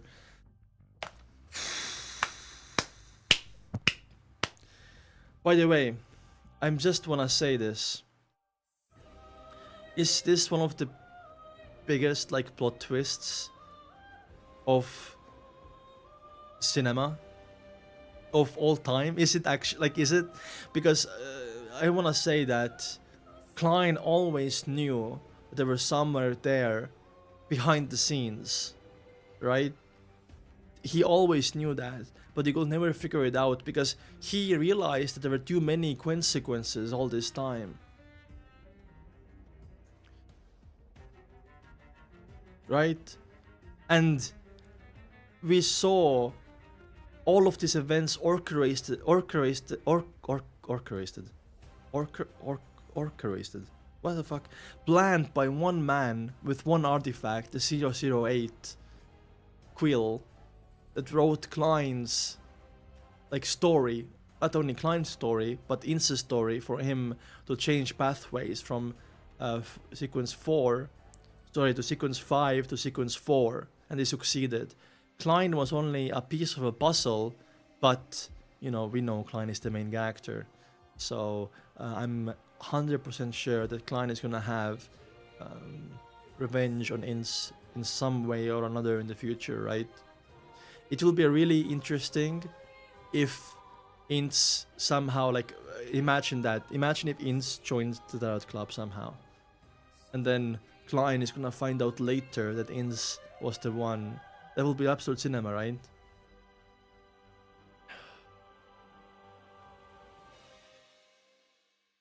Ince wasn't introduced in chapter 209. Ince was mentioned before in like chapter 40 or something, or 36 or something.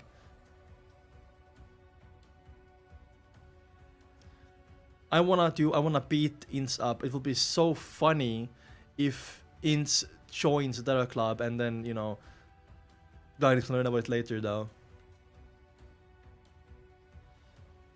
Okay, we have like 3 chapters left, so let's get through them, and we start volume 2 tomorrow. We're gonna start volume 2 tomorrow around the same time as we did start today. We also have like a quiz on volume 1 as well. Oops, sorry.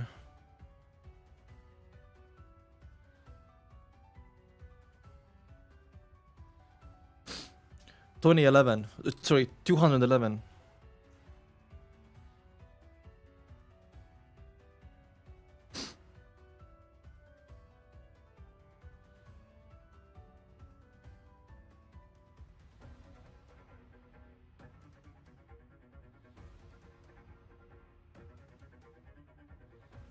Anyway, let's go.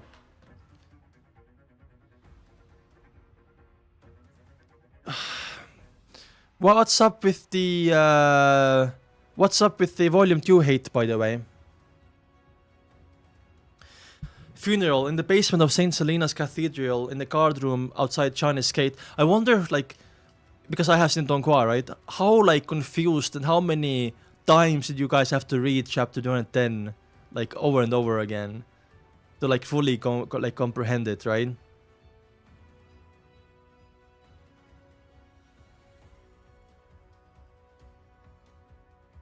Yeah, we can send art in Discord. The pin is linked. In the basement of St. Selena's Cathedral, in the guard room outside Chinese Gate, Leonard Mitchell was leaning on the back of his chair. His legs were propped up on the table. His eyes were vacant with any focus. Poor Leonard, man. Fucking canon event for him. Even though he had been healed using ritualistic magic, he still looked terrible, as if he had obtained reprieve from severe illness without fully recovering. Okay, Leonard is gonna be the main character from now on.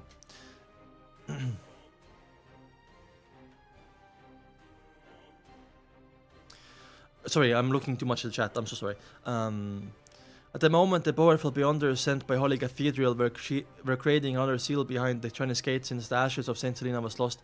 They had conflicting opinions, some wanting to fill in the gap of power using a new holy item, while the other believed that there was no need to go through all the trouble. After all, the Church of Evernight holy items were rare and incredibly precious.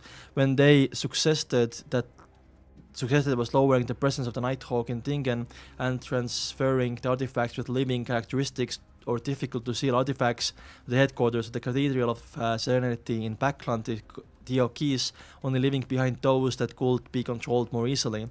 They intended to send a telegram to propose a meeting of the higher-ups to get a vote from archbishops and high-ranking deacons. Leonard was uninterested in this debate. He felt as if he had become a living corpse with no sorrow, grief, agitation or excitement. He was abnormally numb. He didn't want to face anyone. All he wanted was to stay alone in the corner. Aw, man. Just like me, dude. Sometimes.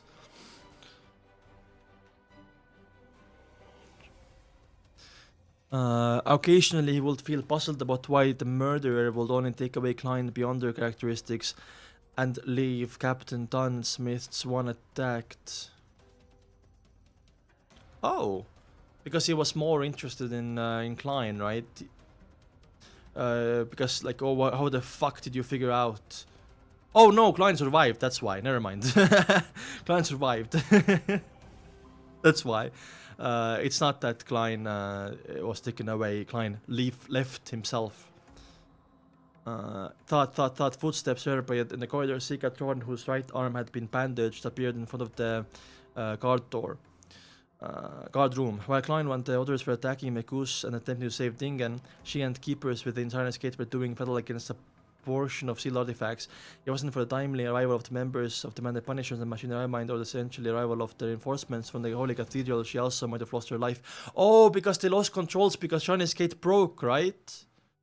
That's why. Ah, I was like, yeah. But even so, the elderly keeper failed to last until the end. He fought to his death under the call of duty. No, the elderly keeper, man. Fuck.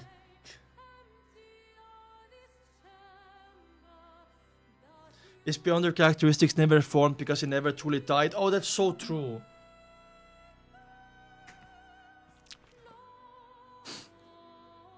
God. Old man died, dude. The guy with the old man with the beard, remember him?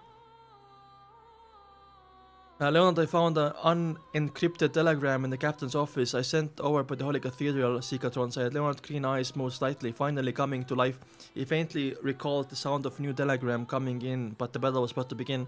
He and Klein didn't have the time to attention to it. Oh, do not use the ashes or something? What's that telegram?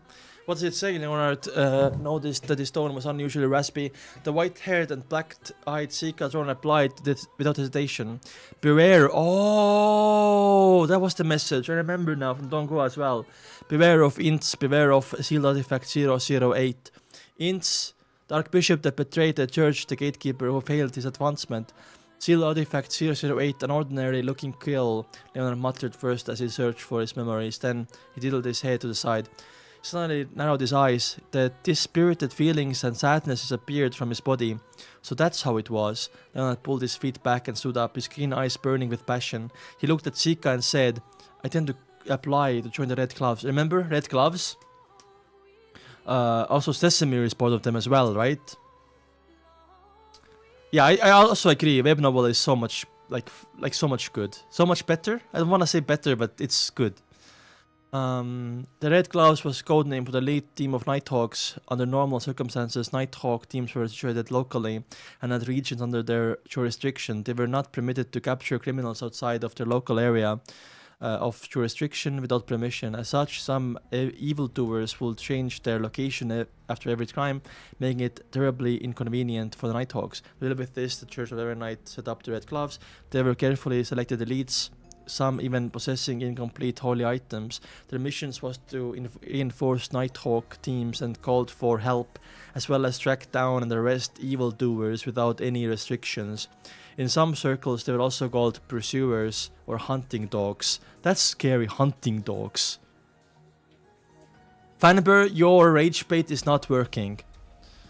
Red Gloves, but their lowest requirement is sequence 7. Besides, the dangers of the Red Gloves face many times higher than ordinary Nighthawk squad, Zikatron said in concern and doubt.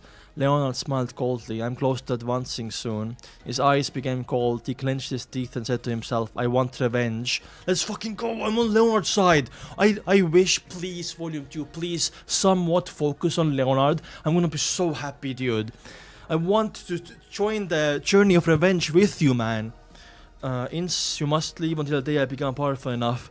Alright, Zika seemed to have guessed Leonard's thoughts. She sighed. Almost half of our team will be new faces. It's rare to see Nighthawk team become so ravaged. Yeah, we have Zika, Royale, and Leonard. That's it, right? I want Ints. I wanna personally torture Ints, by the way. Just saying. Alright, yeah. Leonard's expression darkened. He clenched his teeth and asked, are the bodies ready? Yes, Zika nodded indiscernibly. Leonard suddenly stepped towards the door. I'll notify their families. I'll deal with the scene. I don't want to deal with the most. I'll do it. And Fry. Oh, I forgot Fry. I'm sorry. And Fry. Yeah, true. Yeah, and Fry. And also Roseanne, but Roseanne is a civilian member as well. I did not count Roseanne.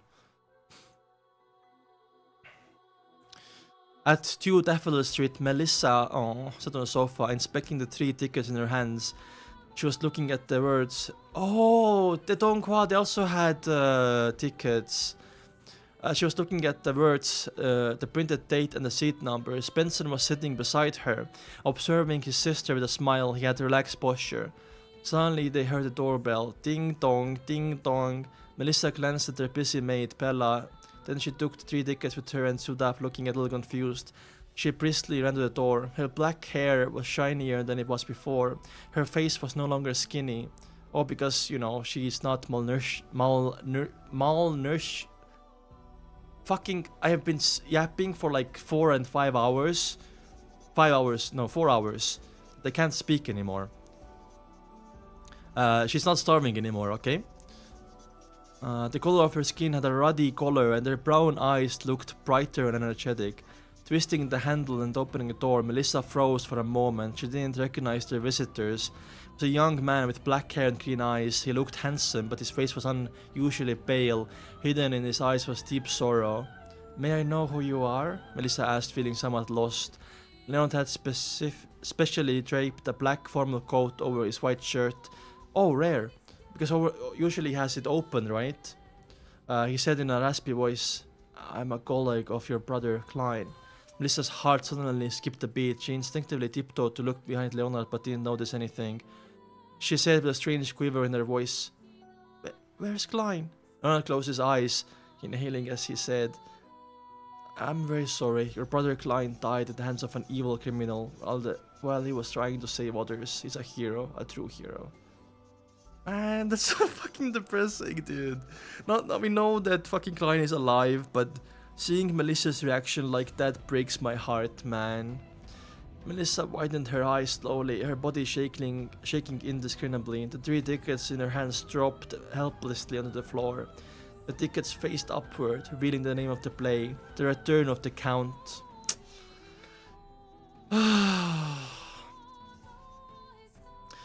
Sitting in the Moretti family living room, Leonard didn't dare to look directly at Melissa and Benson, but he couldn't stop scenes of what they looked like from the flashing through his mind. That girl filled with youthfulness and vibrancy had her eyes wide open. She didn't speak and her eyes were unfocused. Her silence made her appear like a puppet. The man who looked little like Klein maintained a normal posture, but he wouldn't slip into a daze from time to time. His words came out slowly. That's the gist of the matter. I'm very sorry that I've been unable to prevent it in timely manner. The Blackthorn Security Company, Police Department, and those that helped have promised a permanent compensation of £6,000. Leonard said, and his eyes started around.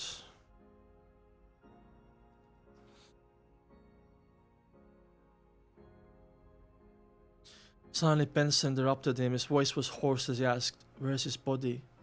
I'm asking, where's Klein's body?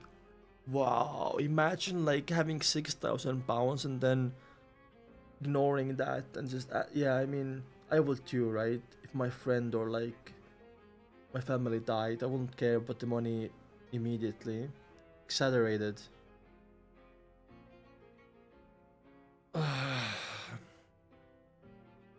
He puckered his lips and paused. When can we see him? In the company. You can see him now. Leonard answered, unable to mask his grief. Alright. Benson moved his rigid lips with a great difficulty.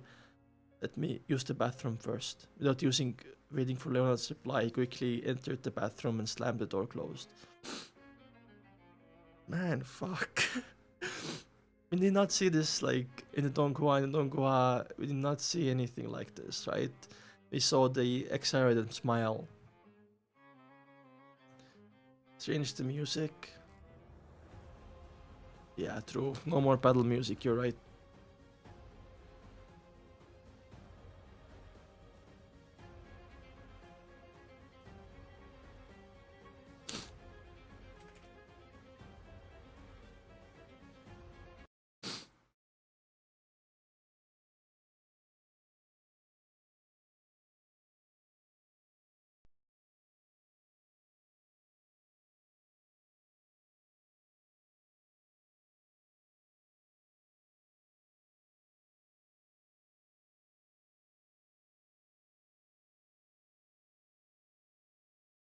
was battle music the entire time. You did not hear the battle music?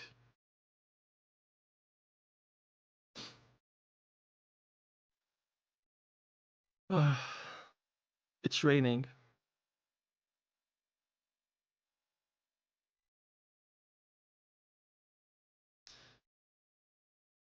Benson moved his rigid lips with great difficulty.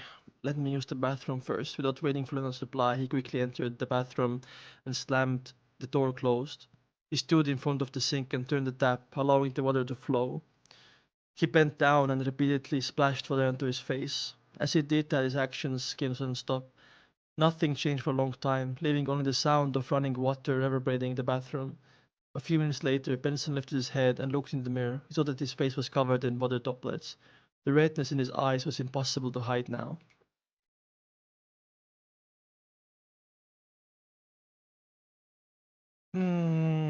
A few days later, in a corner of Raphael Cemetery.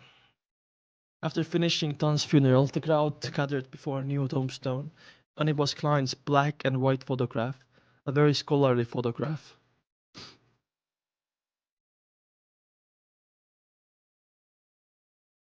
Marissa stood before the grave, her eyes without focus beside her. Elizabeth kept wiping away her tears. Leonard, Benson, Fry, and Brett. Oh, the goat Brett, I forgot about him. Also a civilian, that's why. Carried the coffin and had walked over, lowering the coffin into the grave. After the priest gave the eulogy and individual prayers, the grave was filled with soil, covering the black coffin bit by bit. At this moment, Melissa knelt down and tossed the copper whistle she found on her brother's body. Azik's copper whistle. Leonard turned and looked at the scene, his heart wincing. However, he admired how strong the girl was. He knew that this girl didn't cry after receiving the bad news. Instead, she stayed pitifully quiet. The grave was leveled and a stone slab was laid over it. Leonard took a final look at Klein's tombstone. There were 3 lines to his epitaph. The best elder brother, the best younger brother, the best colleague. Damn, the best older brother, man. The best younger brother.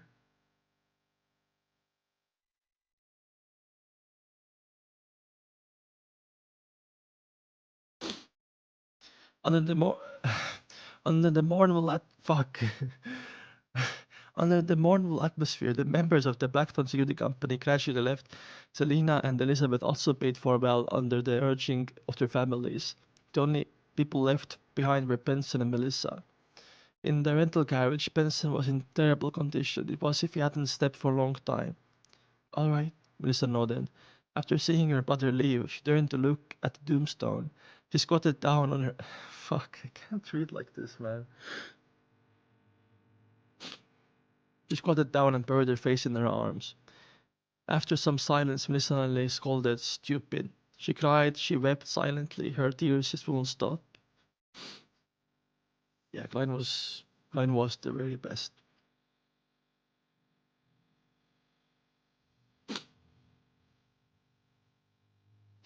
Nighttime at the Raphael Cemetery, the copper-skinned Azik stood in front of Klein's grave, holding a bouquet of flowers.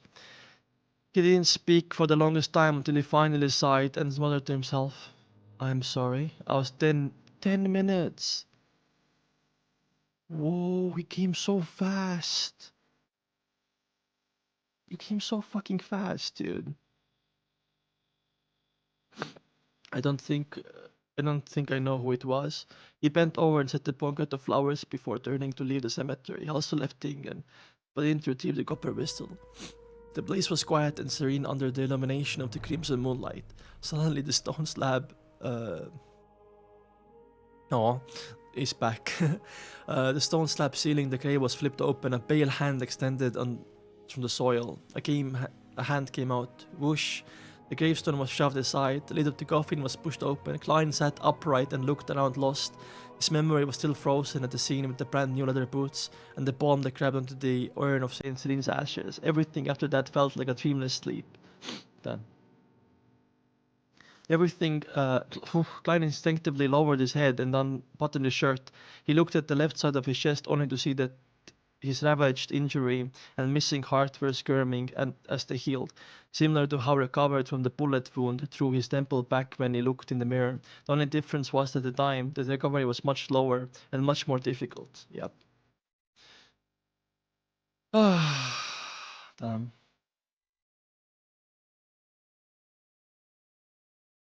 Welcome back, Mr. Fool. Exactly. What if Azik arrived the same time and clapped Prince? That would have been amazing. Azik uh, would probably tiff him, right? Because sequence 4 after he finished. Even though Azik doesn't know a lot of his abilities, right?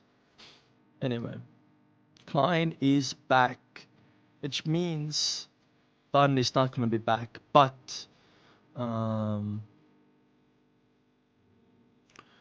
but Dunn, sorry, not Dunn. Klein is gonna choose to leave for a backland and take on a new identity. So we'll see, I guess, in the next chapter. He's gonna say goodbye to Melissa and Benson in a way, right?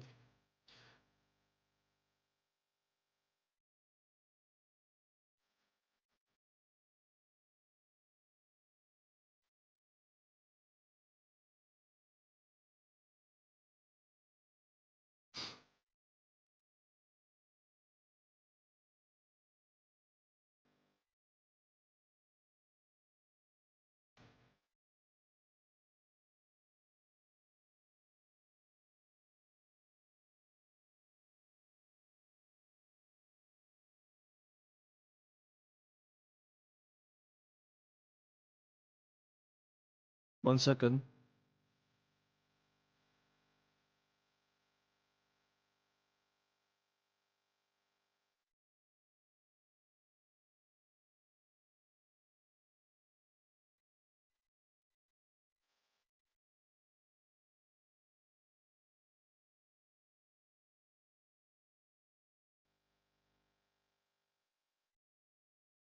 Let's continue.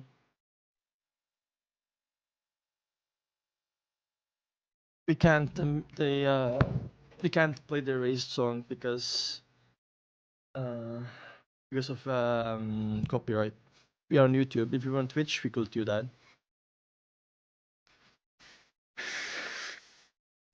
Anyway, 2012. Man, I am actually fucking losing my mind, man. The scenes in the novel about like Melissa and Benson like saying goodbye. I mean, the main event hasn't happened yet, but they were a lot more longer. They were longer. For example, Leonard being the one who tells Benson and Melissa that Klein had died, and yeah. Anyway, let's continue. Avenger. In the northern part of the Long Kingdom, the September breeze that had additional coldness to it howled through the cemetery. It was even gloomier and colder than usual. The cold jolted Klein back to his senses as he muttered with a rueful smile. It looks like there are still some secrets behind my transmigration, but it seems like I'll only be able to resurrect another 2 or 3 times. How do you know that? Oh, because the second time it happened took a lot longer to revive. Is that why you are basing that off? If we were to minced up or completely crushed, who knows if this recovery ability that doesn't usually appear would even be useful. Yeah, I mean, that's what I said. Like, if he was cut in half. After half a minute, Klein buttoned his suit and realized that he was wearing his newest shirt and tuxedo, but they were now covered in soil and dirt. Benson and Melissa really have no idea how to save money. The thought popped up into his head. He supported his weight on his hand and flipped up into the standing position, realizing that he still had his clown abilities. The best elder brother, the best younger brother, the best colleague. Klein looked at the tombstone and read the inscriptions. He felt his heart wince, seemingly sensing the desponding feelings Melissa and Benson had experienced. It's probably even more depressing than catching Captain die before my eyes. He sighed and retracted his gaze. He squatted down and closed the coffin lid. His thoughts were still scattered, but Klein knew that he had to take care of the scene as soon as possible and not let anyone know this. Resurrection wasn't something any commoner could accept. If the Nighthawks, Man of the Punishers, or the Machinery High Mind learned of this, Klein believed that he wouldn't have great ending. Of course, if it was on Earth, he could deceive the people into believing that he was the Blessed One of God, the Man of Salvation, Jesus Christ, had he consumed the lawyer and swindler potions. However, in this world he was in, there was a real God that couldn't respond to rituals. Exactly. He scraped the soil back together and covered it with a stone slab. Klein clapped his hands and stood up once again. At that moment the scene didn't appear strange. He was just like a gentleman who came to offer his condolences late at night. The only oddity was that the person in the photo on the tombstone looked exactly like him. Damn.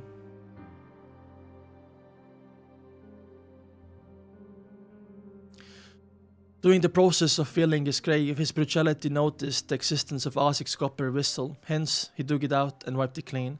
However, Klein didn't intend to summon the messenger immediately. He's not gonna let Azik know he's alive. Yeah, he had to figure out the situation first. Klein lifted his left hand and saw the topaz pendant that's still wrapped around his wrist. I guess this is considered a burial object. He gave a self-deprecating laugh. Oh, damn. And took off the pendulum. He looked around at his face grew solemn. Captain should be buried in the cemetery as well, I guess. He changed direction twice and finally determined the location of Dunn's tombstone using the pendulum. With the moonlight's aid, Klein walked around and searched for about 15 minutes until he finally saw Captain's monochrome photo. It was gentle expression, high hairline. Why mention that in this moment, man? Grey eyes, nothing unusual compared to before. Under Dunn's photo was his name, date of birth, and an epitaph. The true guardian, the most trusted partner, the captain forever. Klein looked in stunned silence and somehow his sight grew blurry for some baffling reason. He felt as though he had returned today again. He saw Captain turn his head, him and wink. He spoke with a mellow and relaxed voice. We saved Tingen. Captain, Klein shouted in silence.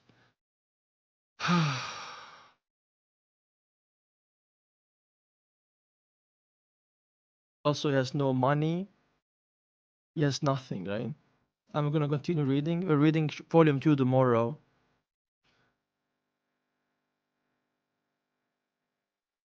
Yeah, rest in peace, Dunn Smith. Rest in peace. He has nothing, bro. Captain has, Klein has nothing. Only has his whistle, his fucking pendulum, not even his cane, right? Oh, he has 300 money on the anonymous. True. Anonymous bank account. Good thing he made it anonymous because, wait, shouldn't you like give your real name? Shouldn't you give your real name to open an anonymous bank account though? Probably not, right? It's a crypto account. I guess it's like a crypto account then. Imagine how many people have an anonymous bank account in Tingen or in Backland who have died. And they have like millions of pounds there, just sitting there doing nothing. Right? Lost money.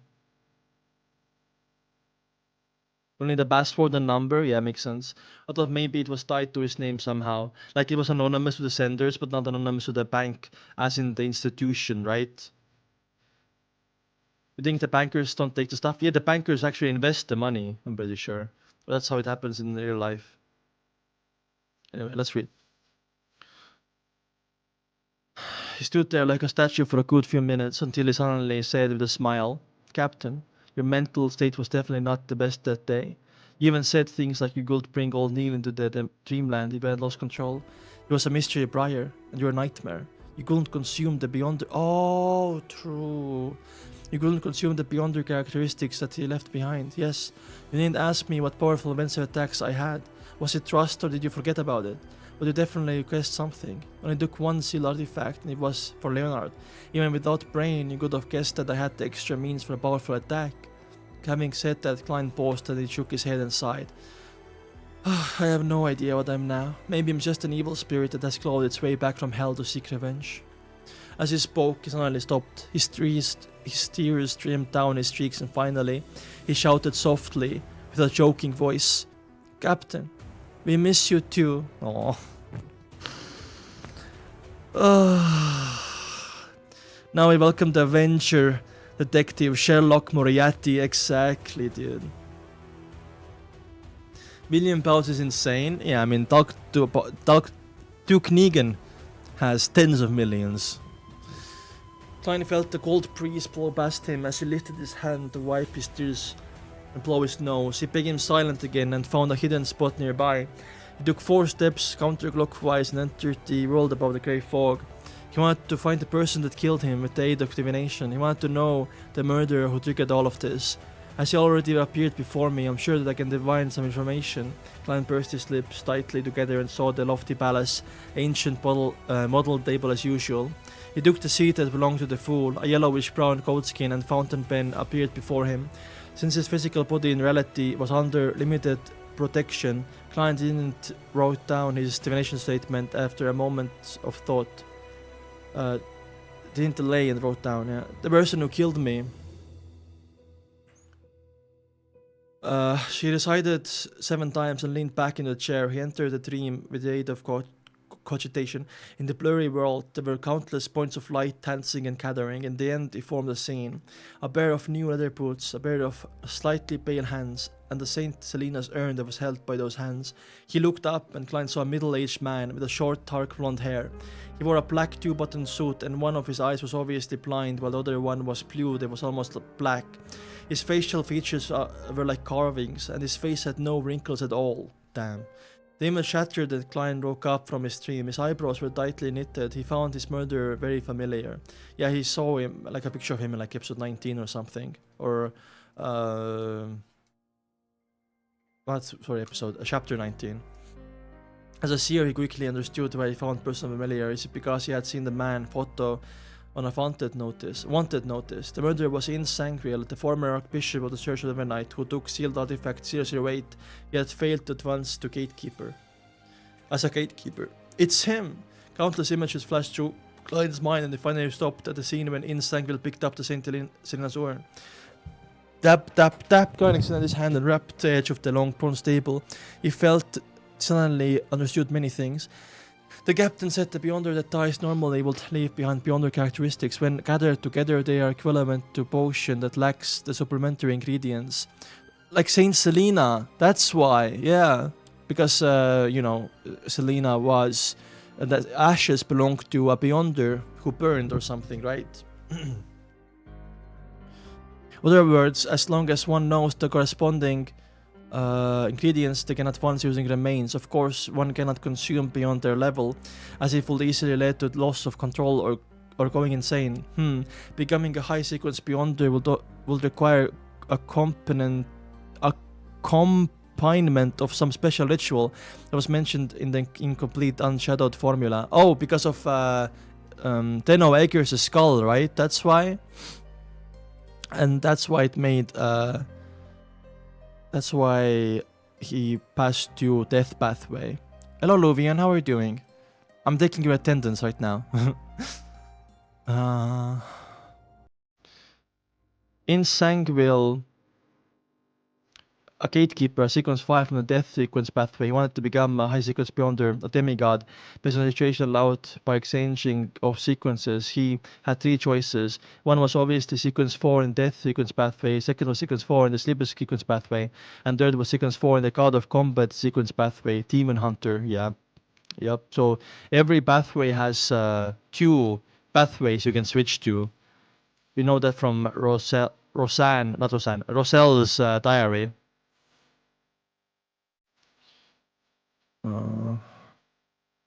Was his true motive... Saint Selena was a saint. She was either sequence 4 or sequence 3. Her urn corresponds to one of the 2 sequence potions. Ince, who was former archbishop, definitely knew exactly which one she was, and definitely knew the required supplementary ingredients. Was his true motive in planning all of this to get Saint Selena's ashes and the bond of sequence 4 in the sleepless pathway? The skull of death descendant, that might be an ingredient needed for the special ritual. It was form of death sequence pathway after all. From the looks of it, his target was the captain and not me. He really was the mastermind behind all of this. Having figured this out, Klein wrote down a corresponding divination statement. He took his pendulum and let the topaz hang above the surface of the paper. After he recited the statement, he opened his eyes and saw the topaz pendant spinning clockwise.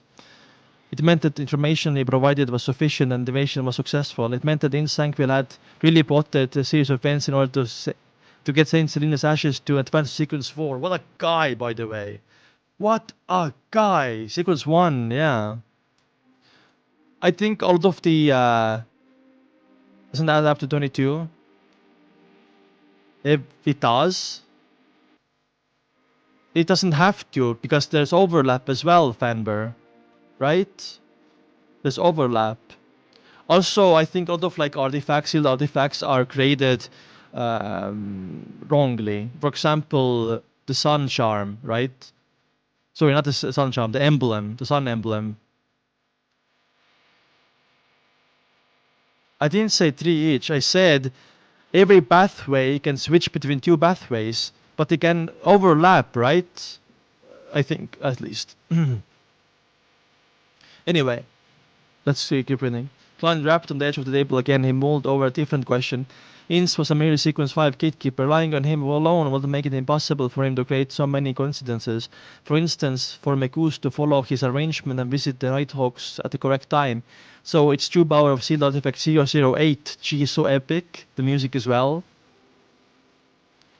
Saint's Ashes was sequence. No, the artifact was grade 1. But the sequence of Selena was sequence 3 or sequence 4, I think. Is that what we're talking about? Or are you saying that Saint Selena's Ashes was was grade 3? Is that what you're saying? Anyway.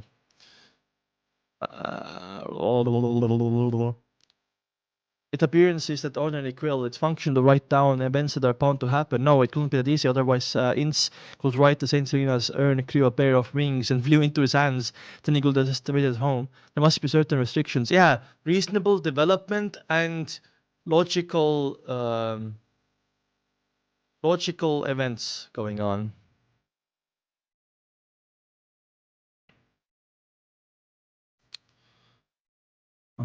Also 008 is probably like the artifact, the power from the artifact comes from like a writer pathway, right?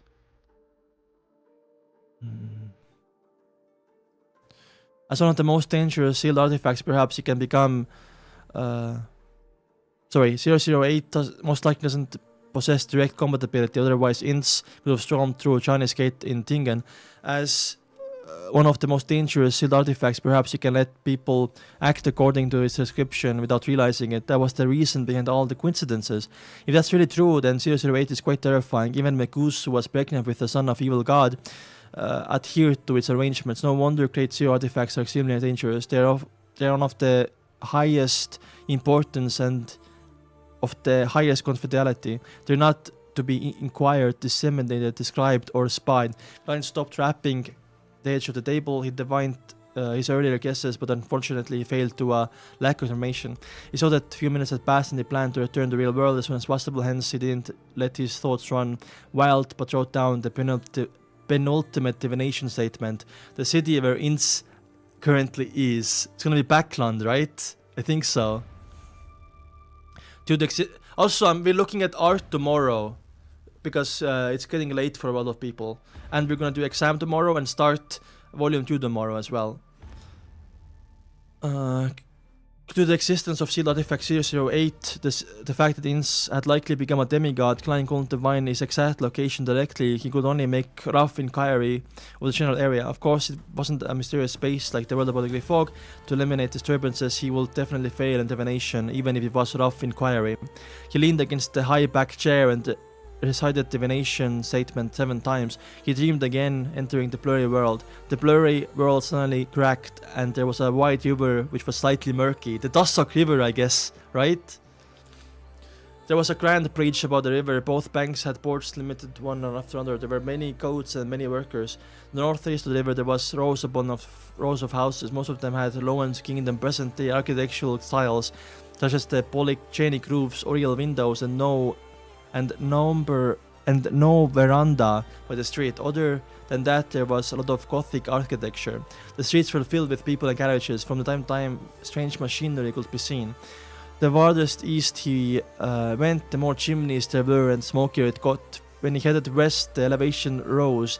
There were houses in grayish blue, beige, and light yellow that spiraled up opulent castles and Gothic clock towers. Gong. The chime of a clock sounded and snapped Klein back to his senses. He knew which city he had seen. The land of hope, the capital of capitals, Backland. By the way, how much population was in Backland? Like some insane amount, right? Like 10 million or something? Can't wait, dude. Also now he's gonna say goodbye to saying goodbye to Melissa and Benson. God, it's gonna be so fucking sad. Let's just read about it, man. Klein figured out it was Ints, but is he gonna get revenge immediately? I feel like he's gonna seek out Azik because he has the copper, whatever its name was, copper whistle, right? Because he has the copper whistle on him, can he turn Dunn Smith into a zombie, by the way? Like, hypothetically?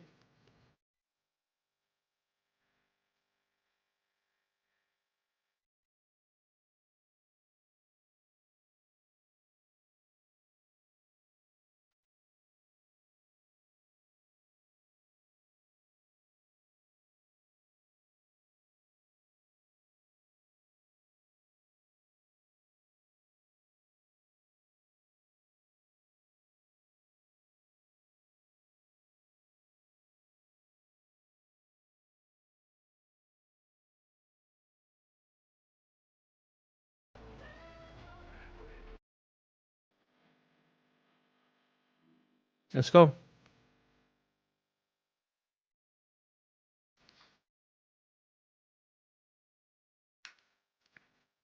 I don't think it will pick Venber. One more like thing, I'm gonna permanently ban you, but even though you're my favorite viewer, your rage baiting is getting so annoying.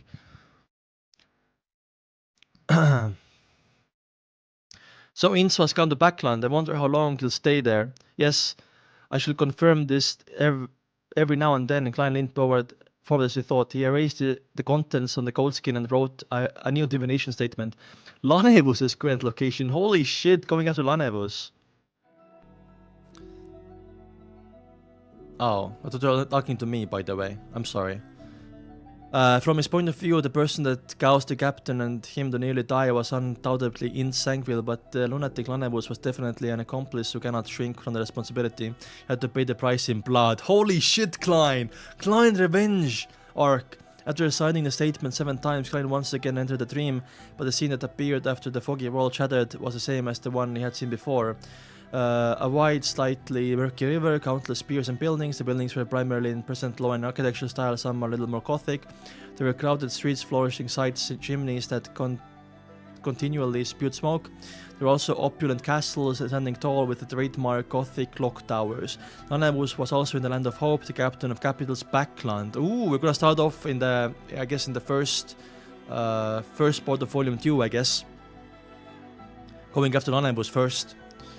Klein opened his eyes, a little confused. He had divined Lanevus' specific location, but the results were still a very general vague region. This tells me that Lanevus' sequence must be much higher than I imagined. Oh!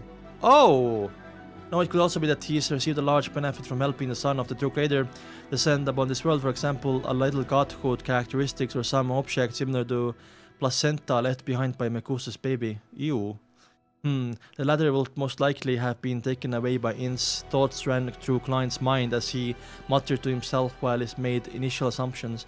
After confirming the rough area where both of his enemies were, he thought about another problem. He still didn't have the ability to exact revenge.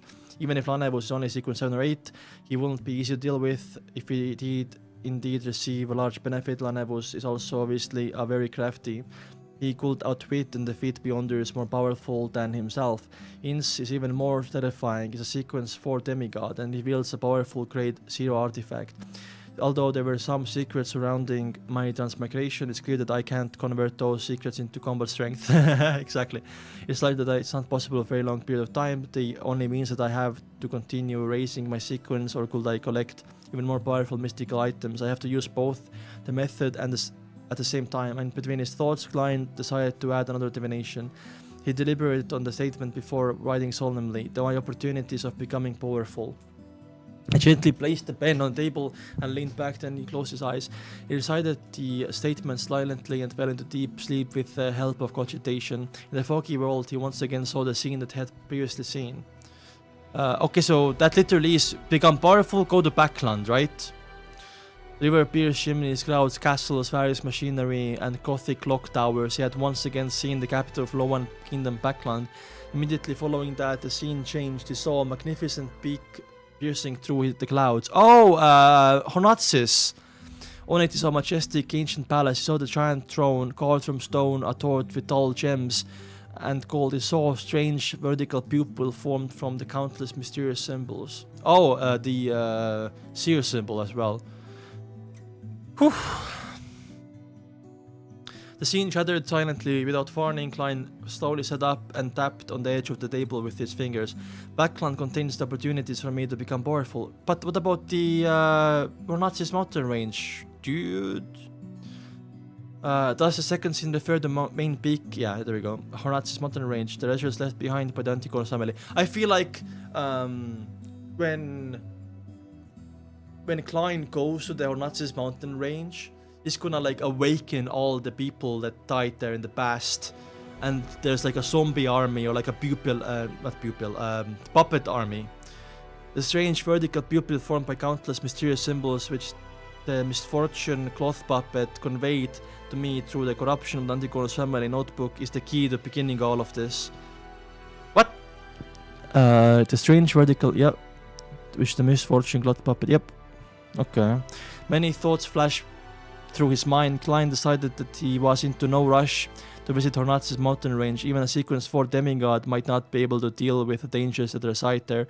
Saratul wants you to go there so you will awaken his army or something like that, right? That's what I think. Hydration, I don't have any right now. I will after the end of the stream. Thank you so much, Master, by the way. When he returned to the material world, he slowly walked. Sorry, I'm reading from I don't know where, man. Many thoughts flashed through his mind. Klein said that there was no rush to visit Hornatsis mountain range. Even a sequence 4 demigod might not be able to deal with dangers that reside there. I guess I'll head to Backland first. Klein sighed and made the decision.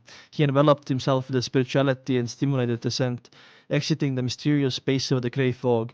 When he returned to the material world, he slowly walked out of his hiding spot, Dunn Smith's grave. Aww. He stared deeply at the picture in the epitaph. Klein slowly threw a crimson moon on his chest and walked out of the cemetery. As a former Nighthawk, a Nighthawk who had regularly patrolled Arfel Cemetery was quite familiar with the rules of the Guardians, as well as its surroundings. He managed to leave the cemetery easily without causing any alarm. He followed the gravel road into Tingen, using the shade of the trees as cover. The night was peaceful, and the moon was ever so dreamy. Klein walked alone, his thoughts running wild and unbridled. He sometimes considered his plan for revenge, sometimes thinking back at the times he spent with the captain, sometimes recalling Unc Neil, hidden grief beneath his humorous facade. Unknowingly, Klein had entered the nearest street like a wandering ghost, making his way past turn after turn. It was 2 hours later when he freed himself from the state and regained complete control of his thoughts. Man, I think we're gonna see. Like, I seriously think we're gonna see Leonard in the second volume, but we might not see Melissa and Benson ever again, right?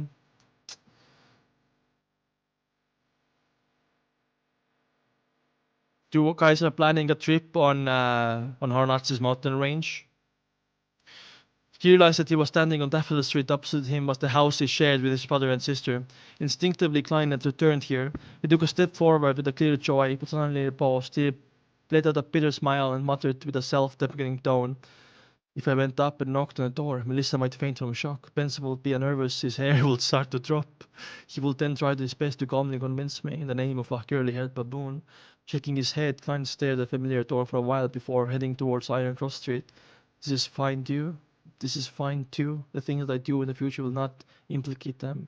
The compensation given them by the Nighthawk team and the police department will be enough for them to live a stable middle-class life, even if Melissa fails to find a job and Benson loses his job." Anyway,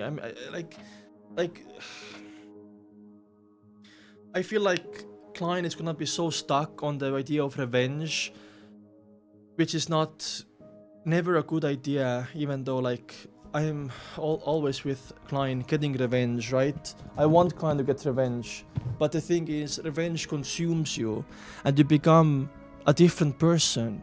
Are we gonna see Klein become a different person?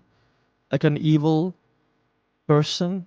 Person who will do anything to get revenge on Ints? He will go through extreme solutions, for example, massacres, just to get to Ints?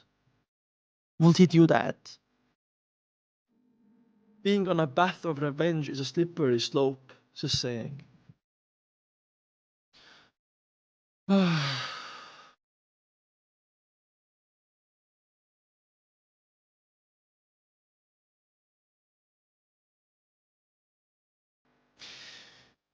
This is fine too. This is fine too. The things I do in the future will not implicate them. The conversation given to them by the Night Talk team and the police department will be enough for them to live a stable, middle class life, even if Melissa fails to find a job and Ben loses a job. Klein walked silently for a moment before staring to feel the fatigue. But as one who but as one someone who was quote dead, he didn't have any other belongings on him except for the clothes he was wearing. His topaz pendulum and Azik's copper whistle didn't have a bounce, nor Solly, nor Ben's. You know what I mean about the revenge thing, by the way?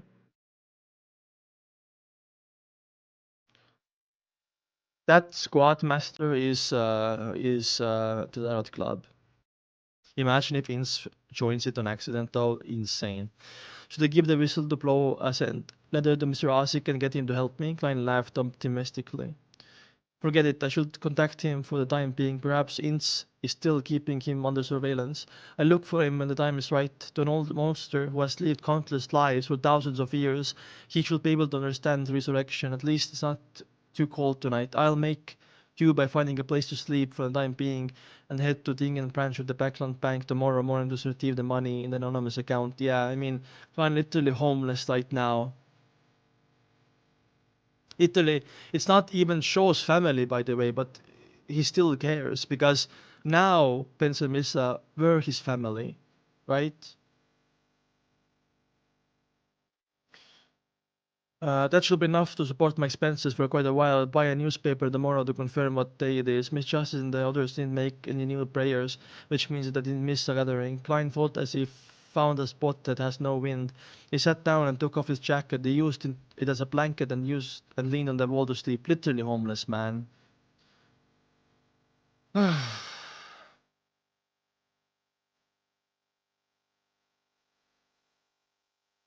He wasn't long into his sleep when suddenly woken up by someone. He saw a policeman wielding a baton. Is it Bitch? Is it Bitch Mountainbachen? The goat?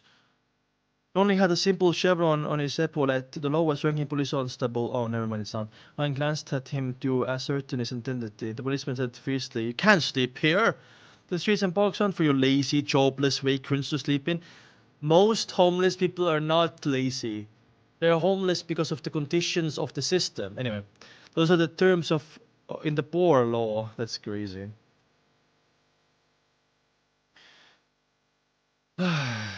Is that so? Klein froze, given his sensitive identity. He didn't argue with the policeman. He grabbed his jacket and continued walking until daybreak. Soon after, he lowered his head and entered the Tingen branch of Banknote Bank. He took out £200 with no password, with a password he had set, leaving behind a third of the money as savings in case of any emergencies. Without a doubt, Klein heard prayers when he wrote the password in ancient Hermes. Oh yeah, because his password literally his incantation. Klein spent £38 on the two set of formal wear, two shirts, two trousers, two pairs of leather boots, two bow ties. £38! Four pairs of socks as well as two thick double-breasted jackets, two solid colored fur coats, and two pairs of thick trousers in preparation for the winter. He also bought a cane, a wallet, and a leather luggage bag. It makes more sense now. This part of Volume 1 pisses me off. Why? Why, Slammer? Wait, what did the rear say? No idea. Anyway. Without doubt, Klein heard prayers. Yeah. After completing the purchase, Klein found a hotel to wash up and change in. He rented a private carriage Back to the train station Tingen in order to avoid meeting anyone familiar. Along the way, he purchased a newspaper and discovered that it was Sunday. Oh, tomorrow is Monday!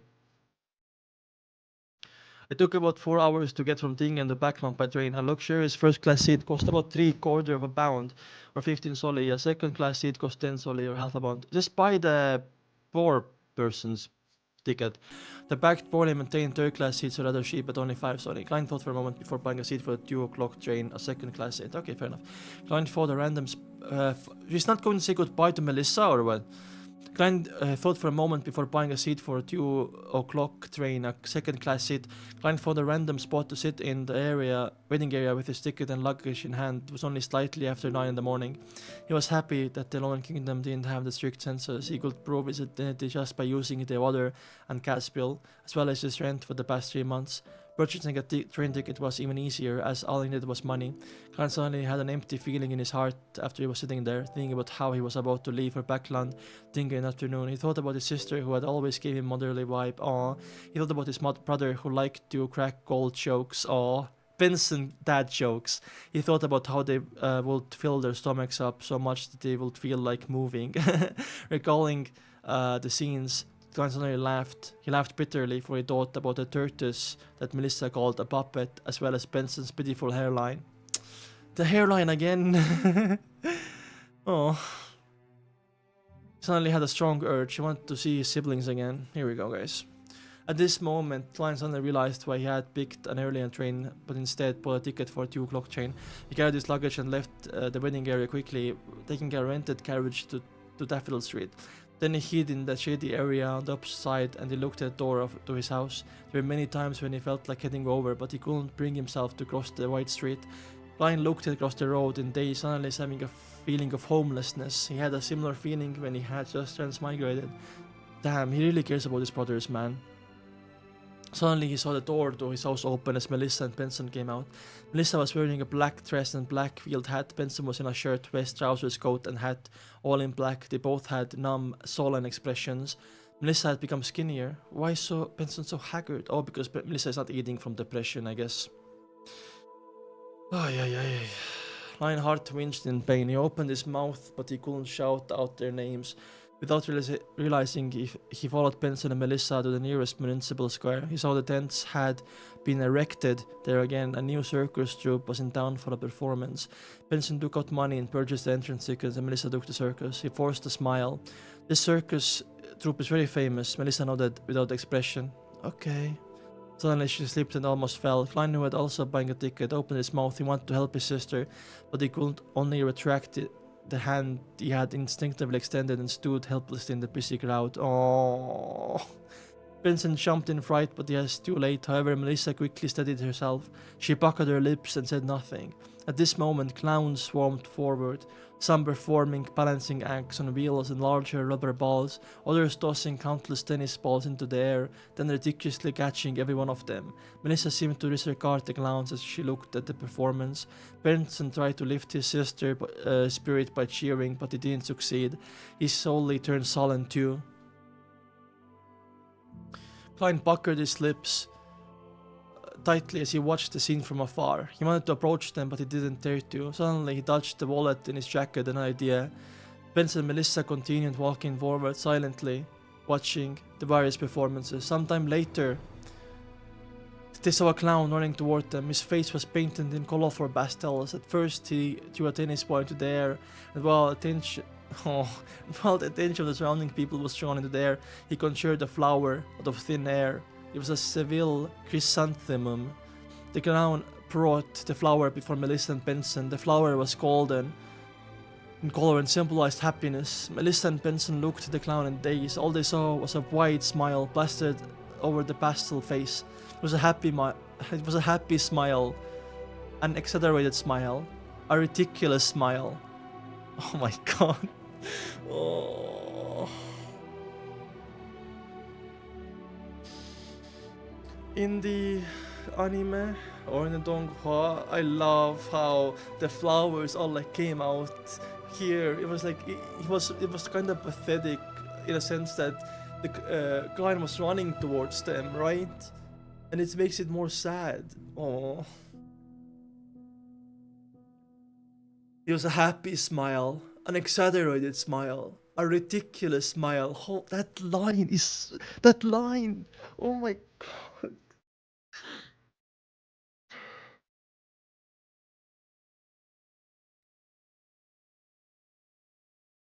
The line was missing. Yeah. I really not look at art. I am really hungry. I'm gonna do it tomorrow before the quiz and volume 2 tomorrow as well. It's a perfect line, dude. That line is the One Piece gift. You know what I mean the guy riding and the quill is on fire? Yeah.